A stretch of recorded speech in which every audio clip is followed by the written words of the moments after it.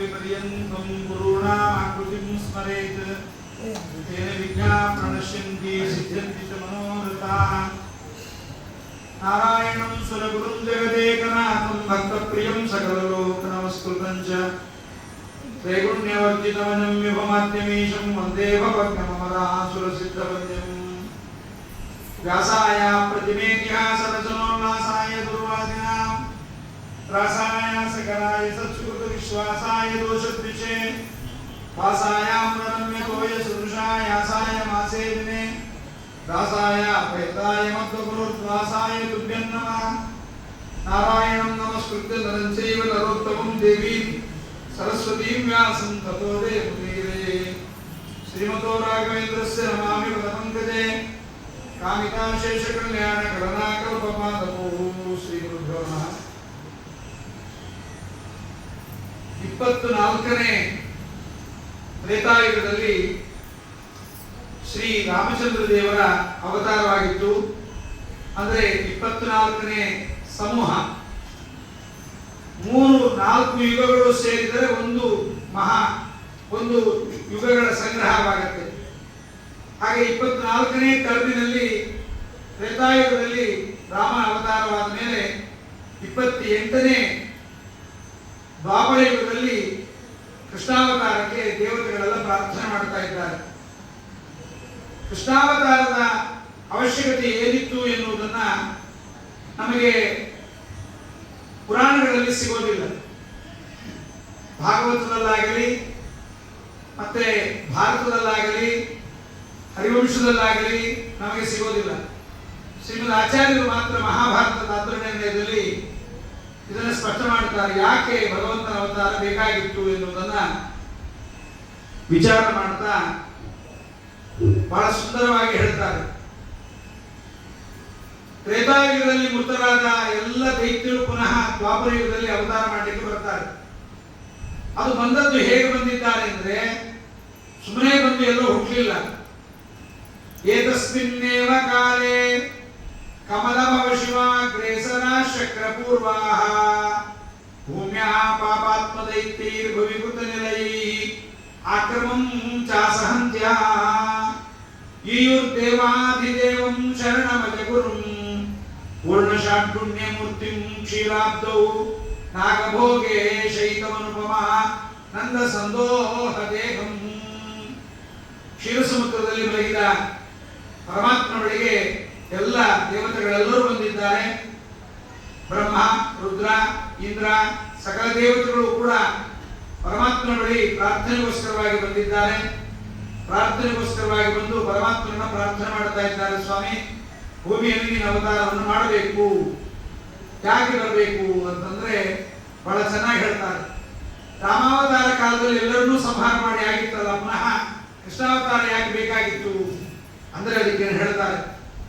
ಈ ಹುಟ್ಟಿದ ದೈತ್ಯರೆಲ್ಲ ಎಲ್ಲಿ ಹುಟ್ಟಿದ್ದಾರೆ? ಎಲ್ಲೋ ಹಂದಿಗಳಾಗೋ, ನಾಯಿಗಳಾಗೋ, ಕತ್ತೆಗಳಾಗೋ ಹುಟ್ಟಲಿಲ್ಲ. ದೊಡ್ಡ ದೊಡ್ಡ ರಾಜರ ವಂಶದಲ್ಲೇ ಹುಟ್ಟಿದ್ದಾರೆ. ಒಳ್ಳೆಯ ರಾಜರ ಮನೆಯಲ್ಲಿ ಹುಟ್ಟಿದರೆ ಪದ್ಧತಿ ಏನು? ಒಳ್ಳೆಯ ಮಾಧ್ವರ ಮನೆಯಲ್ಲಿ ಹುಟ್ಟಿದರೆ ನಮ್ಮಲ್ಲಿ ಸಂಪ್ರದಾಯ ಏನು ಅಂದ್ರೆ ಏನೇ ಕರ್ಮ ಮಾಡುವಾಗ ವಿಷ್ಣು ಪ್ರೇರಣೆಯ ವಿಷ್ಣು ಪ್ರೀತ್ಯರ್ಥಂ ಅಂತ ಕರ್ಮಗಳನ್ನು ಮಾಡ್ತೀವಿ ನಾವು. ಇದು ನಮ್ಗೆ ಗೊತ್ತಿಲ್ಲ ಅನೇಕರಿಗೆ. ಯಾಕೆ ವಿಷ್ಣು ಪ್ರೇರಣೆಯ ಮಾಡ್ತೀವಿ, ವಿಷ್ಣು ಪ್ರೀತ್ಯರ್ಥ ಮಾಡ್ತೀವಿ ಅಂದ್ರೆ ನಾವು ಸ್ವತಂತ್ರವಾಗಿ ಯಾವುದು ಮಾಡುವುದಲ್ಲ, ಪರಮಾತ್ಮ ನಮ್ಮೊಳಗೆ ನಿಂತು ತಾನೇ ಮಾಡಿಸಿದ್ದನ್ನ ನಾವು ತಿಳ್ಕೊಂಡಿದ್ದೇವೆ ಅಷ್ಟೇ. ನಾವು ಮಾಡ್ತಾ ಇಲ್ಲ ಸ್ವತಂತ್ರವಾಗಿ. ಹಾಗಾಗಿ ಅಂತ ಶ್ರೇಷ್ಠನಾದ ಪರಮಾತ್ಮ ಏನಿದ್ದಾನೆ, ಆ ಪರಮಾತ್ಮನ ಪ್ರೀತಿಗೋಸ್ಕರವಾಗಿ ನಾವು ಕರ್ಮಗಳನ್ನು ಮಾಡಿದಾಗ ನಮಗಾಗುವ ಲಾಭ ಏನು ಅಂತ ಕೂಡ ಗೊತ್ತಿಲ್ಲ. ಕೆಲವರು ವಿಷ್ಣು ಪ್ರೇರಣೆಯ ವಿಷ್ಣು ಪ್ರೀತ್ಯರ್ಥವನ್ನು ಸುಮ್ಮನೆ ಹೇಳ್ತಾರೆ. ಆದರೆ ನಿಜವಾದ ಅಂತರಂಗ ಏನು ಅದು ಅಂದ್ರೆ ಪರಮಾತ್ಮನ ಪ್ರೇರಣೆಯಿಂದ ಪರಮಾತ್ಮನ ಪ್ರೀತಿಗಾಗಿ ಅಂತ ಮಾಡಿದ ಕರ್ಮಗಳಿಗೆ ಫಲ ಮೋಕ್ಷವೇ ಫಲ. ಅದು ನಿವೃತ್ತಿ ಕರ್ಮಾನುಷ್ಠಾನ, ಪ್ರವೃತ್ತಿ ಕರ್ಮಾನುಷ್ಠಾನ ಅಲ್ಲ. ಅಂತ ನಿವೃತ್ತಿ ಕರ್ಮಾನುಷ್ಠಾನವನ್ನ ದೈತ್ಯರು ಮಾಡಿಬಿಟ್ರು. ದೈತ್ಯರು ಏನಂತ ಮಾಡಬೇಕು? ನಾನೇ ದೇವರು, ನನ್ನ ಪ್ರೇರಣೆಯಿಂದಲೇ ನಾನು ಮಾಡ್ತೀನಿ ಅಂತ ಅವ್ರು ಹೇಳಬೇಕೇ ವಿನಃ ವಿಷ್ಣು ಪ್ರೇರಣೆಯ ವಿಷ್ಣು ಪ್ರೀತ್ಯರ್ಥಂ ಅಂತ ಅವ್ರು ಹೇಳಬಾರ್ದು. ಹೇಳಿದ್ರಿಂದ ಅವ್ರು ಏನು ಬಂತು? ದೊಡ್ಡ ಫಲ ಬಂದ್ಬಿಡುತ್ತೆ. ಮೋಕ್ಷಕ್ಕೆ ಅಧಿಕಾರಿಗಳಾಗಿ ಬಿಡ್ತಾರೆ. ಹಾಗೆ ಮೋಕ್ಷಕ್ಕೆ ಅಧಿಕಾರಿಗಳಲ್ಲದೆ ಇದ್ದವರು ಮೋಕ್ಷೋಪಯೋಗಿಯಾದ ಕರ್ಮವನ್ನು ಮಾಡಿಬಿಟ್ರೆ ಅವರಿಗೆ ಪುಣ್ಯ ಬಂದ್ಬಿಡುತ್ತೆ, ಮಹಾಪುಣ್ಯ ಬಂದ್ಬಿಡುತ್ತೆ. ಪುಣ್ಯದಿಂದ ಮೋಕ್ಷ ಕೊಡಬೇಕು. ಆದ್ರೆ ಮೋಕ್ಷಕ್ಕೆ ಅಧಿಕಾರಿಗಳಲ್ಲ ಅವರು. ಮೋಕ್ಷಕ್ಕೆ ಅಧಿಕಾರಿಗಳಲ್ಲದೇ ಇದ್ದವರು ಮೋಕ್ಷಕ್ಕೆ ಉಪಯೋಗಿಯಾದ ಪುಣ್ಯವನ್ನು ಸಂಪಾದನೆ ಮಾಡಿಬಿಟ್ರೆ ಹೇಗೆ ಕೊಡಬೇಕು? ಸಾತ್ವಿಕರಿಗೆ ಮಾತ್ರ ಮೋಕ್ಷದಲ್ಲಿ ಜಾಗ, ಅಯೋಗ್ಯರಿಗೆ ತಾಮಸರಿಗೆ ಇಲ್ಲ. ಅದಕ್ಕೆ ದೇವತೆಗಳು ಆಲೋಚನೆ ಮಾಡಿದ್ರು, ಸ್ವಾಮಿ ನೀ ಬಂದು ಏನ್ ಮಾಡಬೇಕು? ಅವರೆಲ್ಲ ಸಾತ್ವಿಕರ ಮನೆಯಲ್ಲಿ ಹುಟ್ಟಿದ್ದಾರೆ, ವಿಷ್ಣು ಪ್ರೇರಣೆ ವಿಷ್ಣು ಪ್ರೀತ್ಯರ್ಥಂ ಅಂತ ಹೇಳ್ತಾ ಇದ್ದಾರೆ. ಪುಣ್ಯ ಬಂದಿದೆ, ಆದ್ರೆ ಬಂದ ಪುಣ್ಯ ಮೋಕ್ಷಕ್ಕೆ ಉಪಯೋಗ ಆಗಬಾರದು. ಇದು ಪರಮಾತ್ಮನ ಇಚ್ಛೆ. ದುಡ್ಡು ಬಂದಿದೆ, ಒಳ್ಳೆ ಶ್ರೀಮಂತರ ಮನೆ ಹುಟ್ಟಿದ್ದಾರೆ, ಒಳ್ಳೆ ಬ್ರಾಹ್ಮಣರಿಗೆ ದಾನ ಧರ್ಮ ದತ್ತಿ ಇದೆಲ್ಲ ಮಾಡಿದ್ರೆ ಸರಿ ಇಲ್ಲ. ಕುಡಿತಗಳು, ವ್ಯಭಿಚಾರಗಳು, ಹೊಡೆದಾಟಗಳಿಗೆ ದುಡ್ಡನ್ನು ಉಪಯೋಗಿಸಿ ಹಾಳು ಮಾಡಿ ಪಾಪ ಕಟ್ಟಿಕೊಳ್ಳಬೇಕು. ಇದೇ ಪರಮಾತ್ಮನ ಇಚ್ಛೆ. ಅದಕ್ಕೆ ಅವರೆಲ್ಲ ಕೇಳಿದ್ರು, ರಾಜ್ಞಾಂ ಮಹಾವಂಶಸು ಜನ್ಮನಂತು ತೇಷಾಂ ಭೂಧರ್ಮ ಮತಿರ್ವಿಪಾಪ. ಪಾಪ ಕೆಲಸಗಳನ್ನು ಬಿಟ್ಟು ಧರ್ಮದ ಕೆಲಸಗಳನ್ನು ಮಾಡ್ತಾ ಇದ್ದಾರೆ. ಪಾಪದ ಕೆಲಸ ಮಾಡಬೇಕಾದವರೆಲ್ಲ ಧರ್ಮದ ಕೆಲಸ ಮಾಡ್ತಾ ಇದ್ದಾರೆ. ಅವರಿಗೆ ಬ್ರಾಹ್ಮಣೋತ್ತಮ ಉಪದೇಶ ಮಾಡ್ತಾ ಇದ್ದಾರೆ. ಯಾರು ನಮ್ಮ ಮನೆಯಲ್ಲಿ ಹುಟ್ಟಿದವರು, ಯಾರು ಸಾತ್ವಿಕರೋ ಯಾರು ರಾಜಸರೋ ನಮ್ಗೆ ಗೊತ್ತಾಗಲ್ಲ. ಆದ್ರೆ ಮನೆಯ ಪರಿಸರದ ಪ್ರಭಾವದಿಂದ ಆಚಾರ್ಯ ಉಪನ್ಯಾಸ ಕಳಿಸ್ತಾರೆ. ಆಚಾರ್ಯ ಬಂದು ಹೇಳ್ತಾರೆ, ಎಲ್ಲ ನಿವೃತ್ತ ಕರ್ಮಾನುಷ್ಠಾನ ಮಾಡಬೇಕು, ಪ್ರವೃತ್ತ ಕರ್ಮಾನುಷ್ಠಾನ ಮಾಡಬಾರದು. ಆಚಾರ್ಯ ಹೇಳಿದಂಗೆ ಬ್ರಾಹ್ಮಣರ ಉಪದೇಶದಿಂದ ಹಾಗೆ ಮಾಡಿಬಿಡ್ತಾರೆ. ಹಾಗೆ ಮಾಡಿದ್ರಿಂದ ಪರಮಾತ್ಮನಲ್ಲಿ ಭಕ್ತಿ ಕೂಡ ಬಂದ್ಬಿಡುತ್ತೆ. ಅವ್ರ ಯೋಗ್ಯತೆ ಇಲ್ಲ, ಪರಮಾತ್ಮನಲ್ಲಿ ಭಕ್ತಿ ಮಾಡಬಾರದು, ಆದ್ರೆ ಭಕ್ತಿ ಮಾಡಿಬಿಡ್ತಾರೆ. ಆ ಭಕ್ತಿಯಿಂದ ಕೂಡಿ ನಿನ್ನಲ್ಲಿ ಸತ್ಕರ್ಮವನ್ನು ಮಾಡಿಬಿಟ್ರೆ ಅವನಿಗೆ ಪಾಪದ ಗತಿ ದೇವರೊಬ್ಬೊಬ್ಬರಿಗೆ ನಿಶ್ಚಯ ಮಾಡಿಬಿಟ್ಟಿರ್ತಾನೆ. ಹುಟ್ಟುವಾಗಲೇ ಅಂದ್ರೆ ಜೀವ ಪ್ರಥಮ ಬಾರಿ ಭೂಮಿಗೆ ಬರುವಾಗ ಪರಮಾತ್ಮ ಜೀವನನ್ನು ನಿಶ್ಚಯ ಮಾಡಿಬಿಡ್ತಾನೆ. ಇದು ಸಾತ್ವಿಕ ಜೀವ, ಇದು ರಾಜಸ ಜೀವ, ಇದು ತಾಮಸ ಜೀವ, ಇದು ಬಂಗಾರ ಆಗಬೇಕು, ಇದು ಬೆಳ್ಳಿ ಆಗಬೇಕು, ಇದು ಕಬ್ಬಣ ಆಗಬೇಕು ಅಂತ. ಈ ಕಬ್ಬಣ ಆಗದ್ದೆಲ್ಲ ಬಂಗಾರ ಆಗಿಬಿಟ್ರೆ ಗತಿಯನ್ನು ಅದಕ್ಕೆ ಹೇಗೆ ಗತಿ ಆಗಬೇಕು? ಅದಕ್ಕೆ ಪರಮಾತ್ಮನನ್ನು ಕೇಳ್ತಾ ಇದ್ದಾರೆ, ಸ್ವಾಮಿ ನಿನ್ನಲ್ಲಿ ಭಕ್ತಿಯಿಂದ ಕೂಡಿ ಸತ್ಕರ್ಮವನ್ನು ಮಾಡಿಬಿಟ್ರೆ ಯಾವ ರೀತಿಯಿಂದಲೂ ಅವನಿಗೆ ಅನಂತಮಸ್ಸು ಇಲ್ಲ, ನರಕ ಇಲ್ಲ ಅವನಿಗೆ. ಆದರೆ ಪರಮಾತ್ಮ ಅವರ ಅನಂತಮಸ್ಸಿಗೆ ಯೋಗ್ಯರು, ಅನಂತಮಸ್ಸಿಗೆ ಯೋಗ್ಯರಾಗಿರ್ತಕ್ಕಂಥವರನ್ನ ನೀನೇನಾದ್ರೂ ವಿಷ್ಣು ಪ್ರೇರಣೆಯ ವಿಷ್ಣು ಪ್ರೀತ್ಯರ್ಥಂ ಅಂತ ನಾರಾಯಣನಿಗೆ ಸಮರ್ಪಣೆ ಮಾಡಿಬಿಟ್ರೆ ದೇವತೆಗಳಿಗೆ ಋಷಿಗಳಿಗೆ ತರ್ಪಣ ಕೊಡೋದು ಇವೆಲ್ಲವನ್ನು ಅವರು ಮಾಡಿಬಿಡೋದ್ರಿಂದ ಇದು ಶ್ರೇಷ್ಠವಾಗಿರ್ತಕ್ಕಂಥ ಸಜ್ಜನರ ಕರ್ಮ. ಸಜ್ಜನರ ಕರ್ಮವನ್ನು ದುರ್ಜನರು ಮಾಡಿಬಿಟ್ರೆ ಆ ದುರ್ಜನರಿಗೆ ಪುಣ್ಯ ಬಂದುಬಿಡುತ್ತೆ, ಪುಣ್ಯದಿಂದ ಮೋಕ್ಷ ಬಂದುಬಿಡುತ್ತೆ. ಅದಕ್ಕೆ ನಮ್ಮ ಕರ್ಮಗಳನ್ನ ನಮ್ಮ ವಿಚಾರಗಳನ್ನ ಪಬ್ಲಿಕ್ ಆಗಿ ಹೇಳಬಾರದು. ನಾನು ವಿರೋಧಿ, ಯೂಟ್ಯೂಬ್ಗೆ ವಿರೋಧಿ ನಾನು. ಆದ್ರೆ ಯಾವ ಸಜ್ಜನರು ಕೇಳ್ತಾರೆ ಅಂತ ಹಾಕ್ತೀವಿ ಹೊರತು ನೀವೇನಾರು ಹಾಕಿ ಬಾಯಿ ಬಂದಂಗೆ ಬೈಯೋಗಿದ್ದಾರೆ ಕೆಲವರು. ಅದಕ್ಕೆ ಯೂಟ್ಯೂಬ್ ಅಲ್ಲಿ ಹಾಕ್ಬೇಕಾದ್ರೆ ಕಮೆಂಟ್ಸ್ ಆಫ್ ಮಾಡಿ ಹಾಕ್ಬಿಡ್ಬೇಕು. ಕಮೆಂಟ್ ಹಾಕ್ಬಾರ್ದು, ಅವ್ರು ಬೈದಿದ್ದು ನಮಗೆ ಗೊತ್ತಾಗಬಾರ್ದು, ಬೈಯೋದಕ್ಕೆ ಬರಬಾರ್ದು. ಫೇಸ್ಬುಕ್ ಅಲ್ಲಿ ಹಾಕಿದ್ರೆ ಬೈತಾರೆ, ಬಾಯಿ ಬಂದಂಗೆ ಬೈತಾರೆ. ನೀವು ಬ್ರಾಹ್ಮಣರು ಏನೇನೋ ಆಚಾರ ಹೇಳ್ತೀರಿ, ಹಾಗೆ ಹೇಳ್ತೀರಿ, ಹೀಗೆ ಹೇಳ್ತೀರಿ, ಇನ್ನೊಬ್ಬರನ್ನ ತುಳಿತೀರಿ, ಏನೇನೋ ಮಾತಾಡ್ತಾರೆ. ಹಾಗಾಗಿ ಅವ್ರ ಮಾತಿಗೆ ನಾವು ಬೆಲೆ ಕೊಡಬಾರದು. ಹಾಗಾಗಿ ಪರಮಾತ್ಮ ಒಂದು ಮಾತಾಡಿದ್ದಾನೆ, ಶೃಣ್ವೇ ವೀರ ಉಗ್ರಂ ಉಗ್ರಂ ತಮಾಯನ್ ಅನ್ಯಮನ್ಯ ಮತ್ತೆ ನೇನೀಯಮಾನ ಯಥಮಾನದ್ದು ತುಷ್ಕೂಯತೆ ವಿಷಯಿದ್ರು ಅಂತ ಹೇಳಿ ಮಾಮಪ್ರಾಪ್ಯವತ್ತು ಗೋಂತೆಯ ತತ್ವಯಾಂತ ಯಥವಾಂಗತಿ ಬಂದರು. ಪರಮಾತ್ಮ ನನ್ನನ್ನು ಹೊಂದಲಾರದು, ಹೊಂದರೆ ಅವರು ಹಾಳಾಗುತ್ತಾರೆ ಅಂತ ಪರಮಾತ್ಮ ಕೂಡ ಹೇಳಿದ್ದಾನೆ. ಅಸ್ವಾಭಾವಿಕವಾದ ಬುದ್ಧಿಯಿಂದ ಇವರು ಪುಣ್ಯವನ್ನು ಸಂಪಾದನೆ ಮಾಡಿ ಪುಣ್ಯಕ್ಕೆ ಬರ್ತಾ ಇದ್ದಾರೆ. ಹರಿಭಕ್ತಿ ಯಾರು ಮಾಡ್ತಾರೋ ಅವರಿಗೆ ದುರ್ಗತಿ ಇಲ್ಲ. ಇದು ನೋಡ್ರಿ, ಹರಿಭಕ್ತಿ ಯಾರೇ ಮಾಡಲಿ ನಮ್ಮಲ್ಲಿ ಜಾತಿ ಪ್ರಾಮುಖ್ಯತೆ ಇಲ್ಲ. ಚಂಡಾಲನಾಗಿರ್ಲಿ, ಶ್ವಪಚನಾಗಿರ್ಲಿ, ಅಂತ್ಯಜನಾಗಿರ್ಲಿ, ಯಾವ ಕುರುಬನಾಗಿರ್ಲಿ, ಯಾವುದೇ ಕುಚ್ಚುಟಿಗರಾಗಿರ್ಲಿ, ಯಾವುದೇ ಜಾತಿಯವರಾಗಿರ್ಲಿ ಭಕ್ತಿ ಮಾಡಿದರು ಅಂದ್ರೆ ಅವರಿಗೆ ಮೋಕ್ಷ. ನಮ್ಮಲ್ಲಿ ಮತಾಂತರ ಇಲ್ಲ. ಅನೇಕ ಮತಾಚಾರ್ಯರು ಬಂದು ಮತಾಂತರವನ್ನು ಮಾಡಿದ್ದಾರೆ. ಮಧ್ವಾಚಾರ್ಯ ಹೇಳಿದ್ರು ಮೋಕ್ಷಕ್ಕೆ ಮತಾಂತರ ಜಾತಿ ಅವಶ್ಯಕತೆ ಇಲ್ಲ. ಮದುವೆ ಮುಂಚಿ ಮಾತ್ರ ಬೇಕು, ಮತ್ತೆ ಇಂಟರ್ ಕ್ಯಾಸ್ಟ್ ಮ್ಯಾರೇಜ್ ಮಾಡ್ಕೊಳ್ತೀವಿ ಇಲ್ಲ. ನಮ್ಮ ಸಂಸ್ಕಾರಗಳು ಯಾವ ಜಾತಿಯಲ್ಲಿ ಹುಟ್ಟಿದವು ಆ ಜಾತಿಯ ಧರ್ಮ ಮಾಡಬೇಕು ಅಷ್ಟೇ. ಈ ಜಾತಿಯಲ್ಲಿ ಹೋಗಿ ಈ ಜಾತಿ ಧರ್ಮ ಇಲ್ಲ ಮೋಕ್ಷ ಸಿಗುತ್ತೆ ಅಂದ್ರೆ ಬ್ರಾಹ್ಮಣ ಕೆಟ್ಟ ಆದ್ರೆ ಅವನಿಗೆ ಮೋಕ್ಷ ಇಲ್ಲ. ಹಾಗಾಗಿ ಇಲ್ಲಿಯೂ ಕೂಡ ಪುಣ್ಯಕರ್ಮ ವ್ಯರ್ಥವಾದೀತು ಎಂಬತಕ್ಕಂಥ ಭಯ, ರೈತರಿಗೆ ಸದ್ಗತಿ ಆಗತ್ತೆ ಎಂಬತಕ್ಕಂಥ ಭಯದಿಂದ ನಾವು ಪ್ರಾರ್ಥನೆ ಮಾಡ್ತಾ ಇದ್ದೀವಿ. ಸ್ವಾಮಿ ನೀನು ಬರಬೇಕು, ಇದಕ್ಕೆ ನೀನು ವಾಯುದೇವರು ಬರಬೇಕು. ಆಚಾರ ಪುರಾಣಗಳನ್ನ ಕೇಳಿ ಹರಿಸರ್ವೋತ್ತಮತ್ವ ವಾಯುಜೀವತ್ವ ಅಂತ ಜ್ಞಾನ ಬಂದ್ಬಿಡ್ತವ್ರಿಗೆ. ಏಕಾದಶಿ ಉಪವಾಸ ಸ್ಟಾರ್ಟ್ ಮಾಡಿಬಿಟ್ರು, ಚಾತುರ್ಮಾಸ ಸ್ಟಾರ್ಟ್ ಮಾಡಿದ್ರು, ಅಂಗಾರಕ್ಷತೆ ಹಚ್ಕೊಂಡ್ರು, ಜನವಾರ ಹಾಕೋತೀವಿ ಅಂತ ಹೋಗಿ ಒಳ್ಳೆ ಸತ್ಕರ್ಮವನ್ನೇ ಮಾಡಿ ಸ್ಟಾರ್ಟ್ ಮಾಡಿಬಿಟ್ರು. ಹೀಗೆಲ್ಲ ಆದದ್ದು ನೋಡಿ ಅವರಿಗೆ ಮೋಕ್ಷವಾಗಿಬಿಡುತ್ತೆ. ಸ್ವಾಮಿ ಅವರಿಗೆ ಅವರು ಸ್ವಾಭಾವಿಕವಾಗಿ ಹರಿಭಕ್ತರಲ್ಲ, ಅಸ್ವಾಭಾವಿಕವಾಗಿ ಬಂದಿದ್ದಾರೆ. ಆದ್ದರಿಂದ ನೀನು ಅವರನ್ನ ದಯಮಾಡಿ ವ್ಯರ್ಥ ಮಾಡಬೇಕು. ಹೇಗೆ ಮಾಡಬೇಕು? ಪರಮಾತ್ಮನಿಗೆ ಕೇಳ್ತಾರೆ, ಸ್ವಾಮಿ ನೀನೇ ಮಾಡಬೇಕು, ಹೇಗೆ ಮಾಡಬೇಕು? ನೀನು ಅವತಾರ ಮಾಡಬೇಕು. ನೀ ಅವತಾರ ಮಾಡಿದ್ರೆ ನೀನೇ ಪರಮಾತ್ಮ ಅಂತ ಗೊತ್ತಿಲ್ಲ. ನಿನ್ನಲ್ಲಿ ದ್ವೇಷವನ್ನು ಮಾಡ್ತಾರೆ. ವಾಯು ಜೀವೋತ್ತಮ ಅಂತಾರೆ, ಭೀಮಸೇನ ದೇವರಲ್ಲಿ ದ್ವೇಷವನ್ನು ಮಾಡ್ತಾರೆ. ವಾಯು ಜೀವೋತ್ತಮ ಅಂತ ಹೇಳಿ ಭೀಮಸೇನ ದೇವರ ದ್ವೇಷ, ಹರಿಸರ್ವೋತ್ತಮ ಅಂತ ಹೇಳಿ ಪರಮಾತ್ಮನಲ್ಲಿ ದ್ವೇಷ. ಹೀಗೆ ಮಾಡ್ತಾ ಅಯೋಗ್ಯರು ಏನಾಗ್ತಾರೆ? ಪುಣ್ಯ ಕಳ್ಕೋತಾರೆ, ಪುಣ್ಯ ಕರ್ಮ ಮಾಡ್ತಾ ಇರ್ತಾರೆ. ವಿಷ್ಣು ಪ್ರೇರಣೆ, ವಿಷ್ಣು ಪ್ರೀತ್ಯರ್ಥಂ ಅಂತ ಹೇಳ್ತಾರೆ. ವಿಷ್ಣುವೇ ನಾರಾಯಣ ಅಂತ ಗೊತ್ತಿಲ್ಲ. ನಾರಾಯಣ ಬೇರೆ, ವಿಷ್ಣು ಬೇರೆ, ಕೃಷ್ಣ ಬೇರೆ, ರಾಮ ಬೇರೆ, ಬುದ್ಧ ಬೇರೆ, ಕಲ್ಕಿ ಬೇರೆ. ಇದನ್ನ ಬೇರೆ ಬೇರೆಯಾಗಿ ಕಲಿತು ಬೇರೆ ಜ್ಞಾನವನ್ನು ಮಾಡಿ ಅವರು ಹಾಳಾಗಬೇಕು. ಅದಕ್ಕೆ ನೀನು ಅವತಾರ ಆಗಬೇಕು. ನೀನು ಅವತಾರ ಆದ್ರೆ ಏನಾಗುತ್ತೆ?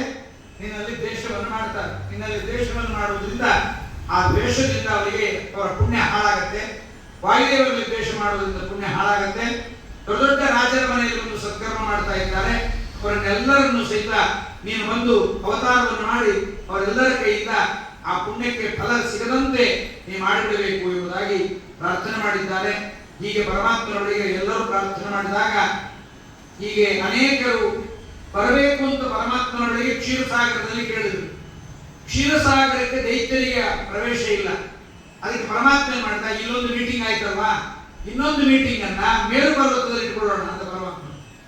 ಆ ಮೇರು ಪರ್ವತಕ್ಕೆ ದೈತ್ಯರೆಲ್ಲ ಬರ್ತಾ ಇದ್ರು. ಅವರಿಗೆಲ್ಲ ಇವ್ರು ಏನ್ ಮೀಟಿಂಗ್ ಮಾಡ್ತಾರೆ, ಎಲ್ಲೇನ್ ಮಾಡ್ತಾರೆ, ಅವಾಗ ಏನ್ ಮಾಡ್ತಾರೆ ಅಂತ ನೋಡ್ಬೇಕು ಅವರಿಗೆ. ಅದಕ್ಕಾಗಿ ಅವರೆಲ್ಲ ಬರ್ತಾರೆ ಅಂತ ಗೊತ್ತಾಗಬೇಕು ಅಂತ ಪರಮಾತ್ಮ ಮೀಟಿಂಗ್ ಇಟ್ಕೊಂಡ. ನಾವೆಲ್ಲ ಭೂಮಿಯಲ್ಲಿ ಹುಟ್ಟೋಣ ಅಂತ. ಅದನ್ನ ಕೇಳಿದ ದೈತ್ಯರೆಲ್ಲ ನಾವು ಹುಟ್ಟೋಣ. ಇವಾಗ ಕ್ರಿಶ್ಚಿಯನ್ಸ್ ಎಲ್ಲ ಏನು ಸ್ಟಾರ್ಟ್ ಮಾಡಿದ್ದಾರೆ? ಯೇಸುವಿಗೆ ಮಹಿಮೆ, ಯೇಸುವಿಗೆ ಮಂಗಳಾರತಿ ಎಲ್ಲ ನಮ್ಮದೇ ಸ್ಟಾರ್ಟ್ ಮಾಡ್ತಾ ಇದ್ದಾರೆ. ಎಲ್ಲ ದೇವರ ನಾಮಗಳನ್ನು ಬಳಸ್ತಾ ಇದ್ದಾರೆ, ಎಲ್ಲ ಮಾಡ್ತಾ ಇದ್ದಾರೆ. ಅವರು ಸಹಿತ ಏನ್ ಮಾಡಿದ್ರು ಅವ್ರಿಗೆ ಸಾಧ್ಯ ಇಲ್ಲ. ಶುಕ್ರವಾರ ಭಾನುವಾರ ಒಂದು ಬಿಟ್ಟು ಬೇರೆ ದಿವಸ ಭಾಗ ತೆಗಿಲಿಕ್ಕೆ ಸಾಧ್ಯ ಇಲ್ಲ. ನಮ್ಮಲ್ಲಿರೋ ಟ್ರೆಸ್ಟ್ ಇವತ್ತು ಅದೇ ಅನ್ಕೊಂಡೆ, ನೀವೇನೇ ಹಬ್ಬ ಮಾಡಿದ್ರು ಇವತ್ತಿನ ದಿವಸ ನಮ್ಮ ರೇಷನ್ ಅವ್ರೇನು ತರಿಲಾರದು. ಹಾಗಾಗಿ ಪರಮಾತ್ಮನಿಗೆ ಹೇಳಿದ್ರು, ಸ್ವಾಮಿ ನೀನು ಬರಬೇಕು, ಇಲ್ಲಿ ಬಂದ್ರೆ ನಿನ್ನಲ್ಲಿ ದ್ವೇಷ ಮಾಡಬೇಕು, ವಾಯುದೇವರಲ್ಲಿ ದ್ವೇಷ ಮಾಡಬೇಕು. ವಾಯುದೇವರಲ್ಲಿ ನಿನ್ನಲ್ಲಿ ದ್ವೇಷವನ್ನು ಮಾಡಿದರೆ ಆಗ ಅವರೆಲ್ಲರೂ ಸಹಿತ ಸಾಯ್ತಾರೆ. ಇವರೆಲ್ಲ ಕೇಳಿದ್ರು, ಓ ಇವರೆಲ್ಲ ಹುಡ್ತಾರೆ, ನಾವು ಕೆಳಗೆ ಹುಟ್ಟಿ ಇವರಿಗೆ ದ್ವೇಷ ಮಾಡೋಣ ಅಂತ ಮೂಲ ದೈತ್ಯರೆಲ್ಲ ಹುಟ್ಟಲಿಕ್ಕೆ ಬಂದರು. ಆಗ ಶಿಶುಪಾಲ, ದಂತವಕ್ರ, ಜರಾಸಂಧ, ದುರ್ಯೋಧನ, ಕಲಿ, ವಿಪ್ರಚಿತ್ತಿ, ಕಾಲನೇಮಿ 3 ರೂಪ ಅವರೆಲ್ಲ ಬರ್ತಾರೆ ಅಂತೇಳಿ ಬೇರೆ ರೂಪದಲ್ಲಿ ಎಲ್ಲರೂ ಸಮಾಲೋಚನೆ ಮಾಡಿದ್ದಾರೆ. ಇಷ್ಟೆಲ್ಲ ಸಂದರ್ಭದಲ್ಲಿ ಆದಾಗ ದೇವತೆಗಳಿಗೆಲ್ಲ ಪರಮಾತ್ಮ ಕೇಳ್ತಾನೆ, ನೀವು ಯಾರ್ಯಾರು ಬರ್ತೀರಿ? ಬ್ರಹ್ಮದೇವರು ಅಂತಾರೆ, ಸ್ವಾಮಿ ನಾನು ಬರೋದು ತ್ರಿಯುಗಹೂತಿ ಅಂತ ನನಗೆ ಹೆಸರು. 3 ಯುಗದಲ್ಲಿ ಯಾವ ಯುಗದಲ್ಲೂ ನನಗೆ ಜನ್ಮ ಇಲ್ಲ, ಯಾಕಂದ್ರೆ ನಾನು ರಿಟೈರ್ಡ್ ಇವಾಗ. ಕೇವಲ ಹಂಸಮಂತ್ರ ಜಪ ಮಾಡ್ತಾ ಕೂತಿರ್ತೀನಿ. ವಾಯುದೇವರಾಗಿದ್ದಾಗ ಬೇಕಾದಷ್ಟು ಅವತಾರ ಮಾಡಿದ್ದೇನೆ, ಬೇಕಾದಷ್ಟು ನಾನು ನಿನ್ನ ಸೇವೆ ಮಾಡಿದ್ವಿ, ನಾನು ಸೇವೆ ಮಾಡ್ತೀನಿ. ಆದ್ರೆ ಈಗ ನನಗೆ ಅವತಾರ ಇಲ್ಲ. ಕಲಿಯುಗದಲ್ಲಿ ನಿಂಗೂ ಅವತಾರ ಇಲ್ಲ, ಬೇರೆ ಯುಗದಲ್ಲಿ ನಂಗೂ ಅವತಾರ ಇಲ್ಲ. ಸರಿ, ಯಾರ್ಯಾರು ಬರ್ತೀನಿ? ಸ್ವಾಮಿ ನಿನ್ನನ್ನು ಕುರಿತು ಕಶ್ಯಪ, ಅದಿತಿ, ರೋಹಿಣಿ, ಸುರಭಿ ಮೊದಲಾದವರೆಲ್ಲ ತಪಸ್ಸು ಮಾಡಿದ್ದಾರೆ, ಅವರೆಲ್ಲರೂ ಬರ್ತಾ ಇದ್ದಾರೆ. ಸರಿ, ನನಗೆ ಯಾರಿಗೆ ಅಪಾಯಿಂಟ್ಮೆಂಟ್ ಕೊಟ್ಟಿದ್ದಿ ಅಂತ ಪರಮಾತ್ಮ? ಸ್ವಾಮಿ ಕಶ್ಯಪ ಅದಿತಿಯರಲ್ಲಿ ನಂದಗೋಪ ಮತ್ತು ಯಶೋಧಾದೇವಿ, ದ್ರೋಣ ಮತ್ತು ಧರ ಅಂತ ಇಬ್ಬರು. ಅದಕ್ಕೆ ಪರಮಾತ್ಮ ಕೇಳಿದೆ, ಯಾರ್ಯಾರಿಗೆ ನಾನು ಮಗನಾಗಬೇಕು ಅಂತ ಇಷ್ಟ ಇದೆಯೋ ಅವರೆಲ್ಲ ಹುಟ್ಟುಬಿಡ್ರಿ. ನಾನೆಲ್ಲ ನಿಮ್ಮಲ್ಲಿ ಒಂದೇ ಸಾರಾ ಸೆಟ್ಟಾಗಿ ಬಂದ್ಬಿಡ್ತೀನಿ. ತೀರ್ಥಕ್ಕೆ ಬರೋದಾಗಿ ಒಟ್ಟಿಗೆ ಬಂದ್ಬಿಡ್ಬೇಕು. ಎಲ್ಲರೂ ಕೂತಿರ್ತಾರೆ, ಪ್ರಶೇಷಣೆ ಮಾಡ್ಬೇಕಾದ್ರೆ ನಂಗೆ ತೀರ್ಥ ಆಗಿಲ್ಲ ಅಂದ್ರೆ ಮತ್ತೆ ಬೇಜಾರು. ಒಟ್ಟಿಗೆ ತೀರ್ಥಕ್ಕೆ ಒಂದ್ಸರಿ, ಊಟಕ್ಕೆ ಒಂದ್ಸರಿ ಬರ್ಬೇಕು. ಎಲ್ಲರೂ ಬಂದ್ರಿ ಸ್ವಾಮಿ, ಯಾರ್ಯಾರು ಬಂದ್ರಿ? ಹೀಗೆ ನಂದಗೋಪ ಯಶೋಧೆಯರು ಬಂದಿದ್ದಾರೆ. ಮತ್ತೆ ನೀನು ಕಶ್ಯಪ ಮತ್ತು ಅದಿತಿಯರ ಮನೆಯಲ್ಲಿ ಅವರಿಬ್ಬರು ವಸುದೇವ ದೇವಕಿಯರಾಗಿ ಬಂದಿದ್ದಾರೆ, ಅಲ್ಲಿ ಬರಬೇಕು. ಇಷ್ಟು ಹೇಳಿದಾಗ ಮಾತ್ರಾತ್ವದಿತ್ಯಾಚ ತಥಾಸುರಭ್ಯ ಪ್ರಜೋತಿ ತೇನೈವ ಹೃತಾಸುತಾಸು. ಕಶ್ಯಪ ವರುಣನ ಗೋವುಗಳನ್ನ ತಗೊಂಡ್ಬಂದಿದ್ದೆ ಯಾವುದೋ ಯಜ್ಞಕ್ಕೆ. ತಂದ ಅವನು ವಾಪಸ್ ಕೊಡ್ಲಿಲ್ಲ. ಯಾವುದೋ ಗಡಪಾರಿಸ್ಕೊಂಡ್ ಬಂದಿರ್ತೀವಿ, ನಮ್ಮ ಮನೆ ಮದುವೆ ಅದೇ ಗಡಪಾರಿ ಕೊಡು, ಹಾಗದು ಸ್ವಲ್ಪ ಚಪ್ರ ಹಾಕೊಡ್ತೀವಿ ಅಂತ. ಮದುವೆಯಾಗಿ, ನಾಮಕರಣ ಆಗಿ, ಮತ್ತೆ ಇನ್ನೊಂದು ಆಗಿ ಏನಾದ್ರೂ ಕೊಡ್ಬೇಕು. ಅವ್ನು ಇವತ್ತು ಕೊಡ್ತಾರೆ, ನಾಳೆ ಕೊಡ್ತಾರೆ ಅಂತ ಕೊನೆಗೆ ಏನ್ ಮಾಡ್ತಾರೆ? ಬ್ರಾಹ್ಮಣರು ಏನ್ ಮಾಡ್ತಾರೆ? ಶಾಪ ಕೊಡ್ತಾರೆ. ವರುಣ ಏನ್ ಮಾಡಿದ? ಗೋಚ ಶಾಪವನ್ನು ಕೊಟ್ಟಿದ್ದಾನೆ. ಕಶ್ಯಪನಿಗೆ ವರುಣ ಎಲ್ಲವನ್ನು ಕೇಳಿ ಏನ್ ಮಾಡ್ತಾನೆ, ಆಕಳ ಕತ್ತಿದ್ದೆ ಆದ್ರಿಂದ ಆಕಳ ಕಾಯುವ ಯಜ್ಞಕ್ಕೆ ಜಾತಿಯಲ್ಲಿ ಹುಟ್ಟು ಅಂದ್ರೆ ಆಕಳ ಕಾಯುವ ಜಾತಿ ಕಶ್ಯಪರ ನಮ್ಮ ವಸುದೇವ ಹುಟ್ಟಿದ್ದು ಕ್ಷತ್ರಿಯನಾಗಿ ಇತ್ತು. ಆದ್ರೆ ಗೋಜೀವನ ಆಕಳನ್ನ ಜೀವನ ಮಾಡ್ಕೊಂಡು ಹುಟ್ಟುವುದು ಅವನಿಗಾಯಿತು. ಶೂರಸೇನ ರಾಜನಿಗೆ ಮಗನಾಗಿ ವಸುದೇವ ಅವತಾರವನ್ನು ಮಾಡಿದ್ದಾನೆ. ದೇವಕಿ ಸಾಕ್ಷಾತ್ ಅದಿತಿ ಬಂದಿದ್ದಾಳೆ, ರೋಹಿಣಿ ಬಂದಿದ್ದಾಳೆ. ರೋಹಿಣಿಗೂ ಮಗನಾಗಬೇಕು, ಅದಿತಿಗೂ ಮಗನಾಗಬೇಕು, ಅಂದ್ರೆ ದೇವಕಿಗೂ ಮಗನಾಗಬೇಕು ಸ್ವಾಮಿ ಅಂತ ಹೇಳಿದಾಗ ಮತ್ತೆ ಯಾರ್ಯಾರು ಬರ್ತಾರೆ ಅಂತ ಕೇಳ್ತಾ ಇದ್ದಾನೆ. ವಾಯುದೇವರು ಬರ್ತಾರೆ, ಬರ್ತಾ ಇದ್ದಾನೆ ಸ್ವಾಮಿ, ಭೀಮಸೇನಾಗಿ ಬರ್ತಾರೆ, ಯಮರಾಜ ಧರ್ಮರಾಜನಾಗಿ ಬರ್ತಾ ಇದ್ದಾನೆ, ಇಂದ್ರ ಅರ್ಜುನನಾಗಿ ಬರ್ತಾ ಇದ್ದಾನೆ, ಅಶ್ವಿನಿ ದೇವತೆಗಳು ನಕಲು ಸಹದೇವರಾಗಿ ಬರ್ತಾ ಇದ್ದಾರೆ. ಹೀಗೆ ಅನೇಕ ದೇವತೆಗಳೆಲ್ಲರೂ ಬರ್ತಾ ಇದ್ದಾರೆ. ಬಂದ ಎಲ್ಲ ದೇವತೆಗಳು ಸಹಿತ ಎಲ್ಲರೂ ಸಹಿತ ತತ್ವಂ ಭವಸ್ವಾಸು ಚ ದೇವಕೀ ಸುತಃ ತಥೈವ ಯೋ ದ್ರೋಣ ನಾಮಾವಸು ಸಹ. ಏನಿವತ್ತು ನೀವೆಲ್ಲ ಅಪೂಪದಾನ ಕೊಡ್ಬೇಕಾದ್ರೆ ಸ್ವಲ್ಪ ನಿಧಾನಕ್ಕೆ ಕೇಳಬೇಕು. ಅಲ್ಲಿ ಅಷ್ಟವಸುಗಳ ಹೆಸರು ಬರ್ತಾರೆ. ಅಷ್ಟವಸುಗಳ ಹೆಸರು ಸ್ಮರಣೆ ಮಾಡಿದ್ರೆ ಮಹಾಪುಣ್ಯ. ಯಾಕೆಂದ್ರೆ ಪಿತೃಪಿತಾಮಹ ಪ್ರಪಿತಾಮಹರಲ್ಲಿ 8 ಜನ ವಸುಗಳು, ಆಮೇಲೆ ಏಕಾದಶ ರುದ್ರರು, ದ್ವಾದಶ ಆದಿತ್ಯರು, ಇವರೆಲ್ಲ ಬರ್ತಾರೆ. ಒಟ್ಟು 33 ಆಗ್ತಾರೆ. ತಥೈವ ಯೋ ದ್ರೋಣನಾಮ ವಸು ಸಹ ಸ್ವಭಾರ್ಯೆಯ ಧರೆಯ ಪಿತೃತ್ವ ಪ್ರಾಪ್ತುಂ ತಪಸ್ತೇನ ಉದಾರ ಮಾನಸ. ಧರಾಗತಕ್ಕಂಥವಳು, ದ್ರೋಣಾಗತಕ್ಕಂತಹ ಒಬ್ಬ ವಸು, ಅವರಿಬ್ಬರೂ ಸಹಿತ ನೀನು ಮಗನಾಗಬೇಕು ಅಂತ ಪ್ರಾರ್ಥನೆ ಮಾಡಿದ್ದಾರೆ. ಪರಮಾತ್ಮ ನಾನು ಬರ್ತೀನಿ, ಅಡ್ಜಸ್ಟ್ ಮಾಡ್ತೀನಿ ಅಂತ ಪರಮಾತ್ಮ. ಒಬ್ಬರ ಮನೆಯಲ್ಲಿ ಹುಟ್ಟಿದ, ಮತ್ತೊಬ್ಬರ ಮನೆಯಲ್ಲಿ ಬೆಳೆದ, ಚಿಕ್ಕಪ್ಪನ ಮನೆಯಲ್ಲಿ ಬೆಳೆದ, ತಂದೆಯ ಮನೆಯಿಂದ ಆ ಕಡೆ ಹೋದ ಪರಮಾತ್ಮ. ತಸ್ಮೈ ವರ ಸಮಯ ಸನ್ನಿಕೃಷ್ಟ, ನಾನು ಅವನಿಗೆ ವರವನ್ನು ಕೊಟ್ಟಿದ್ದೇನೆ, ಅವರ ಮನೆಯಲ್ಲಿ ನೀನು ಅವತಾರವನ್ನು ಮಾಡಬೇಕು ಅಂತ. ಹೀಗೆ ವಸುದೇವ, ನಂದಗೋಪ, ಯಶೋಧಾದೇವಿ, ದೇವಕಿ, ರೋಹಿಣಿಯಲ್ಲೂ ವಸುದೇವನಿಗೆ ಮಡದಿಯಾಗಿ ರೋಹಿಣಿ ಹುಟ್ಟಿರ್ತಾಳೆ. ಆ ರೋಹಿಣಿ ತಾನೇನಾಗಿದ್ದಾಳೆ, ಅವನಿಗೆ 16 ಜನ ಮಡದಿಯರು. ಹೆಂಗ್ ಮೇಂಟೈನ್ ಮಾಡ್ತಿದ್ರು ಗೊತ್ತಿಲ್ಲ. ಒಬ್ಬ ಹೆಂಡತಿ ಕೇಳಿ ತಂದ್ಕೊಡೋದ್ರಾಗೆ ಸಾಕಾಗತ್ತೆ. 10 ಜನರಿಗೆ ಬಹಳ ಕಷ್ಟ. ಅದೇ ಪ್ಯಾಟರ್ನ್ನೇ ಹಾಕೊಂಡು ಬಹಳ ದಿವಸ ಆಯ್ತು ಅಂತಾರೆ, ಅದೇ ಬಟ್ಟೆ ಉಟ್ಕೊಂಡಾಯ್ತು ಅಂತಾರೆ, ಏನೇನೋ ಕೇಳ್ತಾ ಇರ್ತಾರೆ. ಹಾಗಾಗಿ 13 ಜನ ಹೆಣ್ಣಂದ್ರು. ಅವ್ರ ಕಶ್ಯಪರ 3 ರೂಪದಲ್ಲಿ ಮಹಾ ಕಷ್ಟ ಇರ್ತಿತ್ತು. ಒಬ್ಬಳು ಇಂದ್ರ ಸಾಯ್ಬೇಕು ಅಂತಾಳೆ, ಒಬ್ಬ ಇಂದ್ರ ಬದುಕಬೇಕು ಅಂತಾಳೆ. ಕಶ್ಯಪರೆಲ್ಲ ಮೇಂಟೈನ್ ಮಾಡ್ತಾ ಇದ್ರು.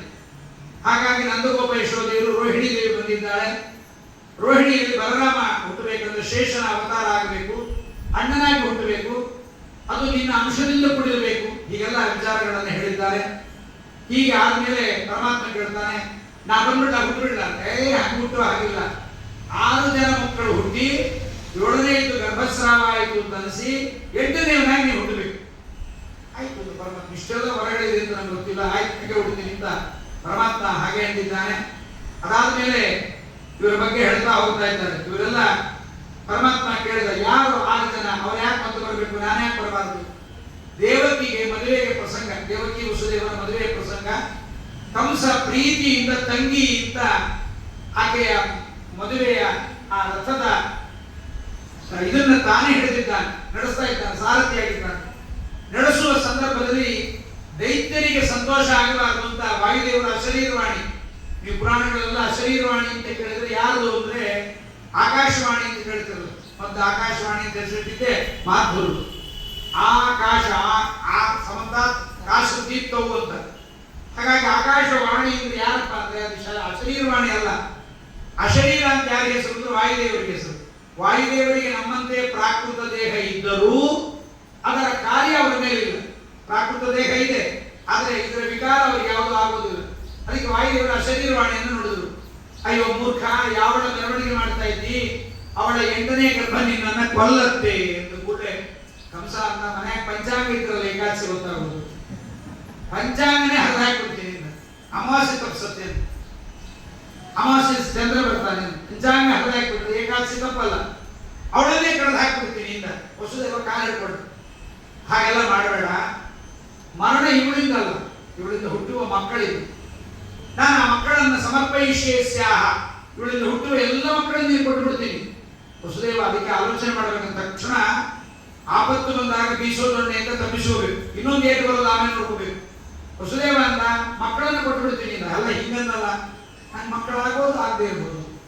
ವಸುದೇವ ನಾನೇ ಸತ್ತೋಗ್ಬೋದು, ನನ್ನ ಹೆಂಡತಿ ಸತ್ತೋಗ್ಬೋದು, 8ನೇ ಮಗು ಆಗೋದ್ರೊಳಗೆ ವಸುದೇವ ಕಂಸನೇ ಸಾಯ್ಬೋದು. ಏನೋ ಸುನಾಮಿ ಬರ್ಬೋದು, ಏನಾದ್ರು ಬರ್ಬೋದು. ಈಗಂತೂ ತಪ್ಪಿಸ್ಕೊಳ್ಳೋಣ ಅಂತ ವಸುದೇವ ಮಾಡಿದ, 8 ಮಕ್ಕಳನ್ನು ನೀನು ಕೊಟ್ಬಿಡ್ತೀನಿ ಅಂತ ವಸುದೇವ ತಾನು ಹೇಳಿದ್ದಾನೆ.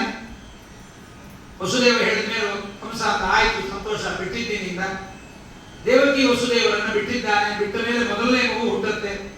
ಆ ಮೊದಲನೇ 6 ಮಕ್ಕಳು ಯಾರು ಅನ್ನೋದನ್ನು ಹೇಳ್ತಾರೆ ಪುರಾಣಗಳಲ್ಲಿ.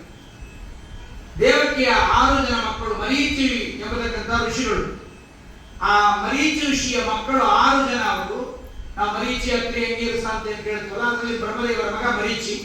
ಆ ಮರೀಚಿ ಮುನಿಯ 6 ಜನ ಮಕ್ಕಳು ದೇವರ ಋಷಿಗಳನ್ನು ನೋಡಿ ಅವರು ತುಂಬಾ ಕಠಿಣವಾಗಿ ದೇಹದ ಮೇಲೆ ಅಭಿಮಾನವನ್ನು ಬಿಡಬೇಕು ಅಂತ ಚಿಂತಾ ಇರಲಿಲ್ಲ, ಉಣ್ತಾ ಇರಲಿಲ್ಲ, ಭೋಗ ಇಲ್ಲ, ಬಹಳ ಕಾಠಿಣ್ಯವಾಗಿ ವ್ರತವನ್ನು ಮಾಡಿ ಬಹಳ ತೆಳ್ಳಗಿದ್ರು. ದೇವರನ್ನು ನೋಡಿ ಓಹೋ ನಿಮಗೆ ಕಾಮಜ್ವರ ಬಂದಿದೆ ಅಂತ ಅಪಹಾಸ್ಯ ಮಾಡಿದರು. ಕಾಮಜ್ವರ ಯಾವಳಲ್ಲೋ ಮನಸ್ಸಲ್ಲಿ ಹಿಡಿದಿಕ್ಕೆ ಹೀಗಾಗತ್ತೆ ಅಂತ ಶಾಪ, ಅವರಿಗೆ ಶಾಪ ಕೊಡ್ತಾರೆ ದೇವರು. ನೀವು ಅನ್ಯಾಯವಾಗಿ ನನಗೆ ಇಲ್ಲದೆ ಇದ್ದದನ್ನು ಕಾಟ ಕೊಟ್ಟಿದ್ದೀರಾದ್ರಿಂದ ನೀವೆಲ್ಲರೂ ದೈತ್ಯರಾಗಿ ಹುಟ್ಟಿರಿ ಅಂತ ಶಾಪವನ್ನು ಕೊಡ್ತಾರೆ. ಆ ಶಾಪದಿಂದ ಅವರೆಲ್ಲ ಎಲ್ಲಿ ಹುಟ್ಟುತ್ತಾರೆ? ಹಿರಣ್ಯಕಶಿಪುವಿಗೆ ಮೊಮ್ಮಗನಾಗಿ ಹುಟ್ಟುತ್ತಾರೆ 6 ಜನರು. ಹಿರಣ್ಯಕಶಿಪುವಿನ ಮಗ ಕಾಲನೇಮಿ, ಕಾಲನೇಮಿಗೆ ಮಕ್ಕಳಾಗಿ 6 ಜನರು ಹುಟ್ಟುತ್ತಾರೆ. ದೈತ್ಯರ ಮನೆಯಲ್ಲಿ ಏನು ಸಂಪ್ರದಾಯ ಅಂದ್ರೆ, ನಮ್ಮ ಮಾತೃ ಮನೆಗಳಲ್ಲಿ ಬ್ರಾಹ್ಮಣರ ಮನೆ ಏನು ಸಂಪ್ರದಾಯ? ಲೇಬರ್ ವಾರ್ಡ್ಗೆ ಸೊಸೆ ಮಗಳು ಹೋದ್ದು ಡಾಕ್ಟರ್ ಹೇಳ್ತೀವಿ, ಆ ದರಿದ್ರ ವಾಟರ್ ಕುಡಿಸ್ಬೇಡ್ರಿ ಒಳಗಿದ್ದು. ನಾವು ಪ್ರಾಣದೇವರಿಗೆ ಅಭಿಷೇಕ ಮಾಡಿದ್ವಿ, ಜೇನುತುಪ್ಪ ತಂದೀವಿ, ಹಾಲು ತಂದೀವಿ, ಅದನ್ನೇ ಅವ್ರು ಹೇಳ್ತಾರೆ ನೀವು ಕುಡಿಸೋದು ನಾವು ಕುಡಿಸೇ ಕಳಿಸೋದು ಅಂತ. ಅದು ಮತ್ತು ಅವರೇ ಕಳಿಸ್ಬೇಕು. ಅವ್ರು ಏನ್ ಮಾಡ್ತಾರೆ ನಮ್ಮನೆ ಬಿಡೋಲ್ಲ, ನಮಗೇನು ಸಿಸಿ ಕ್ಯಾಮ್ರಾ ಹಾಕಿರಲ್ಲ. ಅದು ಆದ್ರೂ ಕೂಡ ದೈತ್ಯರ ಮನೆಯಲ್ಲಿ ಏನು ನಮ್ಮಲ್ಲಿ ಮುದ್ರಾಧಾರಣೆ ಮಾಡಿಸೋದು, ಮಗು ಮುಂದೆ ಮುದ್ರೆಗೋಪಿಸೋದನ್ನ ಹಚ್ಚೋದು, ಇವೆಲ್ಲ ನಾವು ಮಕ್ಕಳಿಗೆ ಮಾಡ್ತೀವಿ.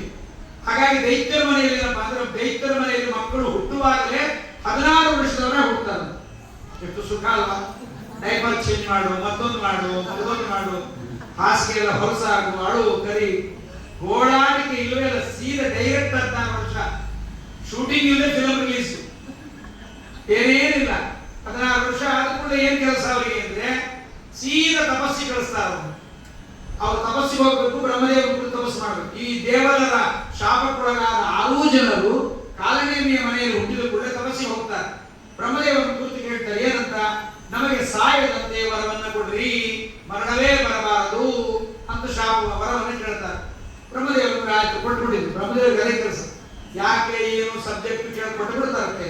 ಹಿರಣ್ಯಕಶಿಪು ವರ ಕೇಳಿದ್ನಲ್ಲ, ನೀ ಸೃಷ್ಟಿ ಮಾಡಿದ್ರೆ ಯಾರಿಂದಲೂ ಮರಣ ಬರಬಾರದು, ತಥಾಸ್ತು. ಮಾನವರಿಂದ ಆಗಬಾರದು, ಮೃಗಗಳಿಂದ ಆಗಬಾರದು, ಮೇಲಾಗಬಾರದು, ಕೆಳಗಾಗಬಾರದು, ನಿನ್ನಿಂದ ಆಗಬಾರದು ಅಂತ ಕೇಳಿರಿ. ದಡ್ಡ ಪುರಾಣಕ್ಕೆ ಬಂದಿದ್ರು ಇವೆಲ್ಲ ಗೊತ್ತಾಗ್ತವೆ. ಪುರಾಣಕ್ಕೆ ಬರಲ್ರಿ. ಪುರಾಣಕ್ಕೆ ಬಂದು ಕೂತ್ಕೊಂಡ್ರೆ ಕೇಳಿದ್ರೆ ಇನ್ನೊಂದು 11ನೇ ಅವತಾರ ಆಗ್ತಿತ್ತು ನಮ್ಗೆ. ಬರೀ 10 ಅವತಾರ, ಯಾವತ್ತು ಕೂತ್ರ 10 ಅವತಾರ.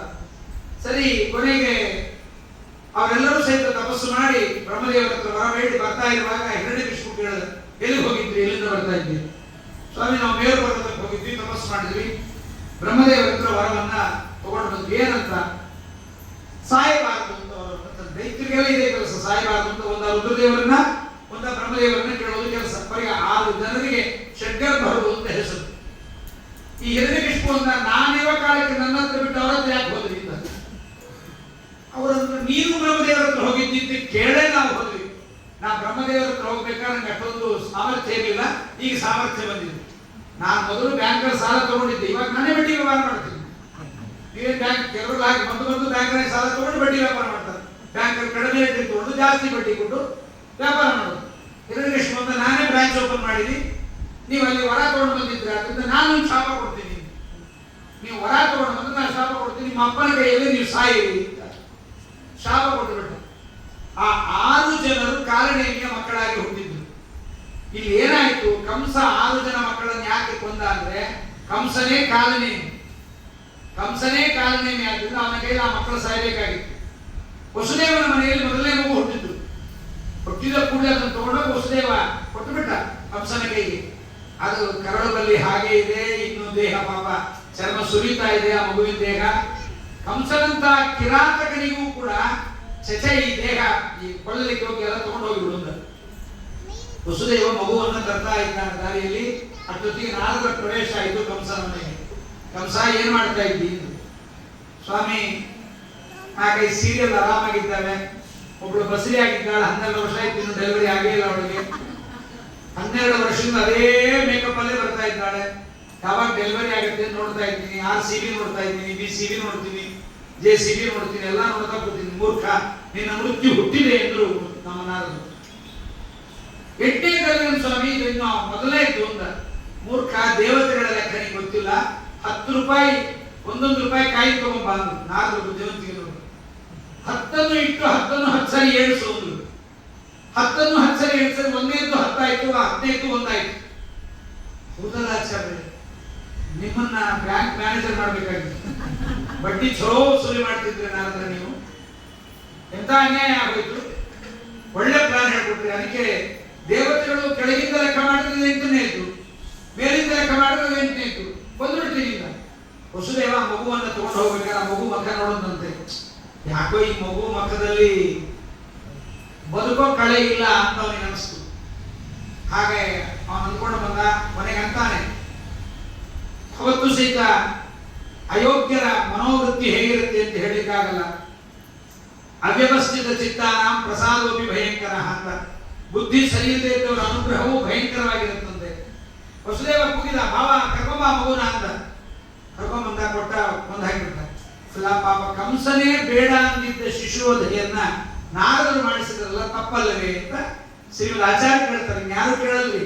ಪುರಾಣದ ಬಗ್ಗೆ ಸರಿಯಾದ ಮಾರ್ಗವನ್ನು ತೋರಿಸಿಕೊಟ್ಟ ಆಚಾರ ನಮ್ಮ ಆಚಾರ ಒಬ್ಬರೇ. ಆದ್ರೆ ಅವನಿಗೆ ಅನ್ಯಾಯ ಕಂಸನ ಕೈ ಕೊಂದಿಸಿಬಿಟ್ರಲ್ಲ ನಾರದರು, ಪಾಪ ಅಲ್ವೇ? ಇಲ್ಲ, ಅವನ ಕೈಯಲ್ಲೇ ಆ ಮಕ್ಕಳು ಸಾಯಬೇಕು ಅಂತ ಹಿರಣ್ಯಕಶಿಪುವಿನ ಶಾಪ ಇದೆ. ಇಲ್ಲಿ 2, ಬ್ರಹ್ಮದೇವರ ಅವಧ್ಯತ್ವವರ ಮತ್ತು ಹಿರಣ್ಯಕಶಿಪುವಿನ ಸಾಯಬೇಕು ಅನ್ನುವ ಶಾಪ, ಎರಡನ್ನೂ ಲಾಗು ಮಾಡ್ಬೇಕಲ್ಲ. ಹಾಗೆ ಅದಕ್ಕೆ ದುರ್ಗಾದೇವಿಗೆ ಪರಮಾತ್ಮ ಹೇಳಿದ, ನೀ ಹೋಗಿ ಆ 6 ಮಕ್ಕಳನ್ನ, ಕಾಲನೇಮಿ 6 ಮಕ್ಕಳನ್ನ ಪಾತಾಳ ಲೋಕದ ಕೋಲ್ಡ್ ಸ್ಟೋರೇಜ್ ಅಲ್ಲಿ ಅವರನ್ನೆಲ್ಲ ಮಲಗಿಸ್ಬಿಟ್ಟು ದುರ್ಗಾದೇವಿ. ನೋಡ್ರಿ ದೇವತೆಗಳಿಗೆಲ್ಲ ಹೇಗಿದೆ. ಕೋಲ್ಡ್ ಸ್ಟೋರೇಜ್ ಅಲ್ಲಿ ಬಾಡಿ ಕೆಡಬಾರದು, ಉಸಿರು ಆಡ್ತಾ ಇರಬೇಕು. ಆ ಬಾಡಿಯಲ್ಲಿದ್ದ ಜೀವನ ಒಂದು ಅಂಶ ತಗೊಂಡ್ಬಂದು ವಸುದೇವನ ಮನೆಯಲ್ಲಿ ಹಾಕಬೇಕು. ಒಂದು ಅಂಶ ಬಾಡಿಗೆ ಅವಧ್ಯತ್ವವರ, ಬಾಡಿ ಸಾಯಬಾರದು. ಆದ್ರೆ ಕಾಲನೇಮಿಯ ಕೈಯಲ್ಲಿ ಸಾಯಬೇಕು ಎಂಬತಕ್ಕಂತ ಶಾಪ, ಅದನ್ನು ತಂದು ಕಂಸನೇ ಕಾಲನೇಮಿ ಆಗ್ತಿದ್ದ ಅದನ್ನು ಕರ್ಕೊಂಡು ಬಂದು ಜೀವವನ್ನ, ಜೀವ ಅಂಶದಿಂದ ಬರೋದು ಹೇಗೆ ಅಂದ್ರೆ ನಿಮ್ಗೆ ಯಾರಿಗೂ ಗೊತ್ತಿಲ್ಲ. ಅದನ್ನ ಹೇಳಬೇಕು ಈ ಟೈಮಲ್ಲಿ. ನೀವೆಲ್ಲ ನಿದ್ದೆ ಮಾಡ್ತಿರ್ತೀರಿ. ನಿದ್ದೆ ಮಾಡಿದಾಗ ಆನೆ ಬಂದಿತ್ತು ನಮ್ಮ ಸ್ವಪ್ನದಲ್ಲಿ. ನಿಮ್ ಕಣ್ಣು ಇಷ್ಟಿರುತ್ತೆ, ನಿಮ್ ಬಾಡಿ ಇಷ್ಟಿರುತ್ತೆ, ನಿಮ್ ಬಾಡಿ ಒಳಗೆ ಆನೆ ಹೆಂಗ್ ಬಂತು? ನೀವು ಬಂದಿದ್ರಿ ಆಚಾರ್ಯ ಸ್ವಪ್ನದಾಗ. ನಾನು ನಮ್ಮನೆಗೆ ಇದ್ದೀನಲ್ಲ, ನಿಮ್ ಸ್ವಪ್ನದಾಗ ನಾನೇ ಬಂದಿದ್ವಿ. ನಾವು ಬದಲಿಗೆ ಹೋಗಿದ್ವಿ, ಕಾಶಿಗೆ ಹೋಗಿದ್ವಿ, ಅಲ್ಲಿಂದ ಆಚಾರ್ಯ ಭೇಟಿ ಆಗಿದ್ದಂತೆ ಸ್ವಪ್ನದಲ್ಲಿ ಬಂದು. ಇದನ್ನ ಪರಮಾತ್ಮ ಜೀವರನ್ನ ಅಂಶರಹಿತರು, ನಾವು ಜೀವರು, ನಿರಂಶ ಜೀವರ ಚಿಚ್ಚರೀರವನು. ಜಗನ್ನಾಥದಾಸರ ಹರಿತಾಂಸಾರ ಹೇಳ್ತಾರೆ, ಅಂಶರಹಿತರು ಜೀವರು, ಸಾಂಶರು ದೇವತೆಗಳು. ಇವತ್ತು ರಾಯರಿದ್ದಾರಲ್ಲ, ಸಾಂಶರು ಸ್ಮರಣೆ ಮಾಡಿದ್ರೆ ಇಲ್ಲಿಗೆ ಬರ್ತಾರೆ, ಅವರ ಸನ್ನಿಧಾನ ಬಂದ್ಬಿಡುತ್ತೆ. ನಮ್ದು ಆಗಲ್ಲ. ನಾವು ಇಲ್ಲಿದ್ದೀವಿ ಅಂದ್ರೆ ಮಂತ್ರಾಲಯಗಿಲ್ಲ, ಮಂತ್ರಾಲಯಗಿದ್ದಿದ್ರೆ ಇಲ್ಲಿಲ್ಲ. ನಾವು ನಿರಂಶ ಅಂದ್ರೆ ಜೀವರ ಒಂದಿಷ್ಟು ಭಾಗವನ್ನು ತೆಗೆಯುವ ಪದ್ಧತಿ. ಅದನ್ನ ಪರಮಾತ್ಮ ಏನ್ ಮಾಡ್ತಾನೆ, ಅವರನ್ನ ಯಾರು ನೀವು ಕಾಣಬೇಕು ಅಂತ ಇರ್ತೀರಿ ಅವರನ್ನು ಒಂದು ಅಂಶದಿಂದ ನಿಮ್ಮ ಸ್ವಪ್ನಕ್ಕೆ ಕರ್ಕೊಂಡ್ಬಂದು ಸೇರಿಸ್ತಾನೆ. ಸೇರಿಸಿ ನಿಮಗೆ ಅದೇನೇ ತೋರಿಸ್ಬೇಕು ಎಲ್ಲ ತೋರಿಸಿ, ಸಾಗರವ ನದಿ ಸೇರುವಂತೆ. ಸಾಗರವ ನದಿ ಹೇಗೆ ಸಮುದ್ರದ ನೀರು ಮೇಲಕ್ಕೆ ಹೋಗಿ ಅದು ನದಿಯಲ್ಲಿ ಬಿದ್ದು ಪುನಃ ಸಾಗರಕ್ಕೆ ಹೋಗಿ ಸೇರುತ್ತಲ್ಲ, ಹಾಗೆ ಪರಮಾತ್ಮ ಏನ್ ಮಾಡ್ತಾನೆ, ನಿರಂಶ ಜೀವರ ಚಿಚ್ಚರೀರವನು, ಅವರ ಜ್ಞಾನಾನಂದಾತ್ಮಕವಾದ ದೇಹವನ್ನು ತಂದು ಇವರ ಸ್ವಪ್ನದಲ್ಲಿ ತೋರಿಸಿ, ಸ್ವಪ್ನಾವಸ್ಥೆ ಮುಗಿದ ಮೇಲೆ ಪುನಃ ಎಲ್ಲಿರಬೇಕು ಇಟ್ಬಿಡ್ತಾನೆ ಪರಮಾತ್ಮ. ಹಾಗೆ ದುರ್ಗಾದೇವಿ ತಾನೇನ್ ಮಾಡ್ತಾಳೆ, ಆ ಜೀವನ ಒಂದು ಅಂಶವನ್ನ ತಗೊಂಡು ಬಂದು ದೇವಕಿ ದೇವಿಯ ಗರ್ಭದಲ್ಲಿಡೋದು. ಅದು 9 ತಿಂಗಳು ಬೆಳೆಯೋದು. ಇದಕ್ಕೆ ಕೋಮ, ಇದು ಕೋಮ ಮಲಗಿರ್ಬೇಕು. ಈ ಬಾಡಿ ಅವಧ್ಯವಾದ ಬಾಡಿ, ಇದು ಸಾಯಬಾರದು ಅಂತ. ಸಾಯಬಾರದೆ ಇದ್ದ ಬಾಡಿ ಹಾಗೇ ಇರುತ್ತೆ ಪಾತಾಳ ಲೋಕದ ಕೋಲ್ಡ್ ಸ್ಟೋರೇಜ್ ಅಲ್ಲಿ. ಅದು ಹಾಗೆ ಇದ್ದದನ್ನು ತಂದು ಇಡೋದು, ಮತ್ತೆ ತಂದು ಸೇರಿಸೋದು. ಇದು 6 ಮಕ್ಕಳನ್ನು ದುರ್ಗಾದೇವಿ ಈ ಕೆಲಸವನ್ನು ಮಾಡ್ತಾಳೆ. ಆ ದುರ್ಗಾದೇವಿ ಆ ಕೆಲಸವನ್ನು ಮಾಡ್ತಾ ಇರುವುದರಿಂದ ಅವರೆಲ್ಲರೂ ಸಹಿತ ತನ್ನ ತಂದೆಯ ಕೈಯಲ್ಲಿ ಸಾಯಬೇಕಾಗಿತ್ತು. ಆ ದುರ್ಗಾತಾಂತದ ಭಗವತ್ ಪ್ರಚೋದಿತ ಪ್ರಸ್ವಾಪಯಿತ್ವಾ ಪ್ರಚಕರ್ಷಕಾಯಾತ್ ಕ್ರಮಾತ್ ಸಮಾವೇಶ ಯದಾಶು ದೇವಕಿ ಗರ್ಭಾಶಯೇತಾನ್ಯಹನಚ್ಚ ಕಂಸಃ. ಕಂಸ ತಾನೇ ಕೊಲ್ತಾನೆ. ಹಿರಣ್ಯಕಶಿಪುವಿನ ಶಾಪವು ಅಲ್ಲಾಯ್ತು, ಬ್ರಹ್ಮದೇವರ ವರವು ಅಲ್ಲಾಯಿತು ಎಂಬುದನ್ನ ನಿರೂಪಣೆ ಮಾಡಿದ್ದಾರೆ. ಹೀಗೆ ಷಡ್ಗರ್ಭರ ಕಥೆ ಆದ ಮೇಲೆ 6 ಜನ ಮಕ್ಕಳು ಹೀಗಾಗಿದ್ದಾರೆ. 7ನೇ ಗರ್ಭ ಏನಾಯಿತು? ಬಹಳ ಅದ್ಭುತ ಮಾಡಿದ ದುರ್ಗಾದೇವಿಯ ಕೆಲಸ ಎತ್ತಿದ ತನಿಖೆ. ಗರ್ಭಿಣಿಯರಾದಾಗ ದುರ್ಗಾದೇವಿಯ ಸ್ತೋತ್ರ ತುಂಬಾ ಮಾಡಬೇಕು. ವಿಜಯದಾಸರ ದುರ್ಗಾ ಸುಳಾದಿ, ನರಸಿಂಹ ಸುಳಾದಿ ಇವೆಲ್ಲ ಯಾಕೆ ಪಾರಾಯಣ ಮಾಡಬೇಕು ಅಂದ್ರೆ ಗರ್ಭದ ಒಳಿತಿಗಾಗಿ. ಇದನ್ನ ನಾವು ಮಾಡಬೇಕು. ಆಚಾರ್ಯ ನಾವು ಗರ್ಭ ಆಗೋಯ್ತೀವ, ನಾವು ಮುದುಕರಾಗಿದ್ದೀವಿ, ನಿಮ್ಮ ಮಕ್ಕಳ ಒಳ್ಳೆಯದಕ್ಕೋಸ್ಕರವಾಗಾದ್ರೂ ಇದನ್ನ ಪಾರಾಯಣ ಮಾಡಬೇಕು. ಹೀಗಾದ ಮೇಲೆ ನಮ್ಮ ಮರೀಚಿ ಋಷಿಗಳ 6 ಜನ ಮಕ್ಕಳ ವಿಚಾರವನ್ನ ನಿರೂಪಣೆ ಮಾಡಿದ್ದಾರೆ. ನಿರೂಪಣೆ ಮಾಡಿ ಇವರೆಲ್ಲರೂ ಸಹಿತ ತಂದೆಯ ಕೈಯಿಂದ 6 ಜನರು ಸಹಿತ ಬಂದಾಗಿದೆ. 7ನೇ ಗರ್ಭ ಆಗಬೇಕು. 7ನೇ ಗರ್ಭ ಆಗಲಿಕ್ಕೆ ಪರಮಾತ್ಮ ಏನ್ ಮಾಡಿದ್ದಾನೆ? ಬಹಳ ದುರ್ಗಾದೇವಿಗೆ ಹೇಳ್ತಾನೆ, ದುರ್ಗಾದೇವಿ ಈ ಕೆಲಸ ಮಾಡಬೇಕು. ಏನ್ ಮಾಡಬೇಕು ಅಂತ ದುರ್ಗಾದೇವಿಗೆ ಪರಮಾತ್ಮ ಮೊದಲು ಹೇಳ್ತಾನೆ. ದುರ್ಗಾದೇವಿಗೆ ಹೇಳುವಾಗ ಪರಮಾತ್ಮನೇ ಮಾಡಿದ ಒಂದು ಅದ್ಭುತವಾದ ದುರ್ಗಾದೇವಿಯ ಸ್ತೋತ್ರ ಹರಿವಂಶದಲ್ಲಿ ಮಾತ್ರ ನಮಗೆ ಸಿಗುತ್ತದೆ. ಆರ್ಯಾಸ್ತವಂ ಪ್ರವಕ್ಷ್ಯಾಮಿ ಯಥೋಕ್ತಂ ಋಷಿಭಿಃ ಪುರಾ ನಾರಾಯಣೀಂ ನಮಸ್ಯಾಮಿ ದೇವೀಂ ತ್ರಿಭುವನೇಶ್ವರೀಂ. ಎಲ್ಲ ಒಂದೊಂದು ಪುರಾಣದಲ್ಲಿ ಒಂದೊಂದು ಪ್ರತ್ಯೇಕತೆ ಇರ್ತಕ್ಕಂಥದ್ದು. ಆರ್ಯ ಅಂದ್ರೆ ದೊಡ್ಡವಳು, ಸಜ್ಜನರಿಂದ ಸೇವಿತಳು ಅಂತ. ಅವಳೇ ನಮ್ಮ ದುರ್ಗಾದೇವಿ. ಅದಕ್ಕೆ ದುರ್ಗಾದೇವಿ ಕಲಿಯುಗದಲ್ಲಿ ಅವಳಿಗೆ ಪರಮಾತ್ಮ ಬಹಳ ಅನುಗ್ರಹವನ್ನು ಮಾಡಿದ್ದಾನೆ. ಕಲವು ದುರ್ಗಾ ವಿನಾಯಕವು ಅಂತ. ಕಲಿಯುಗದಲ್ಲಿ ನಿಮ್ಮ ಎಲ್ಲ ಕೆಲಸ ಆಗಬೇಕು ಅಂದ್ರೆ ಒಂದ ದುರ್ಗಾದೇವಿ ಇಲ್ಲ ಗಣಪತಿ, ಇವರಿಬ್ಬರಿಲ್ಲದೆ ನಿಮ್ಮ ಕೆಲಸ ಇಲ್ಲ. ಪರಮಾತ್ಮ ಅನುಗ್ರಹ ಮಾಡಿಬಿಟ್ಟಿದ್ದಾನೆ. ಗಣಪತಿಯನ್ನು ಪ್ರಾರ್ಥನೆ ಮಾಡಬೇಕು, ದುರ್ಗಾದೇವಿಯ ಪ್ರಾರ್ಥನೆ ಮಾಡಬೇಕು. ಅದಕ್ಕೆ ಆರ್ಯಾಸ್ತವಂ ಪ್ರವಕ್ಷ್ಯಾಮಿ ಯಥೋಕ್ತಂ ಋಷಿಭಿಃ ಪುರಾ. ಬರೀ ಕೇಳಿಬಿಡು, ಬರೀ ಹೆಸರುಗಳು. ನಾರಾಯಣೀಂ ನಮಸ್ಯಾಮಿ ದೇವೀಂ ತ್ರಿಭುವನೇಶ್ವರೀಂ ತ್ವಂ ಹಿ ಸಿದ್ಧಿಃ ಧೃತಿ ಕೀರ್ತಿಃ ಶ್ರೀರ್ವಿದ್ಯಾ ಸನ್ನತಿರ್ಮತಿಃ ಸಂಧ್ಯಾ ರಾತ್ರಿಃ ಪ್ರಭಾ ನಿದ್ರಾ ಕಾಲರಾತ್ರಿಸ್ತಥೈವ ಚ ಆರ್ಯಾ ಕಾತ್ಯಾಯಿನಿ ದೇವಿ ಕೌಶಿಕಿ ಬ್ರಹ್ಮಚಾರಿಣಿ ಜನನಿ ಸಿದ್ಧಸೇನಸ್ಯ ಉಗ್ರಚಾರಿ ಮಹಾಬಲ. ಇವಳಿಗೆ ಕಾತ್ಯಾಯಿನಿ ಅಂತ ಹೆಸರು. ಅದಕ್ಕೆ ಹೆಣ್ಮಕ್ಳಿಗೆ ಒಳ್ಳೆ ಗಂಡ ಬರಬೇಕಾದ್ರೆ ಕಾತ್ಯಾಯಿನಿ ಮಹಾಮಾಯೆ ಮಹಾಯೋಗಿ ನದೀಶ್ವರಿ ನಂದಗೋಪ ಸುತಂ ದೇವಿ ಪತಿಮೇ ಕುರುತೇ ನಮಃ ಅಂತ ಪ್ರಾರ್ಥನೆ ಮಾಡಬೇಕು. ಇವಾಗ ಹೆಣ್ಮಕ್ಳು ಮಾಡಬೇಕಾಗಿದ್ರೆ ಗಂಡು ಮಕ್ಕಳು ಮಾಡಬೇಕಾಗಿದ್ರೆ ಸ್ವಲ್ಪ ಚೇಂಜ್ ಆಗೋಯ್ತು. ಇವಾಗ ಎಲ್ಲ ಹಿಂದಕ್ಕೆಲ್ಲ ಮನೆಗೆ ಬಂದ್ರೆ ಹೆಣ್ಮಕ್ಳಿಗೆ ಏನೋ ನಮಸ್ಕಾರ ಮಾಡಿಸ್ತಿದ್ವಿ, ನಮಸ್ಕಾರ ಮಾಡಿಸೋದು ಸುಮ್ಮನೆ ಮಾಡಿದ್ರು ವರ ಬಂದೇ ಬರ್ತಾವ ಗ್ಯಾರಂಟಿ. ಹುಡುಗಿ ಹೆಂಗೆ ಇರಲಿ, ಏನೇ ಪಾಸ್ ಮಾಡಿರ್ಲಿ, ನಪಾಸ್ ಮಾಡಿರ್ಲಿ, ಏನ್ ತೊಂದರೆ ಇಲ್ಲ. ಹುಡುಗರಿಗೆ ಇವಾಗ ಹುಡುಗರೇ ತಪಸ್ ಮಾಡ್ಬೇಕು, ರಾಯರ ಸೇವೆ ಮಾಡ್ಬೇಕು. ಇವಾಗ ಯಾಕಂದ್ರೆ ರಾಯರ ಸೇವೆ ಮಾಡಿ ರಾಯರ ಯಾವ್ದಾದ್ರು ಕನ್ಯಾ ನನ್ನ ಮೆಚ್ಚು ಹಂಗೆ ಮಾಡ್ರಿ ಅಂತ. ಅದಕ್ಕೆ ಕಾತ್ಯಾಯಿನಿ ದೇವಿಯನ್ನ ಕೇಳ್ತಾರೆ. ದುರ್ಗಾದೇವಿ ಪ್ರಾರ್ಥನೆ ಮಾಡಿದಂತೆ ಗೋಕುಲದ ಅನೇಕ ಜನ ಹುಡುಗಿಯರು ಕೃಷ್ಣನೇ ಗಂಡನಾಗಬೇಕು ಅಂತ ಪ್ರಾರ್ಥನೆ ಮಾಡಿದ್ರೆ ಕೃಷ್ಣನೇ ಗಂಡನಾಗಲ್ಲ, ಕೃಷ್ಣನಂತೆ ಯೋಗ್ಯರಾದ ಗಂಡ ಸಿಗ್ತಾನಿಂದ. ಜನನಿ ಸಿದ್ಧಸೇನಸ್ಯ ಉಗ್ರಚಾರಿ ಮಹಾಬಲ ಜಯಾ ಚ ವಿಜಯಾ ಚೈವ ಪುಷ್ಟಿಸ್ತುಷ್ಟಿ ಕ್ಷಯ ಕ್ಷಮಾದಯ ಜ್ಯೇಷ್ಠ ಯಮಸ್ಯ ಭಗಿನಿ ನೀಲಕೌಶೇಯವಾಸಿನಿ. ನೀಲವಾದ ಬಟ್ಟೆಯನ್ನು ಹುಟ್ಟಿದ್ದಾಳೆ, ಬಹುರೂಪಳಾಗಿದ್ದಾಳೆ, ಮಹಾವಿರೂಪಗಳಿಂದ ಕಾಣಿಸ್ತಾಳೆ, ಅನೇಕ ವಿಧಿಗಳನ್ನು ಮಾಡ್ತಾಳೆ. ವಿರೂಪಾಕ್ಷಿ ವಿಶಾಲಾಕ್ಷಿ ಭಕ್ತಾನಾಂ ಪರಿರಕ್ಷಣಿ, ಭಕ್ತರ ರಕ್ಷಣೆಯನ್ನು ಮಾಡತಕ್ಕಂಥವಳು. ಪರ್ವತಾಗ್ರೇಶು ಘೋರೇಶು ನದೀಶು ಚ ಗುಹಾಶು ಚ. ಪರ್ವತದ ಮೇಲ್ಭಾಗದಲ್ಲಿ, ನದಿಗಳಲ್ಲಿ, ಗುಹಗಳಲ್ಲಿ ಆಕೆ ಸ್ಮರಣ ಮಾಡಬೇಕು. ಅಲ್ಲಿರ್ತಾಳೆ ಯಾವಾಗಲೂ. ವಾಸಸ್ಥೇಚ ಮಹಾದೇವಿ ಮನೇಶು ಉಪಮನೇಶು ಚ ಶಬರೇ ಬರ್ಬರೇಶ್ಚೈವ ಪುಲಿಂದೇಶ್ಚ ಸುಪೂಜಿತ. ಇವರೆಲ್ಲ ಶಬರರು, ಬರ್ಬರರು, ಪುಲಿಂದರು ಇವರೆಲ್ಲರೂ ಹೀಗೆ ಪೂಜೆಯನ್ನು ಮಾಡ್ತಾರೆ.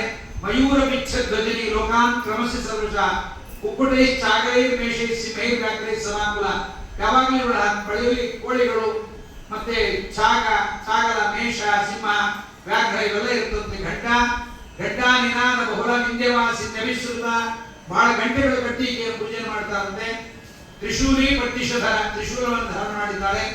ಸೂರ್ಯಚಂದ್ರ ಪತಾಕಿ, ಸೂರ್ಯಚಂದ್ರಗಳ ಫ್ಲಾಗ್ ಇಟ್ಟುಕೊಂಡಿದ್ದಾಳೆ. ಹೀಗೆಲ್ಲ ಭಗಿನಿ ಬಲದೇವಸ್ಯ ರಜನಿ ಕಲಹ ಪ್ರಿಯ, ನಮ್ಮ ಬಲರಾಮನಿಗೆ ತಂಗಿಯಾಗಿ ಬಂದಿರತಕ್ಕಂಥವಳಾಗಿದ್ದಾಳೆ. ಆವಾಸ ಸರ್ವಭೂತಾನಾಂ ನಿಷ್ಠಾಚ ಪರಮಾಗತಿ.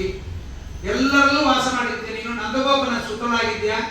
ದೇವಾನಾಂ ವಿಜಯಾವಹ, ದೇವತೆಗಳಿಗೆ ವಿಜಯವನ್ನು ಕೊಡ್ತಕ್ಕಂಥವಳು. ಲಕ್ಷ್ಮೀರ ರೂಪೇಣ ದಾನವಾನಂ ಮಧಾಯಚ. ಹೀಗೆಲ್ಲ ಸ್ತೋತ್ರವನ್ನು ಮಾಡಿ ಬ್ರಹ್ಮವಾಚಿನ್ಯಥೋ ದೀಕ್ಷಾ ಶೋಭಾಚ ಪರಮಾತ್ಮತ ಜ್ಯೋತಿಷಾಂ ತ್ವಂ ಪ್ರಭಾದೇವಿ ನಕ್ಷತ್ರಾಣಾಂ ಚ ರೋಹಿಣಿ ರಾಜದ್ವಾರೇಶು ತೀರ್ಥೇಶು ನದೀನಾಂ ಸಂಗಮೇಶು ಚ. ಹೀಗೆಲ್ಲ ನಿನ್ನ ಪ್ರವಾಸ ಹೊರಡುವಾಗ ನದಿ ತೀರದಲ್ಲಿ ಕಳ್ಳರ ಕೈಗೆ ಸಿಕ್ಕಿದೆಲ್ಲ ಅರ್ಥವನ್ನ ಜಗನ್ನ ವಿಜಯದಾಸರು ಸುಳಾದಿಯಲ್ಲಿ ಹೇಳಿಬಿಟ್ಟಿದ್ದಾರೆ. ದುರ್ಗಾ ಸುಳಾದಿಯಲ್ಲಿ ತ್ವಯಿಮೇ ಹೃದಯ ತ್ವಯಿ ಜಯಿಸಿ, ನನ್ನ ಹೃದಯ ಎಲ್ಲವೂ ನೀನೆ. ಈ ರೀತಿಯಾಗಿ ಯಾರು ಪ್ರತಿನಿತ್ಯ ಪ್ರಾರ್ಥನೆ ಮಾಡ್ತಾರೆ, ಸಂವತ್ಸರೇಣ ಸಿದ್ಧಿತ್ತು, ಈ ಆರ್ಯಾಸ್ತವವನ್ನು ಯಾರು ಪಾರಾಯಣ ಮಾಡ್ತಾರೆ ಖಂಡಿತವಾಗಿ ಶತ್ರುಗಳ ಭಯ ಇರುವುದಿಲ್ಲ. ಇಮಂ ಯ ಸುಸ್ತವಂ ದಿವ್ಯಂ ಇತಿ ವ್ಯಾಸ ಪ್ರಕಲ್ಪಿತಂ. ವ್ಯಾಸದೇವರು ವ್ಯಾಸದೇವರು ಹೇಳಿಬಿಟ್ರು ಅಂತ ಹೇಳಿಲ್ಲ, ಅದನ್ನ ಬರೆದು ಕೊಟ್ಟರು ಮುಂದಿನ ದಿನಕ್ಕೆ ಬೇಕು ಅಂತ. ಎಪ್ಪಡೇ ಪ್ರಾತರುತ್ಥಾಯ, ಬೆಳಗಾಗಿದ್ದು ಶುಚಿಯಾಗಿ ಯಾರು ಇದನ್ನ ಆರ್ಯಾಸ್ತವನ್ನ ಪಾರಾಯಣ ಮಾಡ್ತಾನೆ, ತ್ರಿಭಿರ್ಮಾಸೈಹಿ ಕಾಂಕ್ಷಿತಂ ಫಲಂ ವೈ, 3 ತಿಂಗಳಲ್ಲಿ ಅವನಿಗೆ ಫಲ ಸಿಗುತ್ತೆ. ಷಡ್ಭಿರ್ಮಾಸೈಹಿ ವರಿಷ್ಠಂತು, 6 ತಿಂಗಳಾದ್ರೆ ದುರ್ಗಾದೇವಿಯ ವರವನ್ನು ಕೊಡ್ತಾಳಂತೆ ಏನು ಕೇಳಿದ್ದನ್ನ. ಅರ್ಚಿತಾತು ತ್ರಿಭಿರ್ಮಾಸೈಹಿ, 3 ಮಾಸಗಳಲ್ಲಿ ಸೇವೆಯನ್ನು ಮಾಡಿದ್ರೆ ಒಳ್ಳೆ ದಿವ್ಯವಾದ ಚಕ್ಷುಸ್ಸನ್ನು ಕೊಡ್ತಾಳೆ. ಯಾರು ಇದನ್ನ ಪಾರಾಯಣ ಮಾಡಿದವನು ಯಾರನ್ನಾದರೂ ನೋಡ್ತಾನೆ ಅವರಿಗೆ ಫಲ ಆಗುತ್ತೆ, ಅವನಿಗೆಲ್ಲವೂ ದೃಷ್ಟಿಗೋಚರವಾಗುತ್ತೆ. ಹೀಗೆ ಋಣಾಂಬಂಧಂ ವದಂ ಘೋರಂ ಪುತ್ರನಾಶಂ ಧನಕ್ಷಯಂ, ದುಡ್ಡು ಹಾಳಾಗಿ ಹೋಗ್ಬಿಡೋಣ, ಮಕ್ಕಳು ಹುಟ್ಟಿ ಹೋಗ್ತಾ ಇರೋಣ, ಬಂಧನಕ್ಕೊಳಗಾಗಿ ಬಿಡೋಣ, ಇವೆಲ್ಲವೂ ಕೂಡ ವ್ಯಾಧಿ ಮೃತ್ಯು ಭಯಂ ಚೈವ ಪೂಜಿತಾ ಶಮಯಿಷ್ಯಸಿ. ರೋಗ ಬಂದಾಗ ಮೃತ್ಯು ಭಯ ಬಂದಾಗ ಪೂಜೆ ಮಾಡಿದರೆ ಖಂಡಿತವಾಗಿ ಆರ್ಯಾದೇವಿ ದುರ್ಗಾದೇವಿ ಪರಿಹಾರವನ್ನು ಮಾಡ್ತಾಳೆ. ಅದಕ್ಕೆ ನಮ್ಮ ಒಂದು ಪದ್ಧತಿ ಇದೆ, ಆಪತ್ತು ಸಂಪತ್ತು ಬಂದಾಗ ಬ್ರಾಹ್ಮಣರ ಜೊತೆಗಿರ್ಬೇಕು. ಸಂಪತ್ತು ಬಂದಾಗಲೂ ಬ್ರಾಹ್ಮಣರು ಇರ್ಬೇಕಂತೆ, ಆಪತ್ತು ಬಂದಾಗಲೂ ಬ್ರಾಹ್ಮಣರು ಇರ್ಬೇಕು.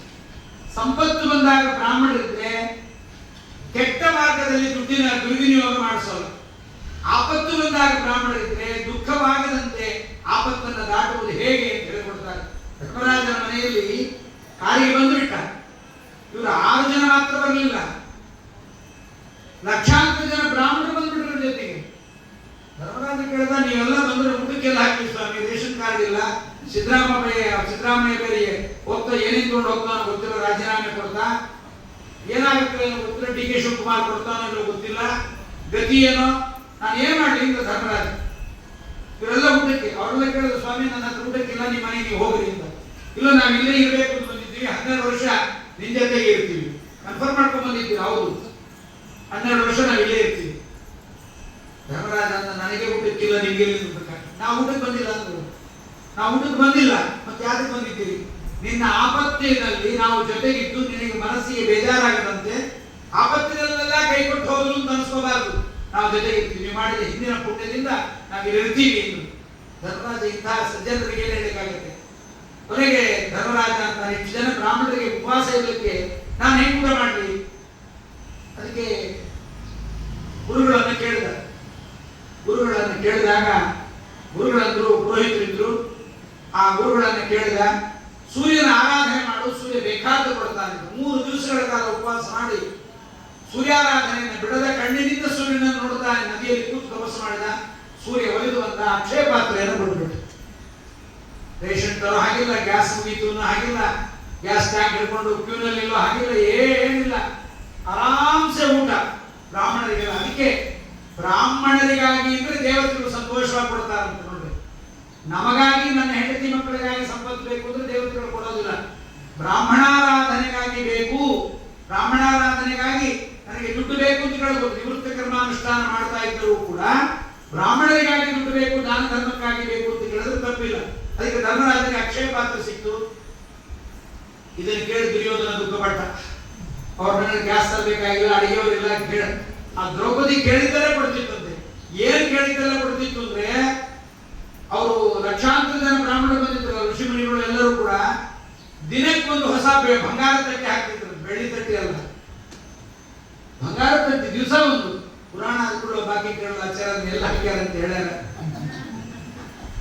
ತಟ್ಟೆಗಳು ದಿನ ಹೊಸ ತಟ್ಟೆ ಹಾಕ್ತಾ ಇದ್ರು ಅಂತ ಹೇಳಿದ್ರೆ ಎಲ್ಲಿ ಬಿಸಾಕ್ಯಾರ ಗೊತ್ತಾಗಿತ್ತು. ನಿಮ್ಮನೆ ಯಾಕೆ ಪ್ರಾಣ ಕೊಡ್ತಿದ್ದ, ನನ್ನ ಪಾಡಿ ನಾನು ಎಲ್ಲಿ ಸಿಕ್ತಿತ್ತು ಅದು ತಗೊಂಡು ನಾನು ಆರಾಮಾಗಿ ಹೋಗ್ಬಿಡ್ತಿದ್ದೆ, ನಿಶ್ಚಿಂತೆಯಾಗಿರ್ತಿದ್ದೆ ಅಂತ. ಹೀಗೆ ದುರ್ಗಾದೇವಿ ಆರಾಧನೆ ಮಾಡುವುದರಿಂದ ಆ ಒಂದು ಶ್ರೇಷ್ಠವಾಗಿ ಭೌಮ್ಯ ಋಷಿಗಳಿದ್ದು ಅವರು ಹೇಳಿಕೊಟ್ಟಿದ್ದಾರೆ. ಮೋಹಿತ್ವಾಚಕಂ ಕಂಸಂ ಏಕಾತ್ಮ ಭೋಕ್ಷಸೇ ಜಗತ್. ಕಂಸನಿಗೆ ಮೋಸ ಮಾಡಿ ಇನ್ನೊಬ್ಬಳೇ ಜಗತ್ತಿನಲ್ಲಿ ವಾಸ ಮಾಡುತ್ತೆ, ಜಗತ್ತಿನ ಅನೇಕ ಕಡೆಗಳಲ್ಲಿ ನಿನ್ನ ವಾಸ ಇದೆ ಎಂಬುದಾಗಿ ಹೆಚ್ಚೈಕತ್ ಪಡತೆ ಸ್ತೋತ್ರ ಶೃಣಿಯಾಭ್ಯಾಪಿ ವೀಕ್ಷಣ ಸರ್ವಾರ್ಥ ಸಿದ್ಧಿ ಲಭತೆ ನರೋ ನಾಸ್ತಿತ್ವ ಸಂಶಯ. ಇದನ್ನು ಯಾರು ಎಲ್ಲ ಸಮಯದಲ್ಲಿ ಪಾರಾಯಣವನ್ನು ಮಾಡ್ತಾನೆ ಅವನು ಶ್ರೇಷ್ಠವಾದ ಅನುಗ್ರಹವನ್ನು ಪಡೆಯುತ್ತಾನೆ ಎಂಬುದಾಗಿ ನಿರೂಪಣೆ ಮಾಡಿದ್ದಾರೆ. ಹೀಗೆ ದುರ್ಗಾದೇವಿ, ಬಲರಾಮ ಬಲರಾಮ ಪರಮಾತ್ಮನ ಶ್ರೀಕೃಷ್ಣನ ತಂಗಿಯಾಗಿ ಹುಡ್ತಾಳೆ. ಬಲರಾಮ ಮೊದಲೇ ಹುಡ್ತಾನೆ. ಬಲರಾಮ ಯಾಕೆ ತಾನು ಬಂದ ಅಂದ್ರೆ ನಮ್ಮ ವಾದರಾಜರು ಬಹಳ ಚೆನ್ನಾಗಿ ಹೇಳ್ತಾರೆ. ಪರಮಾತ್ಮನಿಗೆ ಗರ್ಭವಾಸ ಇಲ್ಲ. ನ ಗರ್ಭವಾಸ ನಮಮೇತಿ. ಪರಮಾತ್ಮನಿಗೆ ಗರ್ಭವಾಸ ಇಲ್ಲ. ಮತ್ತೆ ಗರ್ಭವಾಸ ಯಾರಿಗಿದೆ ಅಂತ ಶೇಷದೇವರಿಂದ ಪ್ರಾರಂಭ. ಪರಮಾತ್ಮ, ಲಕ್ಷ್ಮೀದೇವಿ, ಬ್ರಹ್ಮ, ವಾಯು, ಸರಸ್ವತಿ, ಭಾರತಿ ಇವಿಷ್ಟು ಜನಕ್ಕೆ ಪರಶುದ್ಧರು ಅಂತ ಶುದ್ಧರು ಅಂತ ಹೆಸರು. ಇವ್ರಿಗೆ ಯಾವತ್ತೂ ಸಹಿತ ಗರ್ಭವಾಸ ಇಲ್ಲ. ಗರ್ಭವಾಸದ ದುಃಖ ಅವ್ರಿಗೆ ಇಲ್ಲವೇ ಇಲ್ಲ. ಇದಕ್ಕೆ ಮಧ್ವೀಜದಲ್ಲಿ ಹೇಳ್ತಾರೆ, ರಾಜೈವ ಆದ ಸಂಪೂರ್ಣ ಲಕ್ಷಣ ಜನಂ ನವರಾಜಮಾನ ದ್ವಾರಾಂತರಂ ಪರಮಸುಂದರ ಮಂದಿರಂ ತತ್. ಆ ಮಂದಿರದಲ್ಲಿ ಒಬ್ಬ ಬೇರೆ ಜೀವ ಇದ್ದ, ಗರ್ಭವಾಸ ಅನುಭವಿಸುವುದು ಬೇರೆ. ಅವನನ್ನು ಹೊರಹಾಕಿ ವಾಯುದೇವ ಒಳಗೆ ಪ್ರವೇಶವನ್ನು ಮಾಡ್ತಾರೆ. ಹಾಗಾಗಿ ವಾಯುದೇವರಿಗೆ ಗರ್ಭವಾಸ ಅನ್ನತಕ್ಕಂಥದ್ದಿಲ್ಲ, ಪರಮಾತ್ಮನಿಗಂತೂ ಇಲ್ಲ. ಬಲರಾಮನಿಗೆ ಉಂಟು ಎಂಬುದನ್ನು ತೋರಿಸಲಿಕ್ಕೆ ಬಲರಾಮನಿಗೆ ಗರ್ಭವಾಸವನ್ನು ಮಾಡ್ತಾರೆ. ಮತ್ತು ನಮ್ಮ ವಾದರಾಜರು ಮತ್ತು ಇನ್ನೊಂದಿಷ್ಟು ಚೆನ್ನಾಗಿ ಹೇಳ್ತಾರೆ.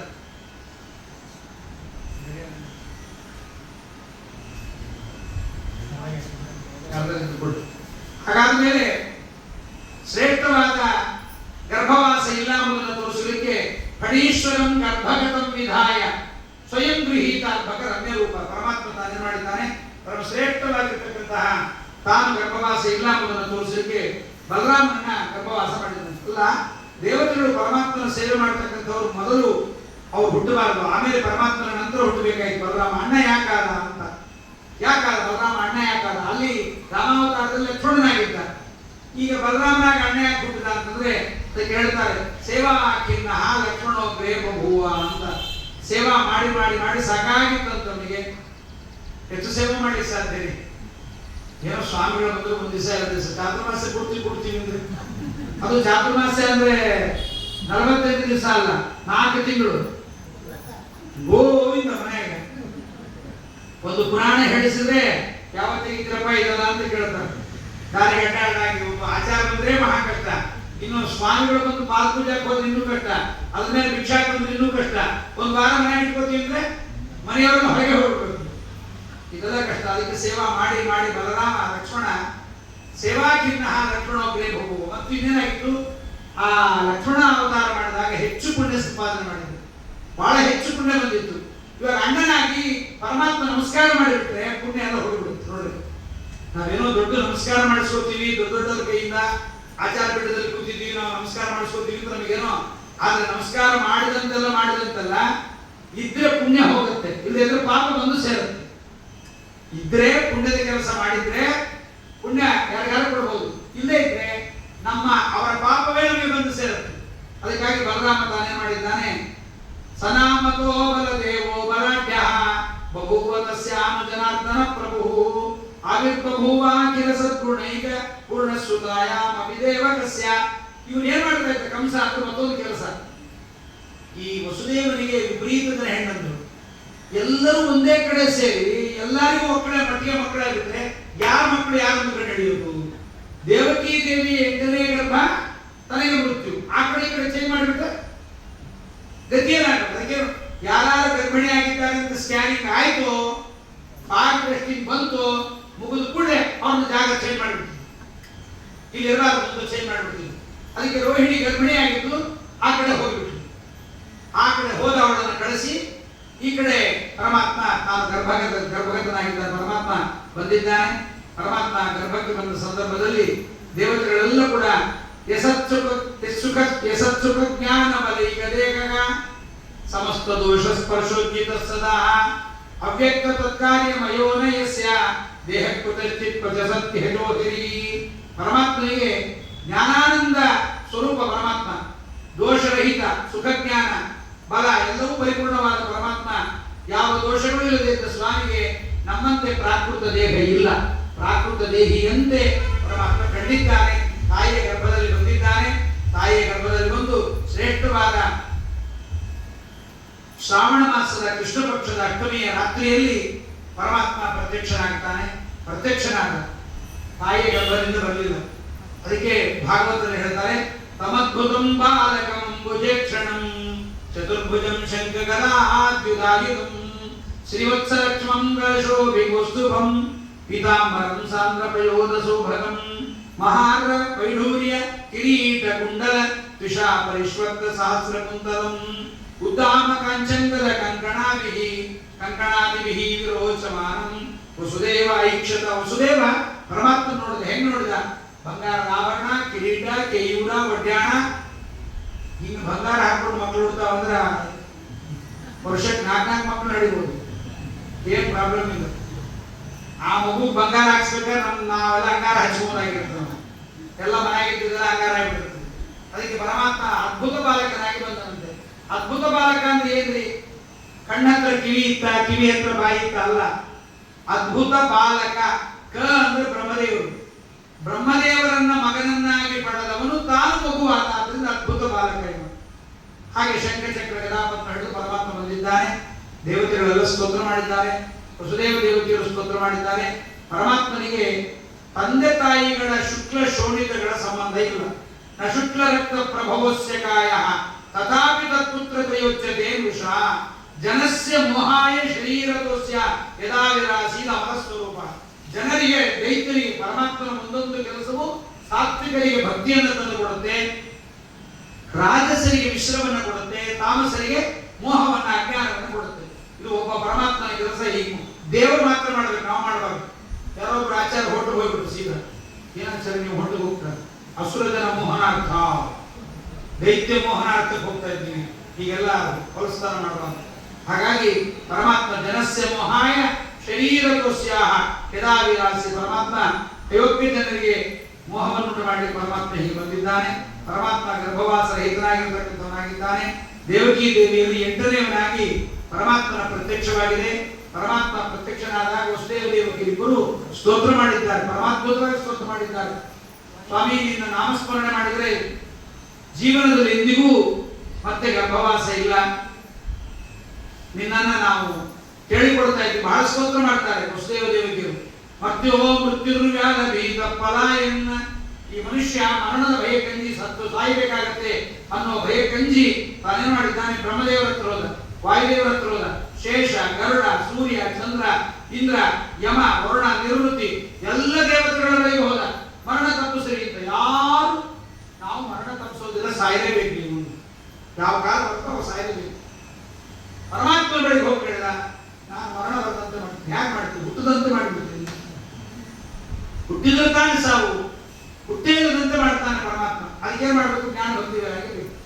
ಇಷ್ಟು ಹೇಳ್ತಾ ನಿನ್ನ ಪಾದಸ್ಮರಣೆ ಮಾಡಿದ್ರೆ ಇದೆಲ್ಲ ಉಂಟಾಗತ್ತೆ ಎಂದು ವಸುದೇವ ದೇವಕಿಯರು ಸ್ತೋತ್ರವನ್ನು ಮಾಡ್ತಾ ಮಾಡ್ತಾ ಪರಮಾತ್ಮನಿಗೆ ಅಂತ ನೋಡಿ, ಪುರಾಣಕ್ಕೆ ಕೂತಾಗ ನಮ್ಗೆ ಏನೇನೋ ಆಲೋಚನೆಗಳು ಬರ್ತಿರ್ತವೆ. ದೇಹ ಇಲ್ಲಿ ಕೂತಿರುತ್ತೆ, ಮನಸ್ಸು ಎಲ್ಲೆಲ್ಲೋ, ದೇವ್ರ ಮನೆಗೆ ಎಲ್ಲೋ ಕೂತಿರ್ತಾನೆ. ಫೋನ್ ಗುರ್ರ ಅಂದ್ರೆ ಇವನು ಗುರು ಅಂತ ವೈಬ್ರೇಷನ್ ಆದಂಗೆಲ್ಲ.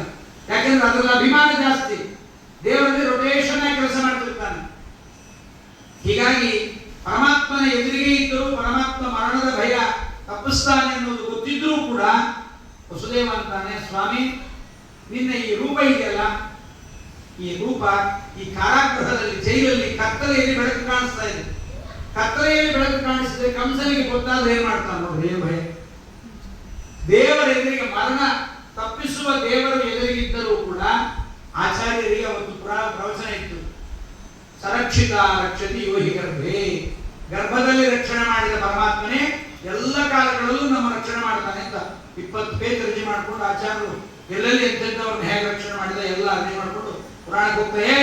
ಬಾಗಿಲು ಚೌಕನಾಗ ಹಾಕೋ, ಮೊಬೈಲ್ ನೋಡ್ತಾ ಕೊಡ್ಬೇಡ, ಇನ್ಸ್ಟಾಗ್ರಾಮ್ ನೋಡ್ಬೇಡ, ರೀಲ್ಸ್ ನೋಡ್ಬೇಡ, ಬಾಗಿಲು ಯಾರು ಹೋಗ್ತಾರೋ ಗೊತ್ತಿಲ್ಲ. ಮತ್ತು ಸರಕ್ಷಿತ ರಕ್ಷತೆ ಗರ್ಭೆ ಯಾರಿಗೆಲ್ಲರಿಗೂ ಉಪದೇಶ, ಮನೆ ಮಾತ್ರ ಹೇಳಿದೆ. ಇದು ನಮ್ಮ ಹಣೆ ಬರ. ಹೊರಗೆ ಉಪದೇಶ ಮಾಡ್ತೀವಿ, ನಮಗೆ ಪರಮಾತ್ಮ ರಕ್ಷಣೆ ಮಾಡ್ತಾನೆ ಎನ್ನುವ ನಂಬಿಕೆ ನಮಗಿಲ್ಲ. ಹಾಗಾಗಿ ವಸುದೇವ ಪರಮಾತ್ಮನ ಪ್ರಾರ್ಥನೆ ಮಾಡ್ತಾನೆ, ನಾನು ಮಗು ಆಗಿಬಿಡ್ತೀನಿ, ಅದು ಮಗು ಆದ್ಮೇಲೆ ಮಾತಾಡೋದು, ಅದಕ್ಕೆ ಮುಂಚೆ ನಾನು ಮಾತಾಡ್ತೀನಿ ಅಂತ ಪರಮಾತ್ಮ. ಏನು? ನನಗೂ ನಿನಗೂ ಕಾಂಟ್ರಾಕ್ಟ್ ಇತ್ತು, ನೀನು ತಪಸ್ಸು ಮಾಡಿದ್ದಿ, ಸುತಪ ಮತ್ತು ಪೃಷ್ಟಿ ಇಂತಾದಾಗ ನನ್ನ ಮಗನಾಗಬೇಕು ಅಂತ ಪ್ರಾರ್ಥನೆ ಮಾಡಿದ್ದೆ. ಹಾಗೆ ನಿಮ್ಮಲ್ಲಿ ನಾನು ಪೃಷ್ಟಿಗರ್ಭ ಅಂತ ಅವತಾರ ಮಾಡಿದ್ದೆ. ಮತ್ತೆ ಕಶ್ಯಪ ಮತ್ತು ಅದಿತಿಯರಾದಾಗ ನನ್ನನ್ನು ಪ್ರಾರ್ಥನೆ ಮಾಡಿದ್ರೆ ನಿಮ್ಮ ಮನೆಯಲ್ಲಿ ವಾಮನನಾಗಿ ಅವತಾರ ಮಾಡಿದೆ. ಮತ್ತೆ ವಸುದೇವ ಕಶ್ಯಪರು ಅದಿತಿಯರಾದಾಗ ಮತ್ತೆ ಮಗನಾಗಬೇಕು ಅಂತ ಕೇಳಿದ್ರಿ, ಅದಕ್ಕಾಗಿ ನಿಮ್ಮಲ್ಲಿ ಬಂದಿದ್ರಿ. ಕಾಂಟ್ರಾಕ್ಟ್ ಮುಗಿತೀವ, ಮತ್ತೆ ನನಗೂ ನೀನು ಕಾಂಟ್ರಾಕ್ಟ್ ಇದ್ದು ನಾನು ಯಾಕೆ ಇವಾಗ ಎದುರಿಗೆ ನಿಂತಿದ್ದೀನಿ ಅಂದ್ರೆ ಬಂದವರು ಯಾರೋ ಬಂದ್ಬಿಟ್ರು ಅಂತ ಅನ್ಸ್ಕೋಬಾರ್ದು. ನಾನೇ ಪರಮಾತ್ಮ ಬಂದಿದ್ದೀನಿ ಗೊತ್ತಾಗಬೇಕು ಅಂತ ಶಂಖಾಚಕ್ರ ಗದಾ ಪದ್ಮ ಪೀತಾಂಬರ ಕಿರೀಟ ಕುಂಡಲಗಳನ್ನ ಇಟ್ಕೊಂಡು ಯಾಕೆ ಬಂದಿದ್ದೀನಿ ಅಂದ್ರೆ ನಿಮಗೆ ಗೊತ್ತಾಗಬೇಕು ಅನ್ನೋದಕ್ಕೋಸ್ಕರ ನಾನು ಬಂದಿದ್ದೀನಿ ಅಂತ ಪರಮಾತ್ಮ ಹೇಳಿ ಮಗುವಾಗಿರ್ತಾನೆ. ಹೋಗ್ಲಿಕ್ಕೆ ಮುಂಚೆ ಹೇಳ್ತಾನೆ, ನಾನು ಇಲ್ಲಿ ಇಟ್ಕೋಬೇಡ, ಕರ್ಕೊಂಡೋಗಿ ನಂದಗೋಪನ ಮನೆಗೆ ನನ್ನನ್ನು ಬಿಟ್ಟುಬಿಡು ಅಂತ. ವಾದರಾಜರು ಬಂದರು, ಸ್ವಾಮಿ ಹೋಗಬೇಡ ಅಂದ್ರು. ನೀವು ಹೋಗಬೇಡ, ಯಾಕೆ ಹೋಗ್ತಾ ಇದ್ದಿಲ್ಲ? ಕಂಸನ ಭಯನ 6 ಜನ ಮಕ್ಕಳನ್ನ ಕೊಂದಿದ್ದಾನೆ ಕಂಸ, ನನ್ನನ್ನು ಕೊಂದು ಬಿಡುತ್ತಾನೆ ಅಂತ ನಿಂಗೆ ಹೆದರಿಕೆಯ, ಅದಕ್ಕೋಸ್ಕರ ನೀನು ಹೋಗ್ತಾ ಇದ್ದೀಯಾ ಅಂತ ವಾದರಾಜರಿಗೆ ಹೇಳಬೇಕಾಗಿದೆ. ಪರಮಾತ್ಮನಿಗೆ ಕಂಸನ ಭಯವಿಲ್ಲ ಅಂತ ವಾದರಾಜರಿಗೆ ಹೇಳಬೇಕಾಗಿದೆ. ಆದ್ರೆ ಹೇಳಲಿಕ್ಕೆ ಅದನ್ನ ನಮ್ಗೆ ಅರ್ಥ ಆಗ್ಬೇಕಲ್ಲ. ಪರಮಾತ್ಮ ಕಂಸನ ಭಯದಿಂದ ನಂದಗೋಪನ ಮನೆಗೆ ಹೋದದ್ದಲ್ಲ ಅಂತ ಹೇಳ್ಬೇಕು. ಅದಕ್ಕೆ ವಾದರಾಜರು ಮಾಡ್ತಾರೆ, ಬಹಳ ಚೆನ್ನಾಗಿ ಹೇಳ್ತಾರೆ. ಪರಮಾತ್ಮ ಯಾಕೆ ಹೋದ ಇಲ್ಲಿಂದ ಅಂದ್ರೆ ಬಹಳ ಅದ್ಭುತವಾಗಿ ಹೇಳ್ತಾರೆ. ಸ್ವವಲ್ಲಭಾಂ ನಂದ ಕಲತ್ರ ಜಾತಾಂ ಮನೋರಮಾಂ ಈಕ್ಷಿತುಮೇವ ಸೋಗಾತ್.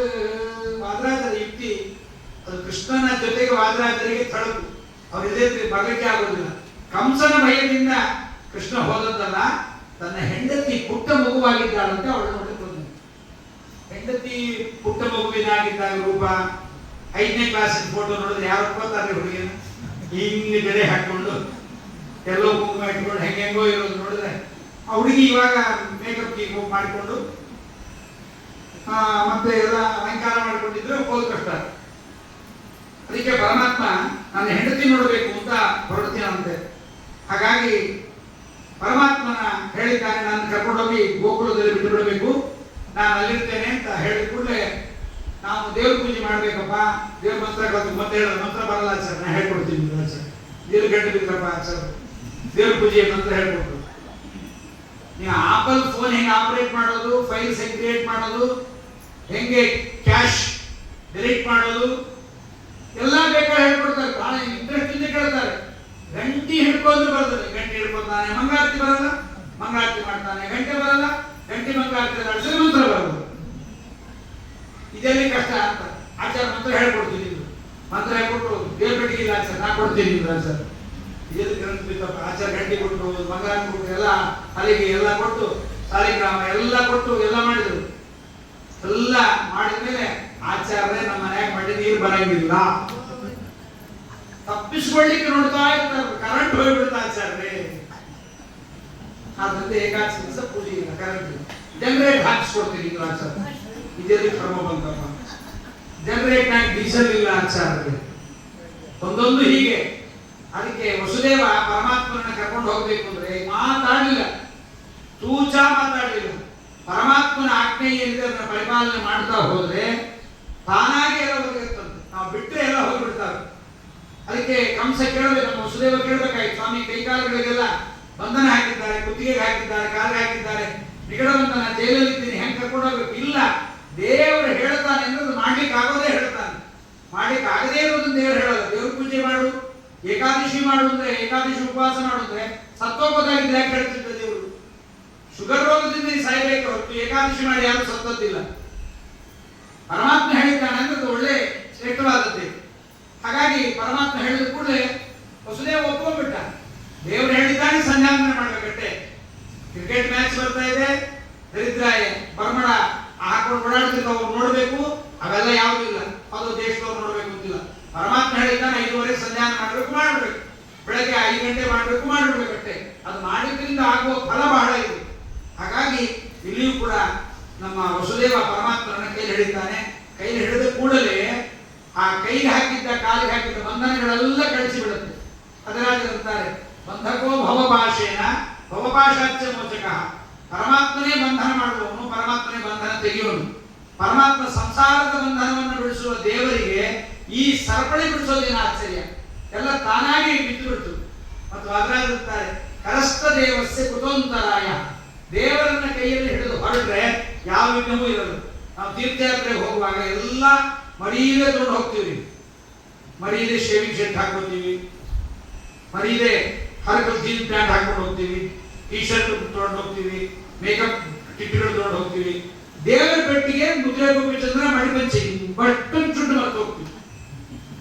ಮತ್ತೆ ತಗೊಂಡೋದ್ರೆಲ್ಲ ಪೂಜೆ ಮಾಡಬೇಕು. ಯಾರು ಆಚಾರ್ಯ ಬಂದಿರ್ತಾರೆ, ಆಚಾರ್ಯ ತೀರ್ಥ ಕೊಡ್ತಾರೆ, ಆಚಾರ ಪಂಚಮಣಿಗೆ ಹಾಕಿಬಿಡ್ತಾರೆ. ಆಚಾರ ಪೂಜೆ ಮುಗಿಸ್ಕೊಂಡ್ರೆ ಪಂಚೆ ಉಟ್ಕೊಂಡು ಸ್ನಾನ ಮಾಡ್ಕೊಟ್ರು. ಆಚಾರ ಗೊತ್ತಿರೋದು ಆಚಾರ್ಯ ನಿಮ್ಮ ಮನೆಯಿಂದ ಸ್ನಾನ ಆಯ್ತು. ಏನೋ ದೊಡ್ಡದಾಗಿ ಗಂಗಾ ಸ್ನಾನ ಮಾಡಿದ ಅಂತ ಆಚಾರ ಕೇಳಿದ ಅಂತ ತಿಳ್ಕೋಬೇಕು. ಆಚಾರ ಅಂದ್ರೆ ಅಂದ್ರೆ ಮಡಪಂಚಿಕಂತ ಅಂತ ಅರ್ಥ. ಪಾಪ ಆಚಾರ ಪೂರ್ವೋಕ್ತಿಗೆ ಸಂಧಾನ ಮಾಡ್ತಿರ್ತಾರೆ, ಪಶ್ಚಿಮಕ್ಕೆ ಇರುತ್ತದೆ ಉಟ್ಕೊಂಡು ಆಚಾರ ಒಳಗೆ ಹಾಕಿ ಪಂಚಾರ ಸ್ನಾನ ಮಾಡಿ ಬಂದ್ಬಿಡ್ತಾನೆ. ಅದಕ್ಕೆ ವಾದರಾಜ ಅಂತಾರೆ, ಕರಸ್ಥ ದೇವಸ್ಯ. ನೀವು ದೇವರ ಪೆಟ್ಟಿಗೆ ತಗೊಂಡು ಹೋಗ್ರಿ, ಸಾಲಿಗ್ರಾಮ ಕೈಯಲ್ಲಿ ಹಿಡ್ಕೊಂಡು ಹೋಗ್ರಿ, ಬಸ್ಸಲ್ಲಿ ಮುಂದ್ಗಡೆ ಕೂಡ್ರಿ, ನಿಮಗೆ ಒಂದು ಟೈರ್ ಪಂಚರ್ ಕೂಡ ಆಗಲ್ಲ ನಿಮ್ಮ ಗಾಡಿಗೆ ಅಂತ ವಸುದೇವ ಹೀಗೆ ಪರಮಾತ್ಮನ ಕೈಯಲ್ಲಿ ಹಿಡಿದು ಹೊರಟೋಗಿದ್ದಾನೆ. ಅಲ್ಲಿ ನದಿಗೆ ಹೋಗ್ತಾನೆ. ನಮ್ಮ ವಸುದೇವ ನದಿಗೆ ಹೋಗ್ತಾನೆ. ಮುಂದೆ ನದಿ ಬರುತ್ತೆ, ಬಹಳಷ್ಟು ಹೇಳ್ತಾರೆ. ಭಾಗವತದಲ್ಲಿ ಬಂದದನ್ನು ವಾದರಾಜ ಹೇಳ್ತಾರೆ, ಹರಿವಂಶದಲ್ಲಿ ಹೇಳಲ್ಲ. ರುಚಿ ಇನ್ನೇನ್ ಮಾಡೋದ್ರಿ, ಬೋಂಡ ಚೆನ್ನಾಗಿರ್ಬೇಕು ಅಂದ್ರೆ ಇಂಥದ್ದೆಲ್ಲ ಹಾಕು ಅಂತ ಹೇಳ್ತಾರೆ. ಸ್ಪೆಷಲ್ ಅಡಿಗೆವನಾದ್ರೆ ಗರಂ ಮಸಾಲ ಹಾಕ್ತಾನೆ. ಏನ್ ಮಾಡ್ತಾನೆ, ಅದು ಗರಂ ಮಸಾಲ ಹಾಕಿದ್ರೆ ಬೋಂಡ ಭಾರಿ ರುಚಿ ಬರುತ್ತೆ. ಏನ್ ರುಚಿ, ಏನ್ ಘಮ ಘಮ ಅಂತ. ಅದಕ್ಕೆ ನಾವು ವಾದರಾಜರ ಗರಂ ಮಸಾಲ ಇದ್ದಂಗೆ ಅವರನ್ನು ತಗೊಂಡು ಬಂದ್ರೆ ಕೃಷ್ಣಾವತಾರ ಬಹಳ ರುಚಿ ಇದ್ದಂಗೆ. ಹಾಗಾಗಿ ನಮ್ಮ ಪರಮಾತ್ಮ ಯಾವಾಗ ವಸುದೇವ ಕೈಯಲ್ಲಿ ಹಿಡಿದು ಹೊರಟ ಕೂಡಲೇ ಮಳೆ ನೀರು ಬಿತ್ತಂತೆ. ಮಳೆ ನೀರು ಯಾಕೆ ಬಿತ್ತು ಅಂದ್ರೆ ದೇವರಿಗೆ ಟ್ರೈನಿಂಗ್ ಕೊಡ್ತಾರಂತೆ. ಕೃಷ್ಣ, ತುಂಬಾ ದೊಡ್ಡ ದೊಡ್ಡ ಮಳೆ ಹನಿ ಬರುತ್ತೆ, ಇದು ಬರೀ ಸಣ್ಣ ಹನಿ ನೋಡ್ಕೋ ಅಂತ ತೋರಿಸಿದ್ರಂತೆ. ಪರಮಾತ್ಮ ಮುಂದೆ ಬರ್ತಾ ಇರುವಾಗ ಮಳೆ ಹನಿ ಬಿಡಬಾರ್ದು ಅಂತ ಶೇಷದೇವರು ಅವ್ರೇನ್ ಮಾಡಿದ್ದಾರೆ, ಆತಪತ್ರ ಛತ್ರಿ ಹಿಡ್ಕೊಂಡು ನಿಂತಿದ್ದಾರೆ. ತಮ್ಮ ಹೆಡೆಯನ್ನೇ ಮಾಡಿ, ಯಾಕಂದ್ರೆ ನಾಳೆ ಬೆಳಗ್ಗೆ ನಾನು ಅಣ್ಣ ನೀ ತಮ್ಮ ಸೇವೆ ಮಾಡ್ಲಿಕ್ಕಿಲ್ಲ, ಇವಾಗಲೇ ಸೇವೆ ಮಾಡಿಬಿಡ್ತೀನಿ ಅಂತ ಶೇಷದೇವರು ಪ್ರಣಾತಪತ್ರರಾಗಿ ನಿಂತಿದ್ದಾರೆ. ನದಿ ದಂಡೆಗೆ ಬಂದಿದ್ದಾನೆ. ಶ್ರಾವಣ ಮಾಸ, ನದಿಗಳು ತುಂಬಿ ಹರಿಯುವ ಕಾಲ.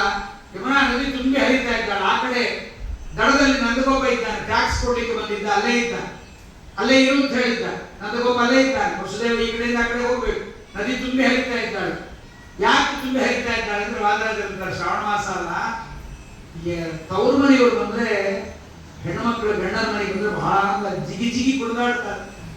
ತವ್ರ ಮನೆಯವರು ಬಂದ್ರೆ ಟೈಮ್ ಕರೆಕ್ಟ್ ಕಾಫಿ, ಅದ್ಭುತವಾದ ತಿಂಡಿ, ಹೆಂಡತಿ ಕೇಳೋದೇ ಬೇಕಾದ್ರೆ ಏನೇನು ಶಬ್ದವೇ ಇಲ್ಲ. ಎಲ್ಲ ತಿಳ್ಕೊತಾರೆ ತವ್ರ ಮನೆಯವ್ರು ಬಂದಾಗ ಗಂಡ ಹೆದರಿಯಾನೆ ಅಂತ.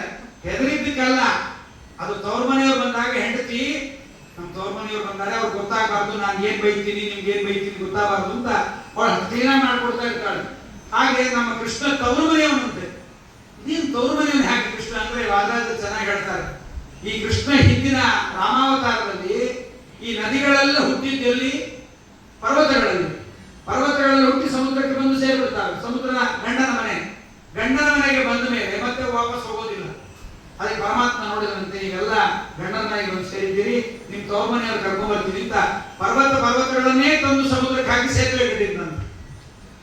ನಮ್ಮ ಗಂಡ ತವ್ರ ಮನೆಯವ್ರನ್ನ ಕರ್ಕೊಂಡ್ಬಂದು ಸೇರಿಸಿದ ವ್ಯಕ್ತಿ ಇವನು ಅಂತ. ಹೆಣ್ಮಕ್ಳಿಗೆ ಎಷ್ಟು ಅಭಿಮಾನ ಇರುತ್ತೆ ಅಂದ್ರೆ, ನಮ್ಮೂರ್ ಬಸ್ಸು ಅದು, ಅದೇ ಕಂಡಕ್ಟ್ರು ಅವನಿಗೆ ನಾವು ಗಂಡ ಹೆಂಡತಿ ಬಂದು ಸರಿ ಬಂದಾಗ ದಿನ ಹೋಗಿ ಏನೋ ಪಚ್ಚ ಬೈತೆ, ಅವನ ಜ್ಞಾಪನೇ ಇರಲ್ಲ. ಇವಳಿಗೆ ಏನೋ ಅಭಿಮಾನ, ಅದೇ ನಂಬರ್ ಬಸ್ಸು, ಅದೇ ಡಿಪೋ ಬಸ್ಸು, ನಮ್ಮೂರ್ ಬಸ್ಸು ಅಂತ ಏನೋ ಆನಂದ. ರಾಯಚೂರು ಡಿಪೋ ಬಸ್ ಅದು ನಮ್ಮೂರ್ದು, ನಮ್ಮ ಅಪ್ಪನ ಮನೆಗೆ ಹಣದಾಳಕ್ಕೆ ಹೋಗುತ್ತೆ, ಏನೋ ಅಭಿಮಾನ ಕೇಳಬೇಕು ಅಂತ. ಹಾಗೆ ಕೃಷ್ಣ ಬಂದದ್ದು ನೋಡಿ ಬಂದಿದ್ದಾನೆ ಅಂತ ಕೇಳಿತಾ ಇದ್ದಾನೆ, ತವ್ರ ಮನೆಯವರು ಬಂದಿದ್ದಾರೆ. ಇನ್ನೊಬ್ಬ ಕವಿ ಹೇಳ್ತಾನೆ, ಬರೀ ಅಷ್ಟೇ ಅಲ್ಲವಂತೆ, ಗಂಗೆ ಮತ್ತು ಯಮುನೆ ಇಬ್ಬರು ಹಿಮಾಲಯನ ಮಕ್ಕಳು. ಈ ಗಂಗೆಯನ್ನ ನೋಡ್ಲಿಕ್ಕೆ ಬಂದಾಗ ಇವರು ಗಂಗೆ ಬೆಳ್ಳಗೆ, ಯಮುನೆ ಕಪ್ಪುಗೆ. ಅದು ನೀವು ಪ್ರಯಾಗದಲ್ಲಿ ನೋಡ್ಬೋದು. ಅಲ್ಲಿ ನೋಡಿದಾಗ ಬಂದವರೆಲ್ಲ ಯಮುನೆ ಒಪ್ಕೊಂಡು ಮನೆ ಮಾಡ್ಕೊಂಡು ಗಂಗೆಯನ್ನ. ಯಮುನೆ ಕರಗಿದ್ದಾಳೆ ಒಬ್ಬರು. ಪಾಪ ಯಮುನೆ ಬಹಳ ಬೇಜಾರು ಮಾಡ್ಕೊಳ್ತದಂತ, ನಾನು ಕಪ್ಪಗಿದ್ದೀನಿ, ಎಷ್ಟು ಮೇಕಪ್ ಮಾಡಿಕೊಂಡ್ರು ವರ ಬರೋದು ಲೇಟ್ ಆಗೋದು, ಮತ್ತೆ ಮೇಕಪ್ ಹೋಗ್ಬಿಡೋದು, ಕರ್ರಗೆ ಇದ್ದಾಳೆ ಅಂತ ರಿಜೆಕ್ಟ್ ಆಗಿಬಿಟ್ಟಿದ್ರು. ಮತ್ತು ವರ ಬರೋ ಮುಂಚೆ ಮೇಲೆ ಹತ್ತಿ ನೋಡ್ತಿದ್ದಂತೆ, ವರ ಹೆಂಗಿದ್ದಾನೆ, ಬೆಳ್ಳಗಿದ್ದಾನೆ, ನಾನೇ ಬೇಡ ಅಂತ. ಯಾವಾಗ ನಮ್ಮ ಕೃಷ್ಣವರ್ಣಂ ಕವ ವಿಷ್ಣು ಕರಿಯ ಯಾವಾಗ ಹುಟ್ಟಿದ್ರು ನಮ್ಮ ಕೃಷ್ಣ ಕಪ್ಪು ವರ್ಣದವನು, ಖುಷಿಯಾಗ್ಬಿಡ್ತಂತೆ, ನನಗೂ ಒಂದು ವರವನ್ನ ದೇವರು ನಿಶ್ಚಯ ಮಾಡಿದ್ದಾನೆ ಅಂತ ಆನಂದದಲ್ಲಿ ಗಂಗೆ ನಮ್ಮ ಯಮುನೆ ಉಕ್ಕೆ ಹರಿತಾ ಇದ್ದಾಳೆ ಅಂತ ಬಹಳ ಚೆನ್ನಾಗಿ ವಾದರಾಜರು ಅದ್ಭುತವಾಗಿ ವರ್ಣನೆ ಮಾಡ್ತಾರೆ. ಯಮುನಾ ನದಿ ಒಳಗೆ ಇಳಿತಾನೆ, ಧೈರ್ಯ ಅವನಿಗೆ. ನದಿ ಅಷ್ಟು ಜೋರಾಗಿ ಹರಿತಾ ಇದ್ರು ಕೂಡ ದೇವರಿದ್ದಾನೆ ಕೈಯಲ್ಲಿ, ದೇವರ ಮಾತು ನಡೆಸ್ತಾ ಇದ್ದೀನಿ, ನಂಗೆ ಯಾವ ಭಯವೂ ಇಲ್ಲ ಅಂತ ಯಮುನಾ ನದಿಯಲ್ಲಿ ಇಳಿದರೆ ಯಮುನೆ ದಾರಿ ಬಿಟ್ಬಿಟ್ಲಂತ. ನದಿ ದಾರಿ ಬಿಡೋದೇನು ಅಂದ್ರೆ ಅದಕ್ಕೆ ಹೇಳ್ತಾರೆ, ಅಲ್ಲಯ್ಯ ಸಂಸಾರ ಸಾಗರವೇ ನಿನಗೆ ಸೊಂಟ ಮಟ್ಟ ಆಗಿರುವಾಗ ಈ ನಾನು ಜಡವಾದ ನದಿ ಎಲ್ಲಿಯ ಲೆಕ್ಕ ನಾನು ಅಂತ ಯಮುನಾ ನದಿ ದಾರಿಯನ್ನು ಬಿಟ್ಟಿದ್ದಾಳೆ. ಹೀಗೆ ಪರಮಾತ್ಮನನ್ನು ಕರ್ಕೊಂಡು ಆ ಕಡೆ ನಂದಗೋಪನ ಮನೆಗೆ ಬಂದಿದ್ದಾಳೆ.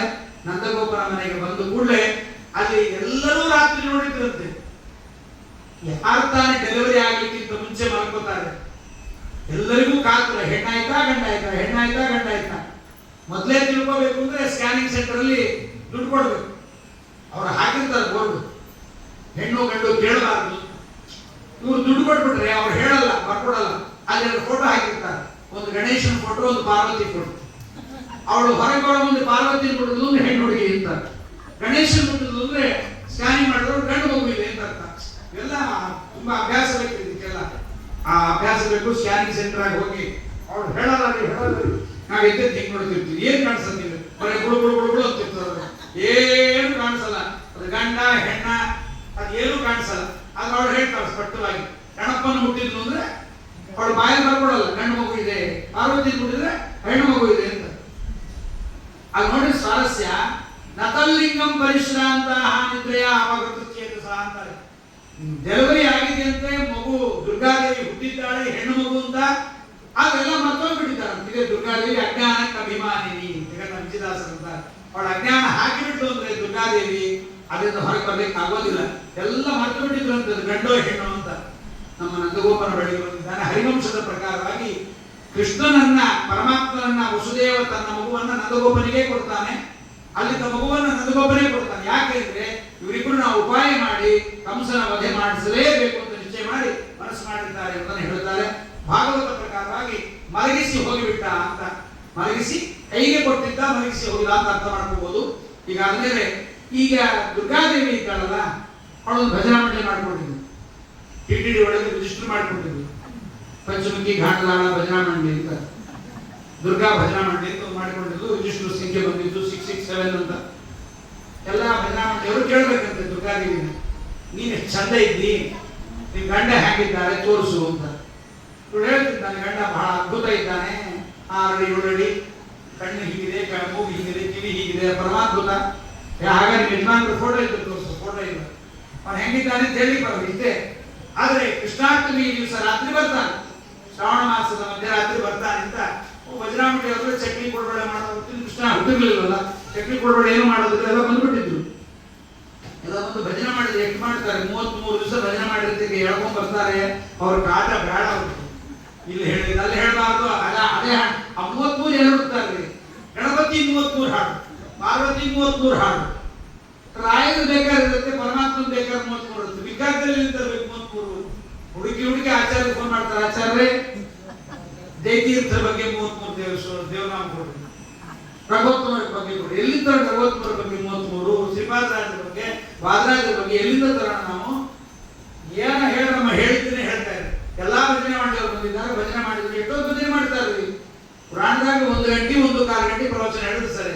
ಸ್ವಲ್ಪ ಲೇಟ್ ಆಗಿ ಈ ಕಡೆ ನೋಡ್ತಾರೆ, ಹಿಂಗ್ ನೋಡ್ತಾರೆ, ಅಲ್ಲಿ ಹಿಂಗ್ ಸರಿಸ್ತಾರೆ, ಅದು ಮಾಡ್ತಾರೆ. ಏನಾದ್ರು ಜಾಸ್ತಿ ಮಾಡಿದ್ರು ಅಂದ್ರೆ ಟೈಮ್ ಆಯ್ತು ಅಂತ ಬಂದ ಭಜನಾ ಮಂಡಳಿಗಳೆಲ್ಲ ಭಜನೆ ಮಾಡಿದ್ದಾಯ್ತು. ತಾಳ ದಮಡಿ ಹಂಗೆ ಹೇಳ್ಕೊಂಡು ಬಾಯಿ ಕಟ್ಕೊಂಡು ಓಸು ಕನ್ಯಾಮಣಿಗಳೆಲ್ಲ ಹಾಗೆ ಭಜನೆ ಮಾಡ್ಕೊಂಡು ನಿದ್ದೆ ಮಾಡಿಬಿಟ್ಟು ಇವ್ ಕೃಷ್ಣ 11 ಬಂದ್ರಿ. ಅವತ್ತು RCB ಇಲ್ಲ, ಕ್ರಿಕೆಟ್ ಮ್ಯಾಚ್ ಇಲ್ಲ, ಏನಿಲ್ಲ. ಅವತ್ತು ಏನಾದ್ರು ಎಚ್ಚರವಾಗಿರ್ತಿತ್ತು, ಏನಿಲ್ಲ. ಅವತ್ತು ಓಸು ಮಲಗಿಬಿಟ್ಟು ಕೃಷ್ಣ ಬಂದಿದ್ದು ಯಾರಿಗೂ ಗೊತ್ತಾಗಿಲ್ಲ. ಅದಕ್ಕೆ ಹೇಳ್ತಾರೆ, ಇವಳು ನೋಡಿದಂತೆ ಎದ್ದು ನಿಮ್ಮ ಯಜಮಾನ್ರು ಯಾರು ಅಂತ ಯಾರು ಕೇಳಿದ್ರೆ ಇವನೇ ಅಂತ ಕೂಸನ್ನು ತೋರಿಸಿದ್ರೆ, ಅಯ್ಯ ಇವನೇನು, ನಾವು ಏನೇನೋ ಇಮ್ಯಾಜಿನ್ ಮಾಡ್ಕೊಂಡಿದ್ವಲ್ವೇ, ಛೇ ಪಾಪ, ಹೆಂಗ ನೋಡಿದ್ವಿ, ಹೆಂಗ್ ಬಿದ್ದೆವು, ಏನಾಯ್ತು, ಇಷ್ಟು ಗಲೀಜಾಗಿದ್ದಾನೆ ಅಂತ ಕರ್ಮರಾಗಿದ್ದಾನೆ, ಇಷ್ಟಿದ್ದಾನೆ, ಪರಮಾತ್ಮ ಶುದ್ಧ ಇದ್ದಾನೆ. ಅದಕ್ಕೆ ದುರ್ಗಾದೇವಿ ನೋಡಿದಂತೆ ವಿಮುಕ್ತ ವರ್ಗಾಧಿಪತಿ ಶ್ರೀಹಿ ಶಿಶುಂತಮೋಲಾಕ್ಯ ಸುರಜ್ಜಿದೇವ. ನಾಚಿಕೆ ಆಯ್ತಂತೆ, ನಮ್ಮ ಯಜಮಾನ್ರಿಗೆ ಸಣ್ಣ ಕೂಸಿದ್ದಾರಲ್ಲ, ನಾನು ಇಷ್ಟು ಎತ್ತರವಾಗಿ ಎಷ್ಟು ಚೆನ್ನಾಗಿದ್ದೀನಿ, ಈ ಏಷ ದೋಷಾಂತರ, ಈ ನನ್ನ ಗಂಡ ತೋರಿಸ್ತಿದ್ದೀನಿ. ನಾನು ಹಗಲತ್ತಲ್ಲಿ ಹೋದ್ರೆ ಏನಮ್ಮ ಗಂಡ ನಿನ್ನ ಗಂಡ ಹೀಗಿದ್ದಾನೆ, ರಾತ್ರಿನೇ ಜಾಗ ಬಿಟ್ಬಿಡೋಣ ಅಂತ ರಾತ್ರಿನೇ ಜಾಗ ಬಿಟ್ಬಿಡಬೇಕು.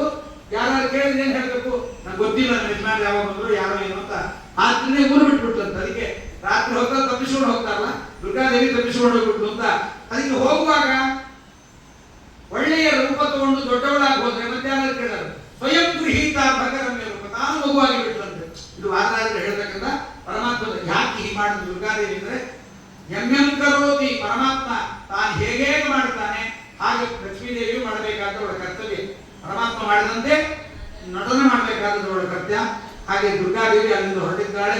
ಹೊರಟಿದ ಕೂಡಲೇ ಆ ದುರ್ಗಾದೇವಿಯನ್ನ ಕೈಯಲ್ಲಿ ತೆಗೆದುಕೊಂಡು ಕೂಡಲೇ ನಮ್ಮ ವಾದರಾಜರು ಕೇಳ್ತಾರೆ, ಅಲ್ಲಪ್ಪ ಒಳ್ಳೆ ಗಂಡು ಮಕ್ಕಳಾಗಬೇಕು ಅಂತ ಅಪೇಕ್ಷೆ ಪಡ್ತಾರೆ, ಸೇವಾ ಮಾಡ್ತಾರೆ, ನೀ ಗಂಡು ಮಗು ಅಲ್ಲಿ ಮಲಗಿಸಿ ಹೆಣ್ಣು ಮಗುವನ್ನು ತಗೊಂಡು ಹೋಗ್ತಾ ಇದ್ದಲ್ಲ ಅಂದ್ರೆ, ಸ್ವಾಮಿ ಇದು ಗಂಡ ಹೆಣ್ಣಲ್ಲ, ತನ್ನ ಮೃತ್ಯು ನಿವಾಂಬಿಕಾ ಅಂತ ಕಂಸನ ಮೃತ್ಯುವನ್ನು ತಗೊಂಡು ಹೋಗ್ತಾ ಇದ್ದೀನಿ ದುರ್ಗಾದೇವಿ ಇದ್ರೆ ಬೇರೆ ಅಲ್ಲ ಅಂತ. ಆಗ ದುರ್ಗಾದೇವಿಯನ್ನು ಕೊಂಡು ಹೋಗಿದ್ದಾನೆ. ಈ ಕಡೆ ಕೃಷ್ಣ ಬೆಳಗ್ಗೆ ಆಗಿದೆ, ಯಾರಿಗೂ ಗೊತ್ತಿಲ್ಲ ಹೆಣ್ಣು ಹುಟ್ಟಿತ್ತಲ್ಲ, ಗಂಡ ಹೆಂಗಾಯ್ತು ಯಾರಿಗೂ ಗೊತ್ತಿಲ್ಲ. ಗಂಡೇ ಹುಟ್ಟಿದೆ ಅಂತ ತಿಳ್ಕೊಂಡಿದ್ದಾರೆ ಎಲ್ಲರೂ, ಗಂಡೇ ಹುಟ್ಟಿದೆ ಅಂತ ತಿಳ್ಕೊಂಡು ಮಗುವನ್ನ ಎಂಥ ಇರಲಿಲ್ಲ, ಮಗು ಅಂತ ನಮ್ಮ ಹೊಟ್ಟೆಯಲ್ಲಿ ಹಾಕಿದ್ದಿಲ್ಲ, ಕಾಕಿದ್ದೀನಿ ಹೆತ್ತವ್ರಿಗೆ ಹೆಗಣ ಅಂಬಿಟ್ಟು. ಆ ಕೃಷ್ಣ ಕರಗಿದ್ದಾನೆ ಅಂತ ಅದು ಕಪ್ಪಚ್ತಿದ್ದು ನಮ್ಮ ಯಶೋಧರಿಗೆ ಆಡಿಗೆ ಒಡ್ಡಿಡ್ತಿದ್ದು, ಕಾಲಲ್ಲೊಂದು ಇಡ್ತಿದ್ದು, ಏನ್ ಎಚ್ಕೊಂಡು ಇಲ್ಲೊಂದು ಮೈ ತುಂಬಾ ಕಾಡಿಗೆ. ಮತ್ತೆ ಸುಂದರ, ಕಪ್ಪಿದ್ರು ಸುಂದರ ನಮ್ಮ ಕೃಷ್ಣ ಪರಮಾತ್ಮ. ಹಾಗಾದಾಗ ಯಶೋಧಾದೇವಿಯ ತೊಡೆಯ ಮೇಲೆ ಮಲಗಿ ಪರಮಾತ್ಮ ಹಾಲು ಕುಡಿತಾ ಇದ್ದಾನೆ. ವಾದರಾಜರು ಬಹಳ ಚೆನ್ನಾಗಂತಾರೆ, ಅವನಿಗೆ ಹಾಲು ಕುಡಿದ್ರಿಂದ ಅಭಿವೃದ್ಧಿ ಆಗಬೇಕಾಗಿಲ್ಲ ದೇವರಿಗೆ ಅಂತ ತೋರಿಸಬೇಕು. ನಾವೇನಂತೀವಿ, ದೇವ್ರ ಮನೆಗೆ ಬಹಳ ಚಲೋ ಮಾಡಿಸೀವಿ, ಮಂಟಪ ಚಲೋ ಇಟ್ಟಿವಿ, ಬಂಗಾರದ ಆಭರಣ, ಬೆಳ್ಳಿ ಆಭರಣ, ಬಂಗಾರದ ತಟ್ಟೆ, ಭಾರಿ ನೈವೇದ್ಯ ಎಲ್ಲ ಪರಮಾತ್ಮನಿಗೆ ಮಾಡಿಸ್ತೀವಿ ಅಂತ. ಇಡೀ ಬ್ರಹ್ಮಾಂಡಂ ವರಮಂದಿರಂ ಸುರಗಣ ಯಶ ಪ್ರಭೋ ಸೇವಕಾ ಅಂತ ಇಡೀ ಜಗತ್ತೇ ಅವನ ಮನೆ ಆಗಿರುವಾಗ ನಾವು ಇಷ್ಟು ಅಗಲ ಒಂದು ದೊಡ್ಡ ಮಂಟಪ ತಂದಿಟ್ಟು ಸಣ್ಣ ತಟ್ಟಿ ಮಾಡಿದ್ರೆ ಒಂದು ತೂತು ಮಾಡಿ ಅನ್ನಕ್ಕೊಂದು ಸಾರಿಗೊಂದು ಮಕ್ಕಳು ಆಟ ಆಡ್ದಂಗೆ ಇಟ್ಬಿಟ್ಟು ನಾವೇನೋ ಮಾಡಿಸಿದ್ದೀವಿ, ದೇವರ ಮನೆ ತೋರಿಸಿದ್ರೆ ಬಂತು. ಅದಕ್ಕೆ ಪರಮಾತ್ಮ ಅವನಿಗೆ ಹಾಲಿನಿಂದ ಅಭಿವೃದ್ಧಿ ಇಲ್ಲ. ಕೃಷ್ಣ ಯಶೋದೆಯ ತೊಡೆಯ ಮೇಲೆ ಮನೆಗೆ ಹಾಲು ಕುಡಿತಾ ಇದ್ದಾನೆ. ವಾದರಾಜರು ಕೇಳೋದು, ಇದೇನು ಮಾಂಸದ ನೀರು, ಇದನ್ನ ಯಾಕೆ ಕುಡಿಬೇಕು ನೀನು? ಕೃಷ್ಣ ಅಂತ, ಇಲ್ಲ ಸ್ವಾಮಿ ನಾನು ಹಾಲು ಕುಡಿತಾ ಇಲ್ಲ, ಯಶೋದೆ ಇಷ್ಟು ಸೇವೆ ಮಾಡ್ತಾ ಇದ್ದಾಳೆ, ಅವಳ ಪುಣ್ಯ ಬಹಳವಾಗಿದೆ, ಅವಳ ಎದೆಯಲ್ಲಿ ಪುಣ್ಯವನ್ನ ಲಾಕರ್ಲಿ ಇಡ್ತಾ ಇದ್ದೀನಿ, ಅವಳ ಎದೆಯಲ್ಲಿ ತುಂಬಿಡ್ತಾ ಇದ್ದೀನಿ ಅಂತ. ಇಡುವುದು ಆದ್ರೆ ಇಡ್ಲಿಕ್ಕೆ ಜಾಗ ಇಲ್ಲ, ಹಾಲು ತುಂಬಿದೆ, ಹಾಲು ತೆಗಿತಾ ಇದ್ದೀನಿ. ಹಾಲು ಇರ್ಲಿ ಪುಣ್ಯನೂ ಇರ್ಲಿ. ಅದಕ್ಕೆ ಪರಮಾತ್ಮ ಅಂತಾನೆ, ಪಪೌ ಪ್ರದಾಶೇ ಪ್ರದೇಶಾರ್ಚಿತಯೇವ ಶೌರಿ. ವಾದರಾಜರೇ, ನೀವು ಮಗು ಆದ ಕೂಡಲೇ ಸನ್ಯಾಸ ತಗೊಂಡು ಸಂಸ್ಕೃತ ಪಾಠ ಓದಿರಿ, ಇಂಗ್ಲಿಷ್ ಫಿಸಿಕ್ಸ್ ಫಿನಾಮಿನಾ ಓದಿಲ್ಲ ನೀವು. Two things cannot occupy the same place at the same time. ಅದು ಹ್ಯಾಂಗ್ ಒಂದೇ ಜಾಗದಲ್ಲಿ ಎರಡೇ ಪದಾರ್ಥ ಒಂದೇ ಟೈಮ್ ಹೆಂಗೆ ಬರುತ್ತೆ? ಅದಕ್ಕೆ ಅಲ್ಲಿ ಇದ್ದ ಹಾಲನ್ನು ತೆಗೆದು ಪುಣ್ಯ ತುಂಬುತ್ತಾ ಇದ್ದ. ಅಂದ್ರೆ ಪರಮಾತ್ಮ ಹಾಲನ್ನು ತೆಗೆದೇ ಹೊತ್ತು ಕುಡಿಲಿಲ್ಲ, ಪುಣ್ಯವನ್ನು ಇಟ್ಟ ಅಂತ. ಹೀಗೆ ಪರಮಾತ್ಮ ಪರಮ ಶ್ರೇಷ್ಠವಾಗಿ ಅವತ್ತಲ್ಲಿ ಬೆಳೆದಿದ್ದಾನೆ. ಮಂಗಳಾಂಗಗೆ ಭಾಮೆ ಶೃಂಗರಿಸುವಳಂತೆ. ಮಂಗಳಾಂಗ ನಮ್ಮ ಮಕ್ಕಳು ಹೊಲಸಿರ್ತಾವ ದರಿದ್ರ, ಗಂಟಿಗೆ 3 ಡಯಾಪರ್ ಚೇಂಜ್ ಮಾಡಬೇಕು. ಆ ಮಗು ಪರಮಾತ್ಮ ಅವನು ಏನು ಬಹಳ ಸುಂದರ ಪರಮಾತ್ಮ, ಅವನಿಗೆ ಅಲಂಕಾರ ಮಾಡ್ತಾಳಂತೆ. ಎಷ್ಟು ಪುಣ್ಯ, ಏಸು ಪುಣ್ಯವ ಮಾಡಿ ಯಶೋದೆ ಕೃಷ್ಣನ ಪಡೆದಳು. ಪರಮಾತ್ಮನನ್ನ ಪಡೆದಿದ್ದಾಳೆ ಯಶೋಧಾದೇವಿ, ಅಂತಹ ಮಗುವನ್ನ ಪಡೆದಿದ್ದಾಳೆ. ಮಂಗಳಾಂಗಗೆ ಭಾಮೆ ಶೃಂಗರಿಸುವಳಂತೆ, ಗಂಗಾಜನಕನಿಗೆ ಗಡಿಗೆ ನೀರೆರವಳಂತೆ, ತುಂಗಭೂತರನ್ನ ತೊಟ್ಟಿಲಲ್ಲಿಟ್ಟು ತೂಗುವಳಂತೆ. ಗಂಗಾಜನಕ, ಇಡೀ ಜಗತ್ತಿನಲ್ಲಿರುವ ನೀರೆಲ್ಲ ಅವನ ಪಾದೋದಕ, ಪರಮಾತ್ಮನ ಪಾದೋದಕವೇ ಗಂಗಾಜನ. ಅವನಿಗೆ ಒಂದು ಗಡಿಗೆ ಬರ್ತಿ ನೀರು ಕಾಯಿಸಿ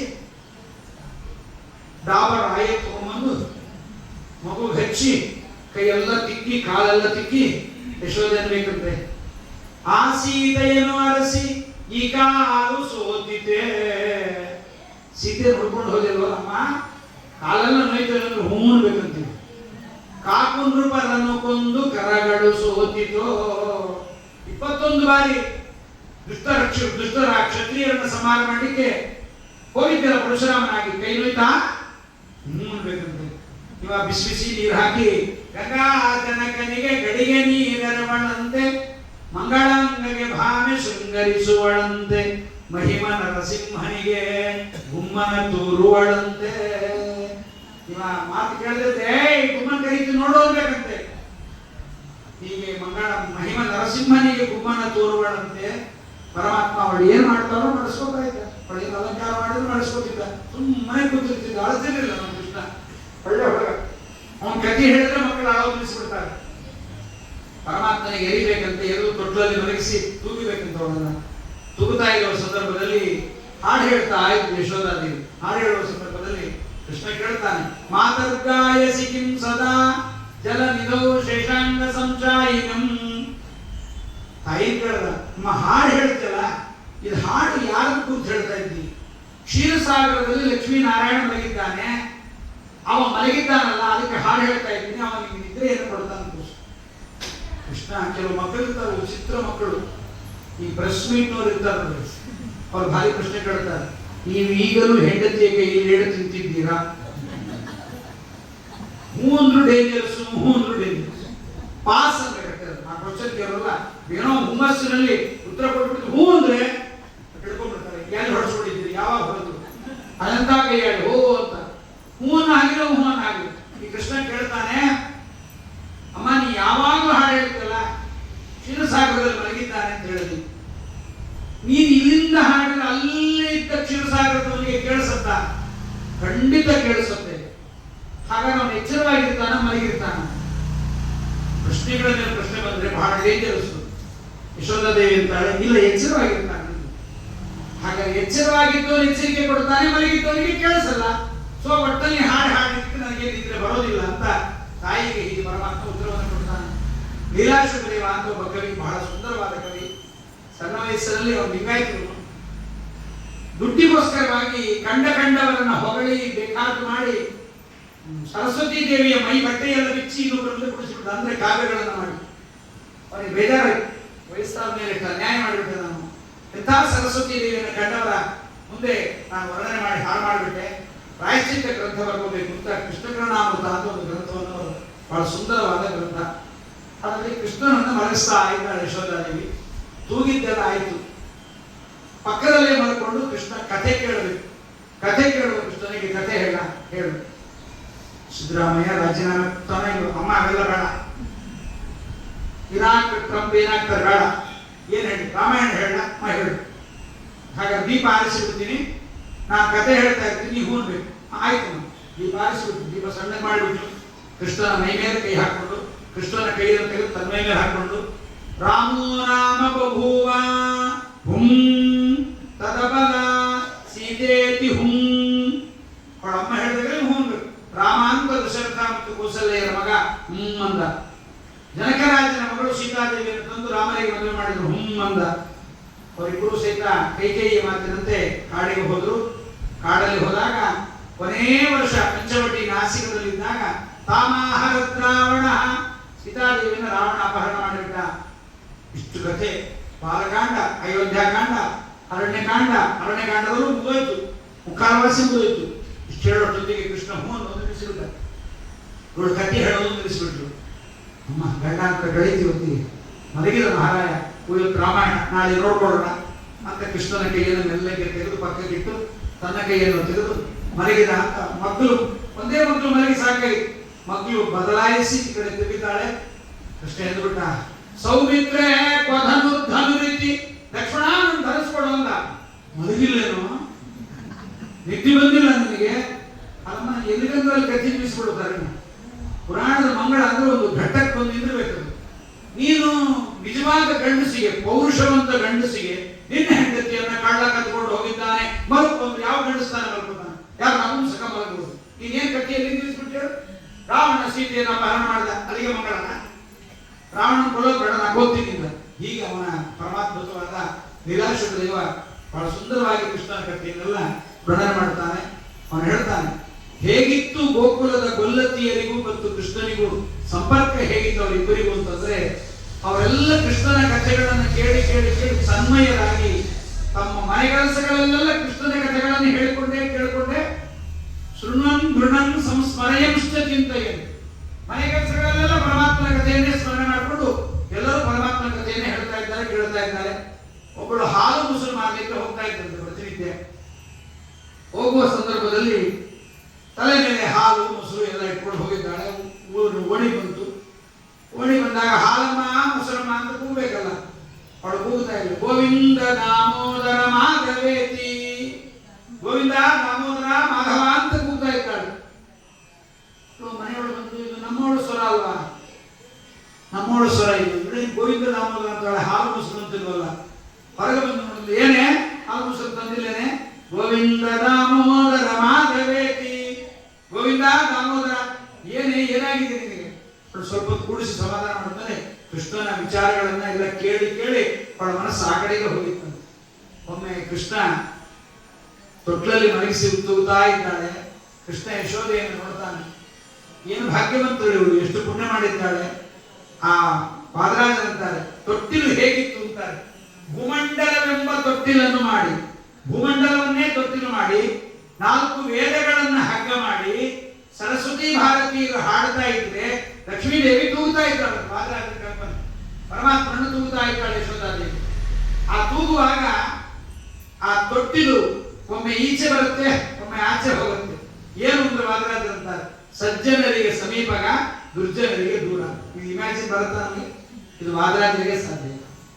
ಹಾಗೆ ತೊಟ್ಟನ್ನು ತೂಗುತ್ತಾ ಇರುವಾಗ ಆ ಕೃಷ್ಣನ ದುಂಡಾಗಿರುವ ಆಮೆಯ ಡುಬ್ಬದಂತೆ ಇರುವ ಕಪೋಲಗಳು, ಕೆಂಪಾಗಿರುವ ತುಟಿ, ಬೆಳ್ಳಗಿರುವ ಹಲ್ಲುಗಳು, ಯಾವತ್ತೂ ಚಂಚಲವಾದ ಬಹಳ ತುಂಟುತನದ ಕಣ್ಣುಗಳು ಕೃಷ್ಣನು ನೋಡಿ ಆನಂದ ಪಡುತ್ತಿದ್ದಂತೆ. ತೂಗುವಾಗ ಒಮ್ಮೆ ಆ ಗಾಳಿಯ ವೇಗಕ್ಕೆ ಕೃಷ್ಣನ ಗುಂಗುರಾದ ಕೂದಲು ಒಮ್ಮೆ ಮಕರ ಮೇಲೆ ಬೀಳಬೇಕು, ಒಮ್ಮೆ ಹಿಂದಕ್ಕೆ ಹೋಗ್ಬೇಕು. ಅದನ್ನ ನೋಡ್ತಾ ಬಹಳ ಆನಂದ ಪಡ್ತಾ ಇದ್ದಾಳೆ ಕೃಷ್ಣ ಅಂತ. ಇಷ್ಟು ನನ್ನನ್ನು ನೋಡಿದ ನಿನಗೆ ಸಾಲೋಕ್ಯ ಮೋಕ್ಷವೇ ಯೋಗ್ಯ. ಯಾವಾಗಲೂ ದೇವರನ್ನು ನೋಡ್ತಾ ಇರ್ಬೋದು. ಆ ಮೋಕ್ಷ ಸಾಲೋಕ್ಯ ಸೌಖ್ಯ ಮನವಿಷ್ಟ. ಯಶೋಧಾದೇವಿ ಸಾಲೋಕ್ಯ ಸೌಖ್ಯವನ್ನ ತಾನು ಪಡ್ತಕ್ಕಂಥವಳಾಗಿದ್ದಾಳೆ. ಹೀಗೆ ಪರಮಾತ್ಮ ಆ ಯಶೋಧಾದೇವಿಗೆ ಬಹಳಷ್ಟು ಆನಂದವನ್ನು ಕೊಡ್ತಾ ಇದ್ದಾಳೆ. ಕೃಷ್ಣನನ್ನು ಮಲಗಿಸ್ತಾ ಇದ್ದಾಳೆ.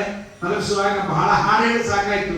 ಕೃಷ್ಣನಿಗೆ ಅಂತಾಳೆ, ನಿದ್ರಾಮಾಶ್ರಯ, ನಿದ್ದೆ ಮಾಡು ಕೃಷ್ಣ, ಗಂಟು ಒಣಗೋಯ್ತು ಅಂತ ಹೇಳಿ ಇದೆಷ್ಟು ಹಾಡು ಹೇಳಿ. ಅಧಿಕ ಮಾಸದ 33 × 33 ಎಲ್ಲ ಹಾಡು ಮುಗಿಸ್ತಾ ಇದ್ದ. ಮಲಗೋ ಮಾಡ, ಅದೇನು ಬಿಡಿ ಬಿಡ್ಕೊಂಡಿರ್ತೀಯ. ಕೃಷ್ಣ ಕೇಳಿದ, ಅಮ್ಮ ಮಲಗಿದ್ರೆ ಏನ್ ಲಾಭ ಅಂತ.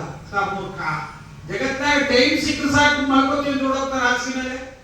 ಎಲ್ಲಿದ್ದಾರೆ ಅಂದ್ರೆ ಹಾಸಿಗೆ ಮೇಲೆ ಇದ್ದಾರೆ. ಅಂದ್ರೆ ಆರಾಮಾಗಿದ್ದಾರೆ, ಏನಾಗಿದ್ದಾರೆ ಇರೋ ಯಾವಾಗಲೂ ಅಲ್ಲೇ ಇರೋದು, ಯಾವಾಗಲೂ ಹಾಸಿಗೆ ಮೇಲೆ ಇರೋದು. ಬಿದ್ದರೆ ಸಾಕು ನಿದ್ದೆ, ಬಹಳ ಆನಂದ. ಕೃಷ್ಣ ಕೇಳ್ತಾನೆ, ಮಲಗೋ ಕೃಷ್ಣ ಅಂದ್ರೆ ಏನ್ ಲಾಭ ಅಂತ ಕೇಳ್ತಾನೆ. ತಾಯಿಯಂದು ಭುಕ್ತಂ ರಜೆ ಜೀರ್ಣತಾಂ, ಊಟ ಮಾಡಿದ್ದು ತಿಂದಿದ್ಯಲ್ಲ. ಕೃಷ್ಣಗೊಮ್ಮೆ ಹೇಳಿದಂತೆ, ಕೃಷ್ಣ ನೀನು ಒಳ್ಳೆಯವನಾಗಿರ್ಬೇಕು, ಚೆನ್ನಾಗಿರ್ಬೇಕು, ಊಟ ಮಾಡ್ಬೇಕು. ಊಟ ಮಾಡಿದ್ರೆ ಇಲ್ಲ ಬಾಮ. ಬಲರಾಮನಿಗೆ ಉದ್ದ ಕೂತಿದೆ, ಹಿಂಗಿಲ್ಲ, ನೀನು ಕೂದಲು ಬೆಳಿಬೇಕು ಅಂದ್ರೆ, ನೀನು ಕೂದಲು ಬೆಳಿಬೇಕು ಅಂದ್ರೆ ನೀನು ತಿನ್ಬೇಕು ಅಂತ. ಕೃಷ್ಣ ತಿಂದು ಬಿಟ್ಟು ಸೇರ್ ಹೇಳ್ಕೊಂಡು ಬರ್ತಿದ್ದಂತ. ಅಮ್ಮ ನೋಡಿ ಬೆಳೆದಂತೆ ಹಿಂಗೆಲ್ಲ ಮಾಡ್ತಿದ್ದ. ಯಶೋಧಾದೇವಿ ಹೇಳ್ತಾಳೆ, ಮಲಗಪ್ಪ, ಮಲಗಿದ್ರೆ ತಿಂದದ್ದೆಲ್ಲ ಅರಗತ್ತೆ ಅಂತ. ಕೃಷ್ಣ ಕೇಳ್ತಾನೆ, ಅವನಿಗೆ ನಿದ್ರೆ ಪರಿಚಯವಿಲ್ಲ. ದೇವರು ನಿದ್ರೆ ಮಾಡಿದ್ರೆ ಏನಾಗ್ಬೇಕು ಹೇಳಿ, ನಾವೆಲ್ಲ ಆಫ್. ಅದಕ್ಕೆ ಪರಮಾತ್ಮ ಹೇಳ್ತಾನೆ, ಉಚ್ಛೀದೇಯು ನಿಮೇ ಲೋಕ ನ ಕುರ್ಯಾಂ ಕರ್ಮಚೇದ. ನಿಮಗೆ ಸಂಧ್ಯಾವಂದನೆ, ಸ್ನಾನ, ದೇವರ ಪೂಜಾ, ಯಜ್ಞ, ಏಕಾದಶಿ ಉಪವಾಸ ಹೇಗಿದೆಯೋ ನನಗೊಂದು ಕರ್ಮ ಇದೆ. ನಾನು ಎಚ್ಚರವಾಗಿದ್ದೇ ನೀವೆಲ್ಲ ಮಾಡಿಸ್ಬೇಕು. ತಾಯಿ ಎಚ್ಚರವಾಗಿದ್ದು ತಾನು ಮಲಗೋ ಹಾಗಿಲ್ಲ. ಅದಕ್ಕೆ ಅವಳಿಗೆ 4 ತಿಂಗಳು ರೆಸ್ಟ್ ಆಗಪ್ಪ ಅಂದ್ರೆ ಆ ಮಗುನ ಟ್ರೀಟ್ಮೆಂಟ್ ಮಾಡ್ಲಿಕ್ಕೆ ಎಚ್ಚರವಾಗಿರ್ಬೇಕು. ಯಶೋಧಾದೇವಿ ಕೃಷ್ಣನನ್ನ ಮಲಗಿಸ್ತಾ ಇದ್ದಾಳೆ. ಮಲಗಿಸ್ತಾ ಇರುವಾಗ ಊಟ ಮಾಡಿದ್ದೆಲ್ಲ ಅರಗತ್ತೋ ಕೃಷ್ಣ, ಮಲಗು, ಭುಕ್ತಂ ರಜೆ ಜೀರ್ಣತ. ಇವ್ರು ನಿದ್ರೆ ಗೊತ್ತಿಲ್ಲ. ಅಮ್ಮ ನಿದ್ರೆ ಅಂದ್ರೆ ಏನು ಅಂತ ಕೇಳಿದ. ಇದು ಕಷ್ಟ ನೋಡಿ. ನಿದ್ರೆ ಅಂತ ಕೇಳಿದ್ರೆ ಏನು, ಅದು ಪರಿಚಯ ಮಾಡಿಸ್ಕೊಡ್ಬೇಕೇನ್ರಿ. ಸುಮ್ಮನೆ ಹಾಸಿಗೆ ದಿಂಬು ಸಿಗಬೇಕು, ಒಳ್ಳೆ ಎಸಿಯನ್ ಆಗ್ಬೇಕು, ಕತ್ಲೆ ಕೊಡೆ ಆಗ್ಬೇಕು. ಬೇಡ ನಿದ್ದೆ ಬೇಡ ಅನ್ನೋದು ಬರ್ತಿರ್ತೀವಿ. ಹಗಲು ರಾತ್ರಿ ಬೇಸಿಗೆಲ್ಲ ನಿದ್ರೆ. ಇವರಿಗೆ ನಿದ್ರೆ ಗೊತ್ತಿಲ್ಲ ಪರಮಾತ್ಮನಿಗೆ. ನಿದ್ರಾ ಕಾಂಬ. ಅಮ್ಮ ನಿದ್ರೆ ಅಂದ್ರೆ ಏನು? ಯಶೋದೆ ಅಂತಾಳೆ, ನಿಮೀಲಿತಾಕ್ಷಯುಗಲ, ಎರಡೂ ಕಣ್ಣನ್ನು ಮುಚ್ಕೋಬೇಕು. ಪ್ರಾಜ್ಞಂ ಯದಾ ಲಿಂಗತೆ, ಪ್ರಾಜ್ಞನಾಮಕ ಪರಮಾತ್ಮ ಆಲಿಂಗನ ಮಾಡಿದ್ರೆ ನಿದ್ರೆ. ಇವರು ಎಷ್ಟು ದೊಡ್ಡ ಪ್ರಮೇಯ. ವಾದರಾದ್ರು ಸರಳವಾಗಿ ಹೇಳ್ಕೊಡ್ತಾರೆ. ನಮ್ಮ ನಿದ್ರೆ ಅಂದ್ರೆ, ಯಾರು ನಿದ್ರೆಯ ಬಗ್ಗೆ ಬರೀರಿ. ಯಾರೋ ಮನೆ ಬರೆದಿದ್ರಂತೆ, ಸೆರಗು ವರ್ಸಸ್ ಜೀನ್ಸ್ ಬರೀ. ಸೆರಗು, ಹೆಂಗಸರ ಸೆರಗು ಮತ್ತು ಜೀನ್ಸ್ ಪ್ಯಾಂಟ್. ಸೆರಗು ಮತ್ತು ವರ್ಸಸ್ ಜೀನ್ಸ್ ಪ್ಯಾಂಟ್ ಬಗ್ಗೆ ಬರೆದಿದ್ರೆ ಅವನು ಸೆರಗಿನ ಬಗ್ಗೆ ಬಹಳ ಬರದ. ಸೆರಗು ಬಾಯಿ ಸುಳಿಕಾಗತ್ತೆ, ಮಕ್ಕಳಿಗೆ ಹಾಲುತ್ತಾ ಇದ್ರೆ ಇಳಿಸ್ಲಿಕ್ಕಾಗತ್ತೆ, ಮಕ್ಕಳಿಗೆ ತೊಳಸಿದ್ರೆ ಒರೆಸಲಿಕ್ಕಾಗತ್ತೆ, ಇನ್ನು ನಾನಾ ಉಪಯೋಗಗಳು ಸೆರಗಿಂದ. ಜೀನ್ಸ್ ಇಂದ ಏನು ಉಪಯೋಗ ಇದೆ? ಹಾಗೆ ನಿದ್ರೆಯಿಂದ ಉಪಯೋಗ ಉಂಡಿದ್ದೆಲ್ಲ ಆಗತ್ತೆ. ಮತ್ತೆ ಮಲಗೋದು ಅಂದ್ರೆ ಏನು? ಜಗನ್ನಾಥದಾಸ್ ಹೇಳ್ತಾರೆ, ನಮ್ಮ ಹೃದಯ ಕಮಲದಲ್ಲಿ 8 ದಳ ಕಮಲ ಇದೆ. ಆ 8 ದಳ ಕಮಲದಲ್ಲಿ ಪರಮಾತ್ಮ ಸಂಚಾರ ಮಾಡ್ತಾನೆ, ಒಂದೊಂದು ಕಡೆಗೆ ಸಂಚಾರ ಮಾಡ್ತಾನೆ. ಸುರಪನಾಲಯ ಕೈದಿದೊಡೆ ಮನವೆರಗುವುದು ಸತ್ಪುಣ್ಯ ಮಾರ್ಗದಿ. ಪೂರ್ವದ ಮನೆಗೆ ಪರಮಾತ್ಮ ಬಂದ ಅಂದ್ರೆ ಪುಣ್ಯದ ಕಾರ್ಯದಲ್ಲಿ ಮನಸ್ಸು ಬರ್ತದೆ. ಬರಲು ವನ್ಹಿಯ ಮನೆಗೆ ಪರಮಾತ್ಮ ಬಲಗಡೆ ದಿಕ್ಕಿಗೆ ಬಂದ ಅಂತ ಹಸಿವೆ ಆಗುತ್ತೆ. ಅಲ್ಲಿಂದ ವರುಣನ ಮನೆಗೆ ಬಂದ್ರೆ ವಿನೋದ ಹಾಸ್ಯ, ಮನಸ್ಸು ಪ್ರಫುಲ್ಲವಾಗಿರುತ್ತೆ. ಒಳ್ಳೆ ಹಾಸ್ಯದ ಕಥೆಗಳು, ಚಿರಂಜೀವಿ ನಮ್ಮ ಪ್ರಾಣಿ ಗಂಗಾವತಿ ಪ್ರಾಣೇಶ ಬೀಚಿ ಇಂಥವ್ರೆಲ್ಲ ಬರ್ತಿರ್ತಾರೆ. ಅವ್ರನ್ನೆಲ್ಲ ಕೇಳ್ತಾ ಇರ್ತಾರೆ ಈಗ ದೇವರ ಮನೆಗೆ ಬಂದಿದ್ದಾನೆ ಅಂತ. ಕುಬೇರನ ಮನೆಗೆ ಬಂದ್ರು, ಈಶಾನ್ಯಕ್ಕೆ ಬಂದ್ರೆ ಪರಮಾತ್ಮ ಬಂದ್ರೆ ಕನ್ಯಾದಾನ ಇವೆಲ್ಲ ಕೆಲಸ ನಡೆಯುತ್ತಂತೆ. ಕೇಸರ ಕೊದಗೆ ಪರಮಾತ್ಮ ಮಧ್ಯಕ್ಕೆ ಬರ್ತಾನಂತ, ಹೂವಿನ ಮಧ್ಯ ಭಾಗಕ್ಕೆ ಬರ್ತಾನೆ, ಕೇಸರ ಭಾಗಕ್ಕೆ ಬರ್ತಾನೆ. ಕೇಸರ ಭಾಗಕ್ಕೆ ಬಂದ್ರೆ ಸ್ವಪ್ನ ಸುಷುಪ್ತಿ. ಪರಮಾತ್ಮ ಮಧ್ಯ ಭಾಗಕ್ಕೆ ಬಂದ್ರೆ ನಮಗೇನಾಗುತ್ತೆ? ಸ್ವಪ್ನ ಬೀಳುತ್ತೆ. ಅಲ್ಲಿ ಯಾರಿರ್ತಾನೆ ಪರಮಾತ್ಮನ ಏನ್ ಮಾಡ್ತಾನೆ? ಪರಮಾತ್ಮ ಪ್ರಾಜ್ಞನಾಮಕ ಪರಮಾತ್ಮ ಜೀವರನ್ನ ಆಲಿಂಗನ ಮಾಡಿಕೊಳ್ತಾನಂತೆ. ಹೆಂಡತಿಗೆ ಬಯಸ್ಕೊಂಡಿದ್ದಿ, ಮಕ್ಕಳಿಗೇನ ಬಯಸ್ಕೊಂಡಿದ್ದಿ, ಬಾಸ್ಗೆ ಏನೋ ಬಯಸ್ಕೊಂಡಿದ್ದಿ, ಬಾನ ಆಲಿಂಗನ ಮಾಡಿಕೊಂಡು ಪರಮಾತ್ಮ ಮಗುವಿನಂ ಕರದಪ್ಪಿ ನಂಬಿಸಿ ಕಣಲಿಗೆಯ ಕಳೆವಂತೆ ಮಧುಸೂದನನು ತನ್ನವರಿತ್ತೆಡೆಗೆ, ಅಲ್ಲಿರ್ತಾನೆ ಜೀವ, ಅಲ್ಲಿ ಪರಮಾತ್ಮ ಬರ್ತಾನೆ, ಪ್ರಾಜ್ಞನಾಮಕ ಪರಮಾತ್ಮ. ಅದಕ್ಕೆ ಪಂಡಿತರೆಲ್ಲ ಮಾತಾಡುವಾಗ ಈ ಏಕಾದಶಿ ದಿವಸ ವಾಕ್ಯಾರ್ಥ ನಡೀತಾ ಇರ್ತದೆ ಗ್ರೂಪಲ್ಲಿ, ವಾಟ್ಸಾಪ್ ಗ್ರೂಪಲ್ಲಿ ಒಬ್ಬರು ಬರೀತಾರೆ ಪ್ರಾಜ್ಞಾಲಿಂಗನ ಸಮಯ ಅಂತ. ಪತ್ನ್ಯಾಲಿಂಗನ ಸಮಯ ಅಲ್ಲ, ಪ್ರಾಜ್ಞಾಲಿಂಗನ ಸಮಯ. ಪ್ರಾಜ್ಞನಾಮಕ ಪರಮಾತ್ಮನ ಆಲಿಂಗನದ ಸಮಯ ಅಂದ್ರೆ ನಿದ್ರೆ ಕೈಮು ಅಂತ, ನಿದ್ರೆ ಬಂದಿದೆ ಅಂತಲ್ಲ. ಅದಕ್ಕೆ ವಾದರಾಜರಂತಾರೆ ಕಣ್ಣೆರಡನ್ನ ಮುಚ್ಚಬೇಕು, ನಿಮೀಲಿತಾಕ್ಷಯುಗಲ. ಅದಕ್ಕೆ ಎಚ್ಚರ ಯಾವಾಗ? ವಿಶ್ವ ಪ್ರಾಜ್ಞಾ ತೈಜಸ. ತೈಜಸ ಡೀಪ್ ನಿದ್ರೆ, ವಿಶ್ವ ಎಚ್ಚರ ಕೊಡ್ತಾನೆ, ಪ್ರಾಜ್ಞಾ ಸ್ವಪ್ನ ಕೊಡ್ತಾನೆ. ಹೀಗೆ ಜಾಗೃತ್ ಸ್ವಪ್ನ ಸುಷುಪ್ತಿ ಅವಸ್ಥೆಗಳು ನಮ್ಮಲ್ಲಿ ಉಂಟು. ಆ 8 ಅವಸ್ಥೆಗಳು ಇದೆ. ಸದ್ಯ 3 ಅವಸ್ಥೆ. ಎರಡೂ ಕಣ್ಣನ್ನು ಮುಚ್ಚಬೇಕು ಕುಟುಂಬವು. ಆಮೇಲೆ ಪ್ರಾಜ್ಞನಾಮಕ ಪರಮಾತ್ಮನ ಆಲಿಂಗನ ಮಾಡಿಕೊಳ್ಬೇಕು. ಓಹೋ ಅಸ್ತೇವಂ ಸ್ಥಿತಿ, ಇಷ್ಟು ದೊಡ್ಡ ಪ್ರೋಸೆಸ್ ಅಂತ ಇದ್ರೆ ನಮಗೆ ದಪ್ಪ ಹೋಗಿ ಬಿದ್ಕೋತೀವಿ, ಬೇದ್ರೆ ಸಾಕು ನಿದ್ದೆ ಬರುತ್ತೆ. ಪರಮಾತ್ಮನಿಗೆ ಇಷ್ಟೆಲ್ಲ ಪ್ರೋಸೆಸ್ ಹೇಳ್ಕೊಟ್ಟು ಅಸ್ತೇವಂ ಸ್ಥಿತಿ ನಿದ್ರಿತಾತ್ಮನಯನ ಮುದ್ರಿತಾತ್ಮನಯನ ಹಾಗೆ ಆಗಮ್ಮ ಅಂತ ಹೇಳಿದ. ಕಣ್ಣೆರಡನ್ನು ಮುಚ್ಚಿದ. ಇವನು ಯಾರು? ಪ್ರಾಜ್ಞನ ಆಲಿಂಗನ ಮಾಡ್ಕೋಬೇಕು. ಇವನೇ ಪ್ರಾಜ್ಞ. ಸ್ವಾಂಗಂ ಸಮಾಲಿಂಗ, ತನ್ನನ್ನೇ ತಾನು ಆಲಿಂಗನ ಮಾಡಿಕೊಂಡ. ಸ್ವರಮಣ ನೋಡ್ರಿ, ಸ್ವರಮಣ ಪರಮಾತ್ಮ ಅವನ ಹೆಂಡತಿಯನ್ನು ಅಪ್ಪಿಕೊಳ್ಳುವುದು, ಹೆಂಡತಿಯಲ್ಲಿ ತನ್ನ ರೂಪ ಇಟ್ಟೇ ಅಪ್ಪಿಕೊಳ್ತಾನೆ. ಅಲ್ಲಿ ಹೆಂಡತಿ ಅವಳಾಗಲೇ ಆನಂದ ಕೊಡುವ ಯೋಗ್ಯತೆ ಲಕ್ಷ್ಮೀದೇವಿಗೂ ಇಲ್ಲ. ಅವಳಲ್ಲಿ ಒಂದೇ ಆದ ಸ್ತ್ರೀ ರೂಪವನ್ನು ಇಟ್ಟು ಪರಮಾತ್ಮ ಆಲಿಂಗನ ಮಾಡಿಕೊಳ್ತಾನೆ. ಸ್ವಾಂಗಂ ಸಮಾಲಿಂಗ, ತನ್ನನ್ನು ತಾನು ಆಲಿಂಗನ ಮಾಡಿಕೊಂಡ. ಅಮ್ಮ ಸರ್ವಂ ಜೀರ್ಣಂ, ತಿಂದಿದ್ದೆಲ್ಲ ಅನುಭವಿಸಿಕೊಳ್ಳುವಂತೆ. ಏನು ಅದ್ಭುತಪ್ಪ ಪರಮಾತ್ಮ. ಹೀಗೆ ಅನೇಕ ಲೀಲೆಗಳನ್ನು ತೋರಿಸ್ತಾನೆ. ಮಗುವಾಗಿದ್ದಾಗ ಮಕ್ಕಳೆಲ್ಲ ಅಂಬೆಗಾಲಿಟ್ಟು ಬರುವುದು ಸಹಜ. ನಮ್ಮ ಮಕ್ಕಳು ಅಂಬೆಗಾಲಿಟ್ಟು ಬರ್ತಾವೆ, ನಮ್ಮ ಮಕ್ಕಳು ಜೋರು ಸುರಿಸ್ತಾವೆ, ನಮ್ಮ ಮಕ್ಕಳು ಮಣ್ಣು ತಿಂತಾವೆ. ಈಗೆಲ್ಲ ಮಣ್ಣು ಗಿಣ್ಣು ಅಪ್ಪ ಅಮ್ಮನ ತಿನ್ನಿಸ್ತಾವೆ. ಮಕ್ಕಳು ತಿನ್ನೋದು ಮಣ್ಣಿಲ್ಲ, ಅಪ್ಪ ಅಮ್ಮನ ಬಾಯಿಗೆ ಮಣ್ಣು. ಅವಾಗಿದ್ದಾಗ ಮಣ್ಣಿನ ತಿಂದು ತಿನ್ನಿಸ್ತಿದ್ರಿ. ಇವಾಗ ಅಪ್ಪ ಅಮ್ಮನ ಬಾಯಿಗೆ ಆಸ್ತಿ ಬರ್ಸ್ಕೊಂಡು ಕಾಡಲ್ಲಿ ಬಿಟ್ಟು ಹೋಗ್ಬಿಡ್ತಾರೆ. ಬರ್ತೀವಿ ಇರು ಅಂತ ಹೇಳಿ ಬಿಟ್ಟು ಹೋಗ್ಬಿಡ್ತಾರೆ. ಪರಮಾತ್ಮ ಏನ್ ಮಾಡ್ತಾ ಇದ್ದಾನೆ? ಅಂಬೆಗಾಲಿಡ್ತಾ ಆಯ್ತಾನಂತ. ಅಂಬೆಗಾಲಿಡುವುದು ಏನ್ ತೋರಿಸುತ್ತೆ? 2 ಕಾಲನ್ನ ಎಳ್ಕೊಂಡು 2 ಕೈಯನ್ನ ಇಟ್ಟು ಎಳಿತಾನೆ. ಇದನ್ನ ರಾಘವೇಂದ್ರ ವಿಷಯದಲ್ಲಿ ಕೂಡ ಚೆನ್ನಾಗಿ ಹೇಳ್ತಾರೆ. ರಾಯರು ತಾವು 2 ಕಾಲನ್ನ ಇಟ್ಟು 2 ಕಾಲನ್ನ ಇಟ್ಕೊಂಡು ಬರೋದು, ನಾನು ಕಾಮಧೇನು ಬೇಡಿದವರಿಗೆ ಬೇಡಿದ್ದೀರಲ್ಲ ಕೊಡ್ಲಿಕ್ಕೆ ಹೀಗೆ ಬರ್ತಾ ಇದ್ದೀನಿ ಅಂತ. ಇದು ವಾದರಾಜರದೇ ಮಾತದು. ಇಲ್ಲಿ ವಾದರಾಜರನ್ನ ಹೇಳ್ತಾರೆ ಕರ್ಷನ್ನಂಘ್ರಿ ಯುಗಂ. ಆ ಕಾಲನ್ನು ಎಳ್ಕೊಂಡು ಬರ್ತಾನೆ. ಎಲ್ಲಿಂದ ಅಂದ್ರೆ ಋಷಿ ಮುನಿಗಳೆಲ್ಲ ತಮ್ಮ ಪುಣ್ಯದಿಂದ, ತಮ್ಮ ಧ್ಯಾನದಿಂದ ಪರಮಾತ್ಮನ ಪಾದವನ್ನು ಗಂಟಾಕಿ ಬಿಟ್ಟಿದ್ದಾರೆ. ಆ ಗಂಟಾಕಿದ ಕಾಲನ್ನು ಎಳ್ಕೊಂಡು ಬರ್ತಾನಂತೆ. ಕರ್ಷನ್ನಂಘ್ರಿ ಯುಗಂ ಮುನೀಂದ್ರ ಮನಸ ಸಾಕಂ ರಜಸ್ತ್ರೀ ದೃಶ. ಹೆಂಗಸಗಳೇ ಇವನ್ನೇ ನೋಡ್ತಾರೆ. ಏನ್ ರೂಪ. ನಾವು ಕಪ್ಪಿದ್ರೆ ಚೆನ್ನಾಗಿಲ್ಲ ಅಂತೀವಿ. ನಮ್ಮ ಕೃಷ್ಣ ಕಪ್ಪು, ಸಾಲಿಗ್ರಾಮ ಕಪ್ಪು, ದೇವರು ಶ್ರೀನಿವಾಸ ಕಪ್ಪು. ಆಚಾರ್ಯ ಅಲ್ಲಿಗಿದ್ರೆ ಚಂದ, ನಮ್ಮ ಹತ್ರ ಬರಬಾರ್ದು. ಸಾಕಂ ರಜಸ್ತ್ರೀ ದೃಶ. ಆ ರಜದ ಗೋಕುಲದ ಜನರ ದೃಷ್ಟಿ ಇದೆ, ಅದನ್ನು ಹೇಳ್ಕೊಂಡು ಜಂಬಾಲೇನ ಚ ನೀಲ ನೀಲ ಸುತನು ಲೋಲಾಲಕ ಶ್ರೀಮುಖ. ಕೈಗಲ್ಲಾಡಿಸಿಕೊಂಡು ಆ ಕೂದಲೊಮ್ಮೆ ಈ ಕಡೆಗೆ ಈ ಕಡೆ ಹಾಕೊಂಡು ಜೊಲುಬಾಯಿ ಬಿಟ್ಕೊಂಡು 4 ಕೈಗಳನ್ನು ಊರಿ ಪರಮಾತ್ಮ ಮುಂದೆ ಬರ್ತಾ ಇದ್ದಾನೆ. ಅಂಬಾಂಬೆ ಹಿತಿ ಯಾಮುದೀರಿ ಅಮ್ಮ ಅಮ್ಮ ಅಂತಾರಂತೆ. ಅವರಂತಾರೆ ಇವನ ಹಿಂದೆ ಜಗತ್ತು ಬಿದ್ದರೆ ಇವನ ಅಮ್ಮನ ಹಿಂದೆ ಬಿದ್ದಿದ್ದಾನೆ. ಅದಕ್ಕಂತಾರೆ ಕಿಂವಾ ತಪ್ಪೆತ ಸಾತಪೋಸ್ಯ ಜನನಿ. ಏನು ಪುಣ್ಯ ಮಾಡಿದ್ದಾಳೆ ಯಶೋಧಾದೇವಿ? ಪರಮಾತ್ಮ ಅವನ ಹಿಂದೆ ಬಿದ್ದಿದ್ದಾಳೆ. ಏನು ಪುಣ್ಯ ಮಾಡಿದ್ದಾಳೆ ಅಂತ ಹೀಗೆ ಯಶೋಧಾದೇವಿ ತಾನು ಪರಮಾತ್ಮನ ಸರ್ವಶ್ರೇಷ್ಠವಾಗಿರ್ತಕ್ಕಂತಹ ಪರಮಾತ್ಮತವಾದ ತಾಯಿ ಹಿಂದೆ ಬೀಳುತ್ತಾನೆ. ಹೀಗೆ ಪರಮಾತ್ಮ ಬೆಳೀತಾ ಇದ್ದಾನೆ. ಒಬ್ಬೊಬ್ಬರ ಮನೆಗೂ ಬೆಣ್ಣೆ ಕಳ್ಳತನ ಮಾಡಿ ಹೋಗ್ತಾನೆ. ಒಬ್ಬಳ ಮನೆಗೆ ಹೋಗಿದ್ದಾನೆ. ಒಬ್ಬಳ ಮನೆಗೆ ಹೋಗಿ ಬೆಣ್ಣೆಯ ಗಡಿಗೆಯನ್ನು ಕೈಯಲ್ಲಿ ಹಿಡಿದಿದ್ದಾನೆ. ಆ ಗಡಿಗೆಯನ್ನು ಕೇಳಿದ್ರು, ಬೆಣ್ಣೆಯನ್ನು ಕಿವಿಚಿ ನೋಡ್ತಾ ಇದ್ದಾನೆ. ಕೃಷ್ಣ, ಬೆಣ್ಣೆ ನೀನು ಕಿವಿಚಿ ನೋಡ್ತಾ ಇದ್ದಿ ಅಂತ. ಅವಳಂದು ಕೃಷ್ಣ ಅಂದ, ಬೆಣ್ಣೆ ಗಟ್ಟಿಗಿದೆಯೋ ಮೆತ್ತಿಗಿದೆಯೋ ಅಂತ ನೋಡ್ತಾ ಇದ್ದೀನಿ. ಕೃಷ್ಣ, ಬೆಣ್ಣೆ ಯಾವಾಗಲೂ ಮೆತ್ತಿಗೆ ಇರುತ್ತಪ್ಪ, ಮೃದುವಾಗಿರುತ್ತೆ, ಕಠಿಣವಾಗಿರಲ್ಲ. ಇಲ್ಲ, ನಿನ್ನಂತ ಕಠಿಣ ಹೃದಯಗಳ ಮನೆಯಲ್ಲಿ ಬೆಣ್ಣೆ ಕಠಿಣವಾಗಿದೆಯೋ ಅಂತ ನೋಡ್ತಾ ಇದ್ದೀನಿ. ಮೂರ್ಖ, ಅವರು ಕಠಿಣರಾಗಿರ್ಬೋದು, ಬೆಣ್ಣೆ ಕಠಿಣವಾಗಿರೋದು ನಿಂಗೆ ಗೊತ್ತಿಲ್ಲ. ಇತ್ತೀಚೆಗೆ ಒಂದು ತಂಗಳು ಪೆಟ್ಟಿಗೆ ಅಂತ ಬಂದಿದೆ. ಆ ತಂಗಳು ಪೆಟ್ಟಿಗೆ ಮೇಲ್ಗಡೆ ಬೆಣ್ಣೆ ಇಟ್ಬಿಟ್ರೆ ಒಂದೇಳು ತೆಗೆದು ಬೆಣ್ಣೆಯಿಂದ ಗಂಡನ ತಲೆ ನೋಡಿಬಹುದು, ಗೊತ್ತಾಯ್ತಾ? ಆದ್ರಿಂದ ಆ ಬೆಣ್ಣೆ ಕೂಡ ಪ್ರಾಣ ತೆಗೆದು ಬರುತ್ತೆ, ನಿಂಗೆ ಗೊತ್ತಿಲ್ಲ ಅದು ಅಂತ. ಮತ್ತೇನ್ ಮಾಡ್ಬೇಕು ಅಂತ, ಆ ಬೆಣ್ಣೆಯನ್ನ ಮೃದುವಾಗಿದೆಯಲ್ಲ, ನಾನು ಮೃದು, ನೀನು ಕಠಿಣ, ಅದಕ್ಕೆ ನನ್ನಲ್ಲೇ ನಾ ಇಟ್ಕೋತೀನಿ, ನೀನು ಕಠಿಣಳು, ನಿನ್ನಲ್ಲಿ ಬೆಣ್ಣೆ ಇರೋದು ಬೇಡ ಅಂತ ಪರಮಾತ್ಮ. ಅದಕ್ಕೆ ಒಳಗೊಂದು ಕೃಷ್ಣ, ಎಂಥ ಮಾತಾಡ್ತೀನಿ, ನೀನು ಮೃದುವ, ಮಹಾ ಕಠಿಣ ನೀನು. ಸಣ್ಣ ಮಗುವಾಗಿದ್ದಾಗ ನಿನ್ನ ಪಾದ ತಗಲಿದ್ದಕ್ಕೆ ಬಂಡಿ ಒಡೆದು ಚೂರು ಚೂರಾಗಿ ಹೋಯ್ತು, ನೀನು ಕಠಿಣ, ನಾವಲ್ಲ ಅಂತ ಅಂದದಕ್ಕೆ ಕೃಷ್ಣ ಅಂತ, ಮೂರ್ಖರೇ ನಿಮ್ಗೆ ಗೊತ್ತಿಲ್ಲ, ನಾನು ಪುಟ್ಟ ಮಗುವಾಗಿದ್ದಲ್ಲ, ಪುಟ್ಟ ಮಗುವಾಗಿದ್ದಾಗ ನನ್ನನ್ನ ಬಾಲ್ಯೇ ಮಾಮದಿರೋಪ್ಯ, ನಾನು ಪುಟ್ಟ ಮಗುವಾಗಿದ್ದಾಗ ನನ್ನನ್ನು ನಮ್ಮ ಮನೆಗೆ ಬರ್ತಿದ್ದು ನೀವಲ್ಲ, ಬಂದು ನನ್ನನ್ನು ಎತ್ತುಕೊಂಡು ಎದೆ ಮೇಲೆ ನಿಲ್ಲಿಸ್ಕೊಂಡು ಕುಡಿಸ್ಕೊತಿದ್ದ, ತಗ ಕುಣಿತಿದ್ದೆ. ನಿಮ್ಮ ಹೃದಯದಲ್ಲಿದ್ದ ಕಾಠಿಣ್ಯ ನನ್ನ ಎದೆಗೆ ಟ್ರಾನ್ಸ್ಫರ್ ಆಗಿದೆ. ಹಾಗೆ ಟ್ರಾನ್ಸ್ಫರ್ ಆಗಿ ನಾನು ಒದ್ದದಕ್ಕೆ ಶಕಟಾಸುರ ಸತ್ತ.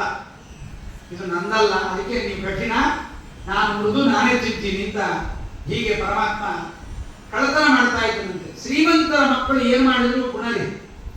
ತಥಾಹಿ ಲಕ್ಷ್ಮೀ ನಯನಾಂತ ಭಾಜಾಂ ಅಸಖ್ಯ ದೋಷೋಪಿ ಭವೇತ್ ಗುಣಾಯ ಅಂತರವಾದ ಲಕ್ಷ್ಮೀ ಕಟಾಕ್ಷಕ್ಕೆ ಪಾತ್ರರಾಗಿದ್ದವರು ಏನ್ ಮಾಡಿದ್ರು ಗುಣ, ಲಕ್ಷ್ಮೀ ಕಟಾಕ್ಷಕ್ಕೆ ಪಾತ್ರರಾಗಿದ್ದವರು ಏನ್ ಮಾಡಿದ್ರು ದೋಷ.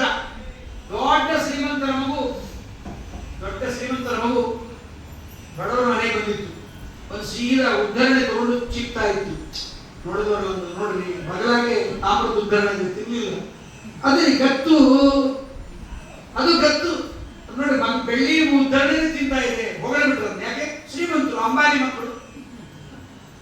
ಅದೇ ಶ್ರೀಮಂತರ ಮನೆಗೆ ಬಡವರ ಮನೆ ಮಗು ಹೋಗಿ ಅದು ಅದೇ ಕೆಲಸ ಮಾಡಿಸ್ತು. ನೋಡ್ರಿ, ಕಳತನದ ಬುದ್ಧಿ. ಇಲ್ಲಿ ಬಂದ್ರು ಕಳತನ, ಬಡವರ ಮಕ್ಕಳು ಮಾಡಿದ್ರು ಒಂದು, ಶ್ರೀಮಂತರ ಮಕ್ಕಳು ಮಾಡಿದ್ರು. ಅದಕ್ಕೆ ಅಂತಾರೆ ಲಕ್ಷ್ಮೀ ಕಟಾಕ್ಷಕ್ಕೆ ಪಾತ್ರನಾದ ಶ್ರೀಹರಿ ಮಗುವಾಗಿ ಬಂದಿದ್ದಾನೆ, ಅವನು ಕಳತನ ಮಾಡಿದ್ರು ಗುಣವೇ ಆಗತ್ತೆ, ಹೊರತು ದೋಷ ಆಗೋದಿಲ್ಲ ಅಂತ. ಹಾಗೆ ಪರಮಾತ್ಮ ಅವನಿಗೆ ಕಳತನ ಮಾಡುವುದು ಒಂದು ಗುಣವಂತೆ. ನಾರಾಯಣೋ ನಾಮ ನರೋ ನರಾಣಾಂ ಪ್ರಸಿದ್ಧ ಚೋರ ಕಥಿತ ಪೃಥಿವ್ಯಾಂ. ಪರಮಾತ್ಮ ನಾಮಸ್ಮರಣೆ ಮಾಡಿದವರಿಗೆ ಜಾರ ಚೋರ ನವನೀತನೆಂದರೆ ಅವರ ಪಾಪಗಳನ್ನೆಲ್ಲ ಕಟ್ಟಿಬಿಡ್ತಾನೆ. ಅವ್ರಿಗೆ ಅವಾಗಿಂದ ಕಳತನ ಮಾಡೋ ಸ್ವಭಾವ, ಇವತ್ತು ಕಳತನ ಮಾಡ್ತಾ ಇದ್ದಾನೆ ಅಂತ ಭಾಗವತ. ತಥಾಹಿ ಕಸ್ತೆ ಕ್ಷತಿ ಸಿದ್ಧ ವಿದ್ಯಾ, ತಮಗೆ ಸಿದ್ಧವಾದ ವಿದ್ಯೆಯನ್ನು ಯಾರು ಬಿಡ್ತಾರೆ. ಹೀಗೆ ಪರಮಾತ್ಮ ಅಲ್ಲೆಲ್ಲ ಎಲ್ಲರಿಗೂ ಆನಂದವನ್ನು ಕೊಡ್ತಾ ಅನೇಕ ಕೆಲಸಗಳನ್ನು ಮಾಡ್ತಾ ಇದ್ದಾನೆ. ಪರಮಾತ್ಮ ಹೀಗೆ ಒಬ್ಬರ ಮನೆಗೆ ಹೋಗಿದ್ದಾನೆ. ಒಬ್ಬಳ ಮನೆಗೆ ಹೋಗಿ ಕೃಷ್ಣ ಬರೋದಕ್ಕೆ ಕಾಯ್ತಾ ಇದ್ದು, ಬಚ್ಚಿಟ್ಕೊಂಡಿದ್ದು ಗೋಡೆ ಹಿಂದ್ಗಡೆ, ಕೃಷ್ಣ ಬಾಗಿಲ ಹಿಂದ್ಗಡೆ ಬಂದು ಕೂಡ ಪಟ್ಟಂತ ಹಿಡಿದು ಕೃಷ್ಣನ ಹಿಡಿದು, ದಿನ ಕಳತನ ಮಾಡ್ತೀಯ, ಕತ್ತಲಿಟ್ರೆ ಬೆಳಕು ಮಾಡ್ತೀಯ, ಮೇಲಿಟ್ರೆ ಬೆಳಿತೀಯ, ಗಲಾಟೆ ಮಾಡಬಾರ್ದು, ಹಿಂದ್ಗಡೆ ಬಂದ್ರೆ ಹಿಂದ್ಗಡೆ ಕಂಡಿದೆ ನಿಂಗೆ, ಅಯೋಗ್ಯ ನೀನು ಕಟ್ಟ ಹಾಕ್ಬಿಡ್ತೀನಿ ಅಂತ ಹಿಡಿದು ಹಗ್ಗ ಹಾಕಿ ನಿಂತ್ಕೊಂಡು ಕೃಷ್ಣ ಕೇಳಿದ, ಏನು ಮಾಡ್ತಾ ಇದ್ದೀನಿ? ನೀನು ನನ್ನ ಕಟ್ಟ ಹಾಕ್ತೀನಿ. ಕೃಷ್ಣ, ಹೌದು. ತದ ಕಿಂ ಪ್ರಿಯ, ನನ್ನನ್ನು ಬಂಧನ ಮಾಡೋದ್ರಿಂದ ಏನು ಲಾಭ ನಿನಗೆ? ದುಗ್ಧಾನ ಪರಿರಕ್ಷಣಂ, ಹಾಲು ಮೊಸರು ಉಳಿಯುತ್ತೆ ಮಾರಾಯ. ಬಿಸಿ ಹಾಲಿದ್ರೆ ಬಿಸಿ ಹಾಲೇ ಕುಡಿತೀಯ, ಗಡಿಗೆ ಗಟ್ಟಲೆ ಬೆಣ್ಣೆ ಇದ್ರೆ ಗಡಿಗೆ ಗಟ್ಟಲೆ ಬೆಣ್ಣೆ ಕುಡಿತೀಯ, ಮೊಸರು ಕುಡಿತೀಯ, ಹಾಲು ಕುಡಿತೀಯ, ತುಪ್ಪ ತಿಂತೀಯ. ನಮ್ಮ ಮನೆ ಮಕ್ಕಳಿಲ್ಲ, ಎಲ್ಲ ನಿನ್ನ ಧರ್ಮ ನಿನಗಂತಾರ ಎಲ್ಲ. ಕಪಟ ಸನ್ನದ್ಧೆ ನಿಬದ್ಧೆ ತೊಯ್, ನಿನ್ನನ್ನು ಬಂಧನ ಮಾಡಿಬಿಟ್ರೆ ಹಾಲು ಮೊಸರು ಉಳಿದು ಬಿಡುತ್ತೆ. ದಡ್ಡಿ ನೀನು ಅಂದ ಕೃಷ್ಣ, ದಡ್ಡಿ ನೀನು, ನನ್ನನ್ನ ಬಂಧನ ಮಾಡ್ತೀಯ, ಆದರೆ ನನ್ನ ಮೇಲಿನ ಅಭಿಮಾನದಿಂದ ಹಾಲು ಮೊಸರು ನನ್ನ ಬಳಿಗೆ ಬಂದ್ಬಿಡುತ್ತೆ ಅಂತ ಹೇಳಿಬಿಟ್ಟು ಇದ್ಯಾವ ಎಲ್ಲಿ ಕೇಳ್ತು ಬಂದಿವ ಇದನ್ನ. ಮುಗ್ಧೇ ತುಂ ವಿರಸ ಸಮುಚ್ಯಸಿ ಪರಂ ಸ್ನಿಗ್ಧಂ ನ ತನ್ಮಾಂ, ಅದು ಯಾವತ್ತೂ ನತ್ಯಜೇತ್, ಅದು ಯಾವತ್ತೂ ನಮ್ಮ ಬಿಡಲ್ಲ. ವಾದರಾಜನ ಕೇಳಿದಂತಿದ್ದಾನೆ, ಕೃಷ್ಣನ ಮಹಿಮೆ ಬರ್ತದೆ ಇದೆ. ನಾರಾಯಣಾಚಾರ್ಯ ಅಂತ ವಾದರಾಜರ ರುಕ್ಮಿಣೀಶ್ವರಿ ವ್ಯಾಖ್ಯಾನವನ್ನು ಬರೀತಾರೆ. ಅವರನ್ನು ಕೇಳ್ತಾರೆ, ನಾರಾಯಣಾಚಾರ್ಯ ಕೇಳಿದ್ರಂತ, ಆಚಾರ್ಯ ವಾದರಾಜರ ಇದೇನು ಈ ಶ್ಲೋಕಕ್ಕೆ ಕೃಷ್ಣನ ಇದ್ದಲ್ಲಿ ಬೆಳಿಗ್ಗೆ ಎಲ್ಲ ಬರ್ತಾವೆ ಅಂದ್ರೆ, ಮುಂದೆ ಜಗನ್ನಾಥದಾಸರು ಹರಿಕಥಾಮೃತ ಹೇಳ್ತಾರೆ, ವಾದಿರಾಜರ ಕೋಶಕ್ಕೆ ಒಪ್ಪುವ ಹರಿಕಥಾಮೃತ, ವಾದಿರಾಜರ ಗ್ರಂಥಗಳಿಗೆ ಒಪ್ಪುವ ಹರಿಕಥಾಮೃತವನ್ನ ಜಗನ್ನಾಥದಾಸರು ಬರೀತಾರೆ. ನಿಮಗೆ ದೇವರ ಮುಂದೆ ಇಡಲಿಕ್ಕೆ ಇವತ್ತು ಹಾಲು ಬಂದಿರಲಿಲ್ಲ, ಮೊಸರು ಬಂದಿರಲಿಲ್ಲ, ತುಪ್ಪ ಬಂದಿರಲಿಲ್ಲ, ಬಂದಿತ್ತು. ಆದರೆ ಆ ಭಗವದ್ ರೂಪಗಳ ಚಿಂತನೆ ಬರದೆ ಬರೀ ಹಾಲನ್ನಿಟ್ಟು, ಬರೀ ಮೊಸರನ್ನಿಟ್ಟು, ಅನ್ನ ಇಟ್ಟು, ಅದಕ್ಕೆ ನೈವೇದ್ಯ. ನಮ್ಮಲ್ಲಿ ದಸರಾಜ ಮಠದಲ್ಲಿ ಒಬ್ಬರಿದ್ರು ಮಹಾಮಹಿಮರು, 1 ಗಂಟೆ ಹೊತ್ತಾಗೋದಂತವ್ರು ಕಲಶ ಪೂಜೆ ಮಾಡ್ಬೇಕು. ನಾವು ಹಿಂಗಿಟ್ಟು ತೆಗೆದ್ರೆ ಆಗೋಯ್ತು. ಕಲಶಸ್ಯ ಮುಖೇ ವಿಷ್ಣು ಅಭಿಷೇಕನೇ ಇಮಿಡಿಯೇಟ್ ಆಗಿ. ಅದು ಏನೇನು ದೇವತೆಗಳ ಮಾಡ್ಬೇಕಂತ ಗೊತ್ತಿಲ್ಲ. ಅವ್ನು ಎದುರು ಕೂತಿರ್ತಾನೆ, ಮಂಡಿರೋ ಬಂತದ್ದು, ಸ್ವಾಮಿ ಎಷ್ಟೊತ್ತು ಕಲಶ ಪೂಜೆ ಮಾಡ್ತೀವಿ, ಪೀಠಾವರಣ ಇಲ್ಲ, ಮಾತುಕನ್ಯಾಸ ಇಲ್ಲ, ಕಲಶ ಪೂಜೆ ಇಟ್ಟೊತ್ತಾದ್ರೆ. ನಾಳೆ ಕಲಶ ಪೂಜೆ ಆದ್ಮೇಲೆ ಬಾ ಅಂತಂದು ಬಂದ, ಎತ್ತು ಒಂದು ಕಲಶ ಎತ್ತು ಇಷ್ಟು ಇಟ್ಟಿರ್ತಾರೆ. ಒಂದು ಕಲಶಗಳು, ನಡೆದ ಕಲಶಗಳು ಎತ್ತಿಗಾಗಿಲ್ಲ ಅಂತ ಹೇಳಿ, ಸ್ವಾಮಿ ಯಾಕೆ ಹೀಗೆ? ಸಕಲ ನದ್ಯಾಭಿಮಾನಿ ದೇವತೆಗಳು, ಸಮುದ್ರಾಭಿಮಾನಿ ದೇವತೆಗಳು, ಎಲ್ಲ ಅಜಾದಿ ಏಕಪಂಚಾಶತ್ವರ ದೇವತೆಗಳು ಏನೇನು ಆವಾಹನ ಮಾಡಿದ್ರೆ ಅವರು ತುಂಬಿದರೆ ಕಲಶ ಎತ್ತಿಕ್ಕಾಗಬಾರದು. ಅದು ಆ ರೀತಿಯಾಗಿ ಮಾಡಬೇಕು. ಅದಕ್ಕೆ ಜಗನ್ನಾಥದಾಸರು ಹೇಳ್ತಾರೆ, ಹಾಲು ಇಟ್ಟರೆ ಪ್ರಯೋಜನ ಇಲ್ಲ. ಕ್ಷೀರಗತ ಭಗವದ್ ರೂಪಗಳು 354. ದೇವರಿಗೆ ಹಾಲನ್ನು ನೈವೇದ್ಯ ಇಟ್ಟರೆ 354 ರೂಪ ಇದೆ. ದೇವರಿಗೆ ದೀಪ ಹಚ್ಚಿದ್ರೆ 13 ರೂಪ ಇದೆ. ದೇವರಿಗೆ ಗಂಧ ಸಮರ್ಪಣೆ ಮಾಡಿದ್ರೆ ಎಷ್ಟು ರೂಪ ಇದೆ. ಒಂದು ತುಳಸಿ ಸಮರ್ಪಣೆ ಮಾಡಿದ್ರೆ ಎಷ್ಟು ಭಗವತ್ ರೂಪ ಇದೆ. ಅದಕ್ಕೆ ಅಖಂಡವಾದೊಂದೊಂದು ಅಗಳಿನೊಳಗೆ ಖಂಡನೆಂದೆನಿಸಿ ಜಗದಿ ಜೀವರ ಪರಮಾತ್ಮ ಒಂದೊಂದು ಅಗಳದಲ್ಲಿ ಒಂದೊಂದು ರೂಪ, ಖಂಡ ರೂಪ, ಅಖಂಡವಾದ ತಪ್ಪಲೆಯೊಳಗಿರುವ ರೂಪ. ಅಷ್ಟು ನೈವೇದ್ಯ ಮಾಡಬೇಕು. ಅಷ್ಟು ಭಗವದ್ ರೂಪಗಳ ಚಿಂತನೆ ಮಾಡಿ ಮತ್ತೆ ನೈವೇದ್ಯ ಮಾಡೋದು ಸುಮ್ಮನೆ ಆಗಷ್ಟು ನೀರು ಉಕ್ಕಿ ಬಿಟ್ರೆ, ನೀನು ಕೇಳಿದಲ್ಲ ಆಚಾರ ನೈವೇದ್ಯ ಮಾಡಿದಾಗ ಆಗಿರುತ್ತೆ. ಅದಕ್ಕೆ ನೈವೇದ್ಯ ಅಂದ್ರೆ ನೀರು ಉಕ್ಕೋದಾಗಬಾರ್ದು, ತದ್ಗತ ಭಗವದ್ ರೂಪಗಳ ಚಿಂತನೆ. ಜಗನ್ನಾಥದಾಸರು ಅಂತಾರೆ, ನನ್ನ ಒಂದು ರೂಪ ನೀ ಬಂಧನ ಮಾಡಿದ್ದೀಯಾ, ಕ್ಷೀರಗತ ಭಗವದ್ ರೂಪಗಳು 354 ರೂಪ ಇದೆ ಅಲ್ಲಿ. ಹೀಗೆ ಭಗವಂತ ಬಹುಲೀಲೆಗಳನ್ನ ಅಲ್ಲಿಗೆ ತಾನು ಮಾಡ್ತಾ ಇದ್ದಾನೆ. ಎಲ್ಲರೂ ಬಂದು ಚಾಡಿ ಹೇಳ್ತಾ ಇದ್ದಾರೆ, ನಿನ್ನ ಮಗ ಬರ್ತಾನೆ, ಏನಾದ್ರು ಕೊಟ್ಟು ತಿಂದ್ಕೊಂಡು ಹೋಗ್ಬೇಕು. ದೇವರ ಪೂಜೆ ಇಟ್ಟಿರ್ತೀವಿ, ಅಷ್ಟು ತಿಂದು ಹೋಗ್ಬಿಡ್ತಾನೆ. ಇದಂ ಹಿ ದೇವಸ್ಯ ಸಮರ್ಪಣಾರ್ಹಂ ಇತೀರಿತೇತರ್ಹ್ಯಹಮೇವ ದೇವಗ. ಅಲ್ಲೇ ನಿನ್ನ ಮಗನಿಗೆ ಹೀಗೆ ನೈವೇದ್ಯ ಇಟ್ಟಿದ್ದೀವೋ, ದೇವರ ನೈವೇದ್ಯ ನಾನೇ ದೇವರು ಅಂತಾನೆ. ಆಂಬರ್ನಾಸ್ಮಿ ಅಂತಾನಲ್ಲ ಇವನು. ಅದ್ವೈತಿನ ನಿಮ್ಮ ಮಗ? ಎಲ್ಲರ ಮಾತೃ ಉಪನ್ಯಾಸ ಕರ್ಕೊಂಡು ಹೋಗು, ಚಿನ್ಮಯಾನಂದ, ದೇಹಾನಂದ, ಆತ್ಮಾನಂದ ಅಂತ ಉಪನ್ಯಾಸ ಕರ್ಕೊಂಡು ಹೋಗೋಣ, ಎಲ್ಲ ಆಚಾರ ಉಪನ್ಯಾಸ ಕರ್ಕೊಂಡು ಹೋಗು, ನಾನೇ ದೇವರು ಅಂತ ನಿಜವೇ ಅವನು ಹೇಳಿದ್ದು. ಇನ್ನೊಬ್ಬಳಂತೆ ಕೃಷ್ಣ ಹೀಗೆಲ್ಲ ಕಲ್ಪನಾ ಮಾಡಿದ್ರೆ ವಸುದೇವ ದೇವಕಿಯರ ಮಗ ಅಲ್ಲ, ನಂದಗೋಪೇಶ್ವರ ಮಗ ಅಲ್ಲ ಅಂದ್ರೆ ಹೌದು ನಾನು ಅಲ್ಲ ಅಂತ ಅನ್ನೋದ ನಿನ್ನ ಮಗ. ಇನ್ನೊಬ್ಬಳಂದು ಏನಾರ ಆಗ್ಲಿ ಬಿಡಲಿ, ನಮ್ಮ ಮನೆಗೆ ಬರ್ತಾನೆ, ಒಂದೊಂದು ಬೆಳಿಗ್ಗೆ ಬರ್ತಿ ಹಾಲು ಕುಡಿತಾನೆ, ಕಿಮಸ್ಸೆ ಭೂತಾನೆ ವಸಂತಿ ಕುಕ್ಷು. ಇವನು ಹೊಟ್ಟೆಗೆ ಪಿಶಾಚಿಗಳಿದ್ದಾವೆ, ಇನ್ನು ಸೃಷ್ಟಿದ್ದಾರೆ, ಇವರು ಪಿಶಾಚಿ ಹೋಗೋರು ತಿಂತಾರೆ. ಇರ್ಲಿ ಆ ಹಾಲು ಕುಡಿಬೋದು ಏನಾರ ಮಾಡಿ. ಬಿಸಿ ಬಿಸಿ ಹಾಲನ್ನು ಕುಡಿತಾನಲ್ಲ, ಇವ್ರು ಬಾಯಿಗೆ ಅಗ್ನಿ ಇದ್ದಾನ. ಇನ್ನೊಬ್ಬಳದು ಇವ್ರು ಬಂದಾಗ ಏನೋ ಕಾಣಿಸಬಾರ್ದು ಅಂತ ಕತ್ತಲೆಯಲ್ಲಿ ಮೇಲೆ ಇಟ್ಟಿದ್ರು, ಬಂದು ಕೂಡ ಜಮ್ ಅಂತ ಫ್ಲಾಶ್ ಲೈಟ್ ಬಿಟ್ಟೆ ಕೆಳಗಬಾರ್ದು, ರೇಟ್ ಬರ್ತಾರೆ. ಇವ್ನ ಕಣ್ಣಾಗಿ ಸುರಿಸೋದ್ರಿದ್ದಾರೆ. ಇನ್ನೊಬ್ಬಳಂದು ಕಣ್ಣಾಗಿರ್ಲಿ ಬಿಡ್ಲಿ, ಇವನಿಗೆ ಹಿಂದ್ಗಡೆ ಹೋಗಿ ಹಿಡ್ಕೋಬೇಕು ಅಂದ್ರೆ ಇವನಿಗೆ ಬೆನ್ನಲ್ಲೇ ಕಣ್ಣ ಇದೆ. ವಿಶ್ವದ ಚಕ್ಷುರದು ವಿಶ್ವದ ಮುಖ, ಇವನು ಅದಿಗೆ ಕಾಣಿಸ್ತಾನಲ್ಲ. ಇನ್ನೊಬ್ಬಳಂದು ಬಹಳ ಬಹಳ ವಿಚಿತ್ರ ಮಾಡ್ತಾನೆ. ನಿನ್ನ ಮಗ ಬಂದು ಮನೆಗೆ ಮಾಡಬಾರ್ದೆಲ್ಲ ಮಾಡ್ತಾನೆ, ಅನಾಹುತ ಮಾಡ್ತಾನೆ. ಮೊನ್ನೆ ಬಂದ ನಮ್ಮ ಮನೆಗೆ, ಏನೇ ಚಲೋ ಇದ್ದೀಯಾ ಅಂತ ಕೇಳಿದ. ಚೆನ್ನಾಗಿದ್ದೀನಿ, ಏನೋ ಮಾಡ್ತಾನೆ ಅಂತಲೇ ಗೊತ್ತು. ಬಂದ ಮನೆಗೆ ಬಂದ, ಎಲ್ಲಿ ನಿನ್ ಕೂಸು ಅಂತ. ತೊಟ್ಲಾಗಿ ಮಲಗಿದೆ ಅಂತ. ಸರಿ ಅಂತ ಸೀದ ಹೋಗಿ ಆ ತೊಟ್ಟಲಿದ್ದ ಮಗುನ ಕೊಟ್ಟಿಗೆಯಲ್ಲಿ ಕಟ್ಟಿಬಿಟ್ಟ. ಮಗುನ ಅಲ್ಲಿ ಮಲಗಿಸ್ಬಿಟ್ಟ. ಕೊಟ್ಟಿಗೆಯಲ್ಲಿದ್ದ ಕರು ಅಂತಂದು ತೊಟ್ಲಲ್ಲಿ ಮಲಗಿಸ್ಬಿಟ್ಟ. ಎತ್ತುಕೋ ಅಂತ ಅವಳು ಗೊತ್ತಿಲ್ಲ, ತೊಟ್ಲಲ್ಲೇ ಇದೆ ಮಗು ಅಂತ ಎತ್ಕೊಂಡು ಮಲಗಿಸ್ಕೊಂಡು ಸೆರಗೆ ಹಾಕೊಂಡು ಹಾಲು ಕುಡಿಸ್ತಾ ಇದ್ದಾಳೆ.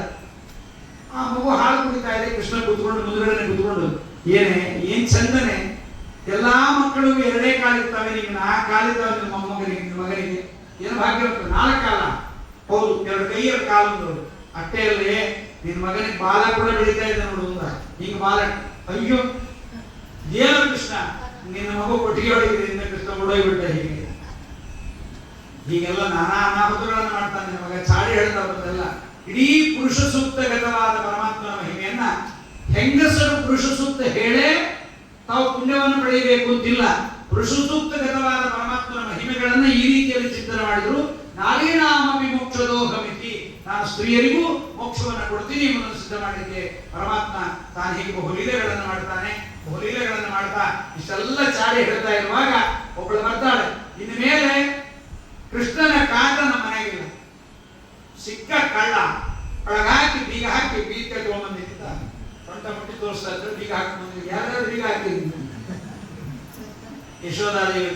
ಹೇಗೆ ಬೆಳಗಾಯಿತು? ಯಾಕೆ ಬೆಳಗಾಗತ್ತೋ ಕೃಷ್ಣ? ನಮ್ಮ ಮನೆಯಾಗ ಹಾಲು ಮೊಸರು ಪರರ ಮನೆಗೆ ಹೋಗುವೆ, ಇನ್ನೊಬ್ಬರ ಮನೆಗೆ ಯಾಕೆ ಹೋಗ್ತೇವೆ ಕೃಷ್ಣ? ಬೇಡ ಅಂತ ಯಶೋಧಾದೇವಿ ಅಂತ ಇದ್ರೆ ಅಷ್ಟೊತ್ತಿಗೆ ಯಶೋಧಾದೇವಿ ಬೇಜಾರಾಯ್ತು. ಕೃಷ್ಣ ಎಲ್ಲ ಚಾಡಿ ಹೇಳ್ತಾರಲ್ಲ ಅಂತ ಅಮ್ಮ ಕರೆದ ಅಂತ ಒಳಗಿರು ಒಂದು ಬೀಗ ಬಾಗಿಲು ಹಾಕಿದ್ನ ಬಗಲಾಗಿ ಕಿಟಕಿಗೆ ಹಾಕಿದ್ನ ಹಾಕಿದೆ ಅಂತ ಅನ್ನೋ ಅವಸರದಲ್ಲಿ ಎಲ್ಲಿ ಹಾಕಿದೆ ಗೊತ್ತಾಗಿಲ್ಲ ನನಗೆ. ಏನಾಯ್ತು? ಕೃಷ್ಣ ಬರುವಾಗ ಅವ್ರ ಕೈಯೆಲ್ಲ ಮೊಸರಾಗಿದೆ. ನೀ ಕಳ್ಳ ತಪ್ಪಿಸ್ಕೊಂಡಿರ್ಬೋದು, ಆದ್ರೆ ಈ ಮೊಸರು ನಮ್ಮನೆದೆ, ಗ್ಯಾರಂಟಿ ನಮ್ಮನೆದೆ ಮೊಸರು. ಕೃಷ್ಣ ನಮ್ಮನೆಗೆ ಗಡಿಗೆಯಾಗಿ ಕೈ ಇಟ್ಟಿದ್ವಿ. ಕೃಷ್ಣ ಅಂದ್ರೆ ನಿಮ್ಮನಿದೆ, ಗ್ಯಾರಂಟಿ ನಮ್ಮನೆ, ಆದ್ರೆ ಕದೀಲಿಕ್ಕಲ್ಲ. ಇವ್ರು ಮತ್ತೇನು ಸೃಷ್ಟಿ ಮಾಡಿದ್ದಲ್ಲ ಇವನು, ನಿಮ್ಮ ಮನೆ ಗಡಿಗೆ ಒಳಗೆ ನಿಮ್ ಕರು ಬಿದ್ದಿತ್ತು, ನಿಮ್ ಕರುವನ್ನು ಎತ್ತಲಿಕ್ಕೆ ನಾನು ಕೈ ಹಾಕಿದ್ದೆ ಹೊತ್ತು ಮೊಸರು ಕಳ್ತನ ಮಾಡ್ಲಿಕ್ಕಲ್ಲ, ಬೆಳ್ಳಿ ತಿನ್ಲಿಕ್ಕಲ್ಲ. ಅಂದ್ರೆ ಎಷ್ಟು ಆ ಹೈನ್ ಇರೋಣ ಅವ್ರ ಅಷ್ಟು ದೊಡ್ಡ ದೊಡ್ಡ ಕೊಳದಪ್ಪಳೆ ಒಳಗೆ ಕರು ಬಿದ್ದಿರೋಣ, ಕೃಷ್ಣ ತೆಗೆಯೋಣ, ಹೀಗೆಲ್ಲ. ಇನ್ನೊಬ್ಬಳ ಮನೆಗೆ ಹೋಗಿದ್ದಾನೆ. ಅವತ್ತಿನ ಆಚಾರ ಉಪನ್ಯಾಸ ಮುಗಿಸ್ಕೊಂಡು ಊರಿಗೆ ಬಂದಿದ್ರು. ಹೇಳ್ತಿರೋದು ಎಷ್ಟು ಗಂಟೆ ಹೋಗಿ ಅಂದ್ರೆ ಎಷ್ಟು ಗಂಟೆ ಅಂತ ಹೇಳ್ತೀನಿ, ನಾನು ಹೇಳ್ತೀನಿ ತುಂಬಾ ಹೊತ್ತು ಹೇಳಬೇಡ ಅಂತ ನೀವು ಕಿಚ್ಕೋತೀರಿ. ಪುರಾಣದಾಗ ಗಂಟಲು ಬಿದ್ದೋಗಿಲ್ಲ ಅಂತ ಗಸಗಸಿ ಪಾಯಸ ಮಾಡಿ ಜಾಕಾಯಿ ಹಾಕಿ ಯಜಮಾನಿಗೆ ಎಣ್ಣೆ ಹೊತ್ತು ಎರಡು ಚಲೋ ನಾಯಿಗೆ ಪಾಪ ಇಷ್ಟು ಉದ್ದ ಜುಟ್ಟು ಪಾಪ ಅವ್ರ ಯಜಮಾನಿಗೆ ಜುಟ್ಟು ಒಳಗಬೇಕು ಅಂತ ಮಂಚದ ಮೇಲೆ ಮಲಗಿದ್ವಿ. ಕೃಷ್ಣ ಬಂದ ಅಷ್ಟೊತ್ತಿಗೆ ಸರಿಯಾಗಿ ಬಂದ ಜುಟ್ಟಿಗೂ ಮಂಚದ ಕಾಲಿಗೂ ಗಂಟು ಹಾಕಿಬಿಟ್ಟ. ಗಂಟು ಹಾಕಿ ಒಳಗೆ ನಿಂತ್ಕೊಂಡು ಬೆಂಕಿ ಬೆಂಕಿ ಮನೆಗೆ ಬೆಂಕಿ ಅಂತ ಇವರು ಆಚಾರ ಮೈದವರು ಎದ್ದು ಓಡೋಗ್ತಾ ಇದ್ದಾರೆ. ಓಡುವ ಜೊತೆಗೆ ಆ ಮಂಚವೂ ಓಡೋಗ್ತಾ ಇದೆ. ಆ ಹೆಂಡತಿನ ಕರೆದ ಇಟ್ಟ, ನೋಡಿ ಯಜಮಾನರು ಮಂಚ ತಗೊಂಡು ಯಾರ್ದೋ ಮನೆಗೆ ಹೋಗ್ತಾ ಇದ್ದಾರೆ. ಅವಳ ಹೆಂಡತಿ ಏನ್ರಿ ಏನ್ರಿ ಯಾರ ಮನೆಗೆ ಹೋಗ್ತೀರ? ಅಲ್ಲೇ ಬೆಂಕಿ ಬಿದ್ದು ಹೀಗೆಲ್ಲ ಮಾಡ್ತಾನೆ ನಿನ್ನ ಮಗ. ಯಶೋಧಾದೇವಿ ಕೂಗಿದ ಕೂಡ ಪರಮಾತ್ಮ ಬರ್ತಾನೆ, ನಾನು ಕಳ್ಳತನ ಮಾಡೋದಿಲ್ಲ ಅಂತ ಅಂತಾನೆ.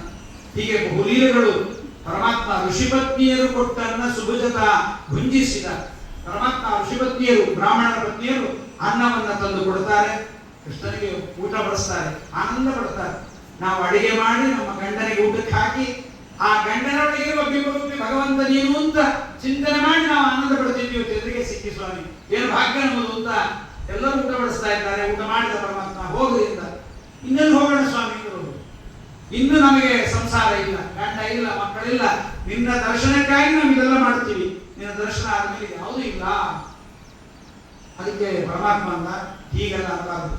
ಅವರಂದ್ರು ಕೃಷ್ಣ ನಾನಾಯೋನಿಷು ಸಂಭವೇ ಕತಿ ಕತಿ ಶ್ರೀನಾಥನೋ ಮಾತೃತ ಮಾನ್ಯತ್ವ. ಸ್ವಾಮಿ ಎಷ್ಟೋ ಕಡೆ ನಿನಗೆ ವಿರೋಧ ಮಾಡಿದ್ದೀವಿ, ದ್ವೇಷ ಮಾಡಿದ್ದೀವಿ, ನ್ಯಾಯ ಮಾಡಿದ್ದೀವಿ, ನಿನಗೆ ಈ ಜಗದಲ್ಲಿ ಸಿಕ್ಕಿದ್ಯಾ. ಇವ್ರು ಗಂಡಂದ್ರೆ ಇವರು ಕಾಂತ ಅಂತ ಇವರಿಗೆ ಹೆಸರು. ಕ ಅಂದ್ರೆ ಏನು? ಕ ಪ್ಲಸ್ ಅಂತ ಕಾಂತ. ಕ ಅಂದ್ರೆ ಸಂಸ್ಕೃತದಲ್ಲಿ ಸುಖ ಅಂತ ಅರ್ಥ. ಅಂತ ಅಂದ್ರೆ ಕೊನೆ, ಸುಖದ ಕೊನೆ ಏನು? ದುಃಖ. ಇವರು ಸುಖ ಕೊಡುವ ಗಂಡಂದ್ರ, ದುಃಖ ಕೊಡುವ ಗಂಡಂದ್ರು. ನಾವೇನು ಒಳ್ಳೆ ಬಟ್ಟೆ ಉಟ್ಕೊಂಡು ದಿನ ನೈಟಿನೇ ಹಾಕೊಂಡು ಓಡಾಡ್ತಾ ಇದ್ದಿ ಅಂತ ಹೇಳಿ ಸೀರೆ ಉಟ್ಕೊಂಡು, ಯಾಕೆ ಸೀರೆ ಉಟ್ಕೊಂಡಿದ್ಯಾ? ಏನ್ ಸಾಯ್ಬೇಕು ಅವ್ನ ಗಂಡ, ನೀ ಸೀರೆ ಉಟ್ಕೊಂಡಿದ್ದಿ, ಮಕ್ಕಳು ಹೆದರ್ಕೊಂಡು ಹೋಗ್ತಾ ಇರ್ತಾರೆ. 24 ಗಂಟೆ ನೈಟಿ ಹಾಕೊಂಡೇ ಓಡಾಡ್ತಾ ಇದ್ದಿ, ಸೀರೆ ಉಟ್ಕೊಂಡಿದ್ದಿ, ಮಕ್ಕಳು ಹೆದರ್ತಾ, ಅಮ್ಮ ಎಲ್ಲಿ ಅಮ್ಮ ಎಲ್ಲಿ, ಮಕ್ಕಳು ಹೆದರ್ತಾ ಇರ್ತಾರೆ. ಗಂಡಗೆ ಏನೋ ಸರ್ಪ್ರೈಸ್ ಕೊಡ್ಬೇಕು ಅಂತ ಮಾಡಿದ್ರೆ ಹೀಗೆಲ್ಲ ಮಾಡ್ತಾರೆ. ಇವ್ರು ಗಂಡ ಶೌರ್ಯ ಇಲ್ಲ, ಧೈರ್ಯ ಇಲ್ಲ, ಸ್ಥೈರ್ಯ ಇಲ್ಲ, ಏನೂ ಇಲ್ಲ ಈ ಗಂಡಂದ್ರಿಗೆ. ಈ ಗಂಡಂದ್ರೆ ಬೇಡ ಸ್ವಾಮಿ, ನೀನೇ ನಿಜವಾದ ಗಂಡ. ಎಸ್ಸಾರ ಭಾಗಮನುಭೂಯ ಸಮಸ್ತ ಶರೀರ ಭಾಜ. ಗಂಡನೊಳಗಿದ್ದು ಸುಖ ಕೊಡೋನು ಯಾರು? ಸುಖ ಸ್ವೀಕಾರ ಮಾಡೋನು ಯಾರು? ನೀನೇ ಸ್ವಾಮಿ. ಗಂಡನೊಳಗಿದ್ದು, ಮಕ್ಕಳೊಳಗಿದ್ದು, ಪದಾರ್ಥಗಳ ಒಳಗಿದ್ದು, ವಿತ್ತ ದೇಹಾಕಾರ ದಾರಾಪತ್ಯ ಮಿತ್ರಾದಿಗಳೊಳಗೆ ಪ್ರತ್ಯೇಕಾತ್ಮನಾಗಿ ದುಡ್ಡಿನಲ್ಲಿ, ಮನೆಯಲ್ಲಿ, ಹೆಂಡತಿಯಲ್ಲಿ, ಗಂಡನಲ್ಲಿ, ಮಕ್ಕಳಲ್ಲಿ ಎಲ್ಲರಲ್ಲಿದ್ದು ಸುಖ ಕೊಡೋನು ನೀನೇ ಪರಮಾತ್ಮ. ನೀನೇ ಸಿಕ್ಕಬೇಕು ನನಗೆ ಪರಮಾತ್ಮ ಅಲ್ಲ, ನಾನೇ ಕೊಡೋ ನಿಜ. ಆದರೆ ಈ ರೂಪ ಅಲ್ಲ, ಈ ರೂಪದಿಂದ ನಿಮಗೆ ಮೋಕ್ಷ ಇಲ್ಲ. ನಿಮ್ಮ ಒಳಗಡೆ ಬಿಂಬರೂಪಿಯ ದರ್ಶನವನ್ನು ಮಾಡಬೇಕು. ಆ ಬಿಂಬರೂಪಿಯ ದರ್ಶನ ಮಾಡಬೇಕಾದ್ರೆ ಈ ಗಂಡನ ಸೇವೆಯನ್ನೇ ಮಾಡಬೇಕು ಅಂತ ಗಂಡನ ಮನೆಗೆ ಕರೆಸಿದ್ದಾರೆ. ಗಂಡಂದರೆಲ್ಲ ಏನು ಅವರ ಮುಖದಲ್ಲಿ ತೇಜಸ್ಸಂತೆ. ತಿರುಪತಿ ಶ್ರೀನಿವಾಸನ ದರ್ಶನ ಮಾಡ್ಕೊಂಡು ಬರ್ತಿರ್ತಾರೆ ನೋಡಿ, ಬಂದವರ ಮುಖದಲ್ಲಿ ಏನೋ ಆನಂದ, ಏನೋ ಸಾಧನೆ ಮಾಡಿದ ಆನಂದ ಅವರಿಗೆ. ಹೋಗೋರಲ್ಲ 3 ಗಂಟೆ ಆಯ್ತು, 4 ಗಂಟೆ ಆಯ್ತು, 24 ಗಂಟೆ ಆಯ್ತು, ಅವ್ರು ಹೊರಗೆ ಬರುವಾಗ ಆನಂದವಾಗಿ ಬರ್ತಿರ್ತಾರೆ, ಒಳಗೆ ಹೋಗೋರು ದುಃಖದಿಂದ ಹೋಗ್ತಿರ್ತಾರೆ. ಈ ಹೆಂಡಂದ್ರಲ್ಲೇ ಕೃಷ್ಣನ್ ನೋಡ್ಕೊಂಡು ಬಂದಿದ್ರಲ್ಲ, ಅವ್ರಿಗೆ ಅದ್ಭುತವಾದ ಸಂಸಾರ ಗೆದ್ದ ಅನುಭವ ಅವರಿಗೆ. ಈ ಗಂಡಂದ್ರು ಏನೇ ಹಿಂಗ್ ಮಾಡ್ತಾ ಇದ್ರಿ, ಇಷ್ಟು ಧೈರ್ಯ, ಇನ್ನೇನು ನಮಗೆ ಪರಮಾತ್ಮ ಸಿಕ್ಕಿದ್ದಾನೆ ಅಂತ.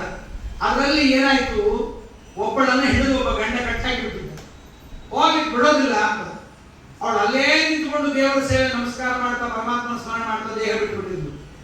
ಇವರೆಲ್ಲ ನೋಡಿದ್ರು ಪವಿತ್ರ ಇಲ್ಲ, ವೇದ ಇಲ್ಲ, ಸಂಸ್ಕೃತದ ಪಾಠ ಇಲ್ಲ, ಪರಮಾತ್ಮನ ದರ್ಶನಗಳಾಯ್ತು. ನಾವು ಬರೀ ಪಾಠ ಹೇಳ್ಕೊಂಡು ಬರೀ ಪಾಠ ಮಾಡಿದ್ದಾಯ್ತು ಅಷ್ಟೇ ಹೊರತು ನಮ್ಮ ಸುಧಾಮಗಳಾಯ್ತು ಹೊರತು ಹೆಂಡತಿ ಹೆಸರು ಸುಧಾ ಇಲ್ಲ. ನಮ್ಮ ಮನೆಯೊಳಗೆ ಹೆಂಡತಿ ಹೆಸರು ಇಲ್ಲ, ನಾವು ಏನ್ ಮಾಡಿಕೊಳ್ಳಿಲ್ಲ ಅಂತ ಅವರೆಲ್ಲ ದುಃಖ ಪಡ್ತಾರೆ. ಋಷಿಪತ್ನಿಯರು ಕೊಟ್ಟನ್ನ ವಿಭಜತಾ ಬಂಧಿಸಿದ ಪರಮಾತ್ಮ ಈ ರೀತಿಯಾಗಿ ಪರಮಾದ್ಭುತಗಳನ್ನು ಮಾಡ್ತಾ ಇದ್ದಾನೆ. ಕೃಷ್ಣನ ಈ ಒಂದು ಶ್ರೇಷ್ಠವಾದ ಕೆಲಸದಲ್ಲಿ ಎಲ್ಲ ಸ್ತ್ರೀಯರಿಗೆಲ್ಲ ರಾಸೋತ್ಸವದ ಶರತ್ ಋತುವಿನ ರಾತ್ರಿಯಲ್ಲಿ ಪರಮಾತ್ಮ ಕರೆದಿದ್ದಾನೆ. ಬಂದವರಿಗೆಲ್ಲ ಪರಮಾತ್ಮ ರಾತ್ರಿ ವಿಹಾರವನ್ನು ಮಾಡಿದ್ದಾನೆ. ಈಗೆಲ್ಲ ಪರಮಾತ್ಮ ನಾನಾ ಕೆಲಸಗಳನ್ನು ಮಾಡುವಾಗ ಅಕ್ರೂರನ ಆಗಮನವಾಗಿದೆ. ಬಂದ ಅಕ್ರೂರ ಪರಮಾತ್ಮನನ್ನ ಕಂಸನ ಮನೆಗೆ ಕರ್ಕೊಂಡು ಹೋಗ್ಲಿಕ್ಕೆ ಬಂದಿದ್ದಾನೆ. ಏನೇ ನಡೀತು ಎಂಬುದನ್ನ ಮತ್ತೆ ದಿವಸ ನಾಳೆ ನಿರೂಪಣೆ ಮಾಡ್ತಾರೆ. ಶ್ರೀ ಕೃಷ್ಣಾರ್ಪಣ.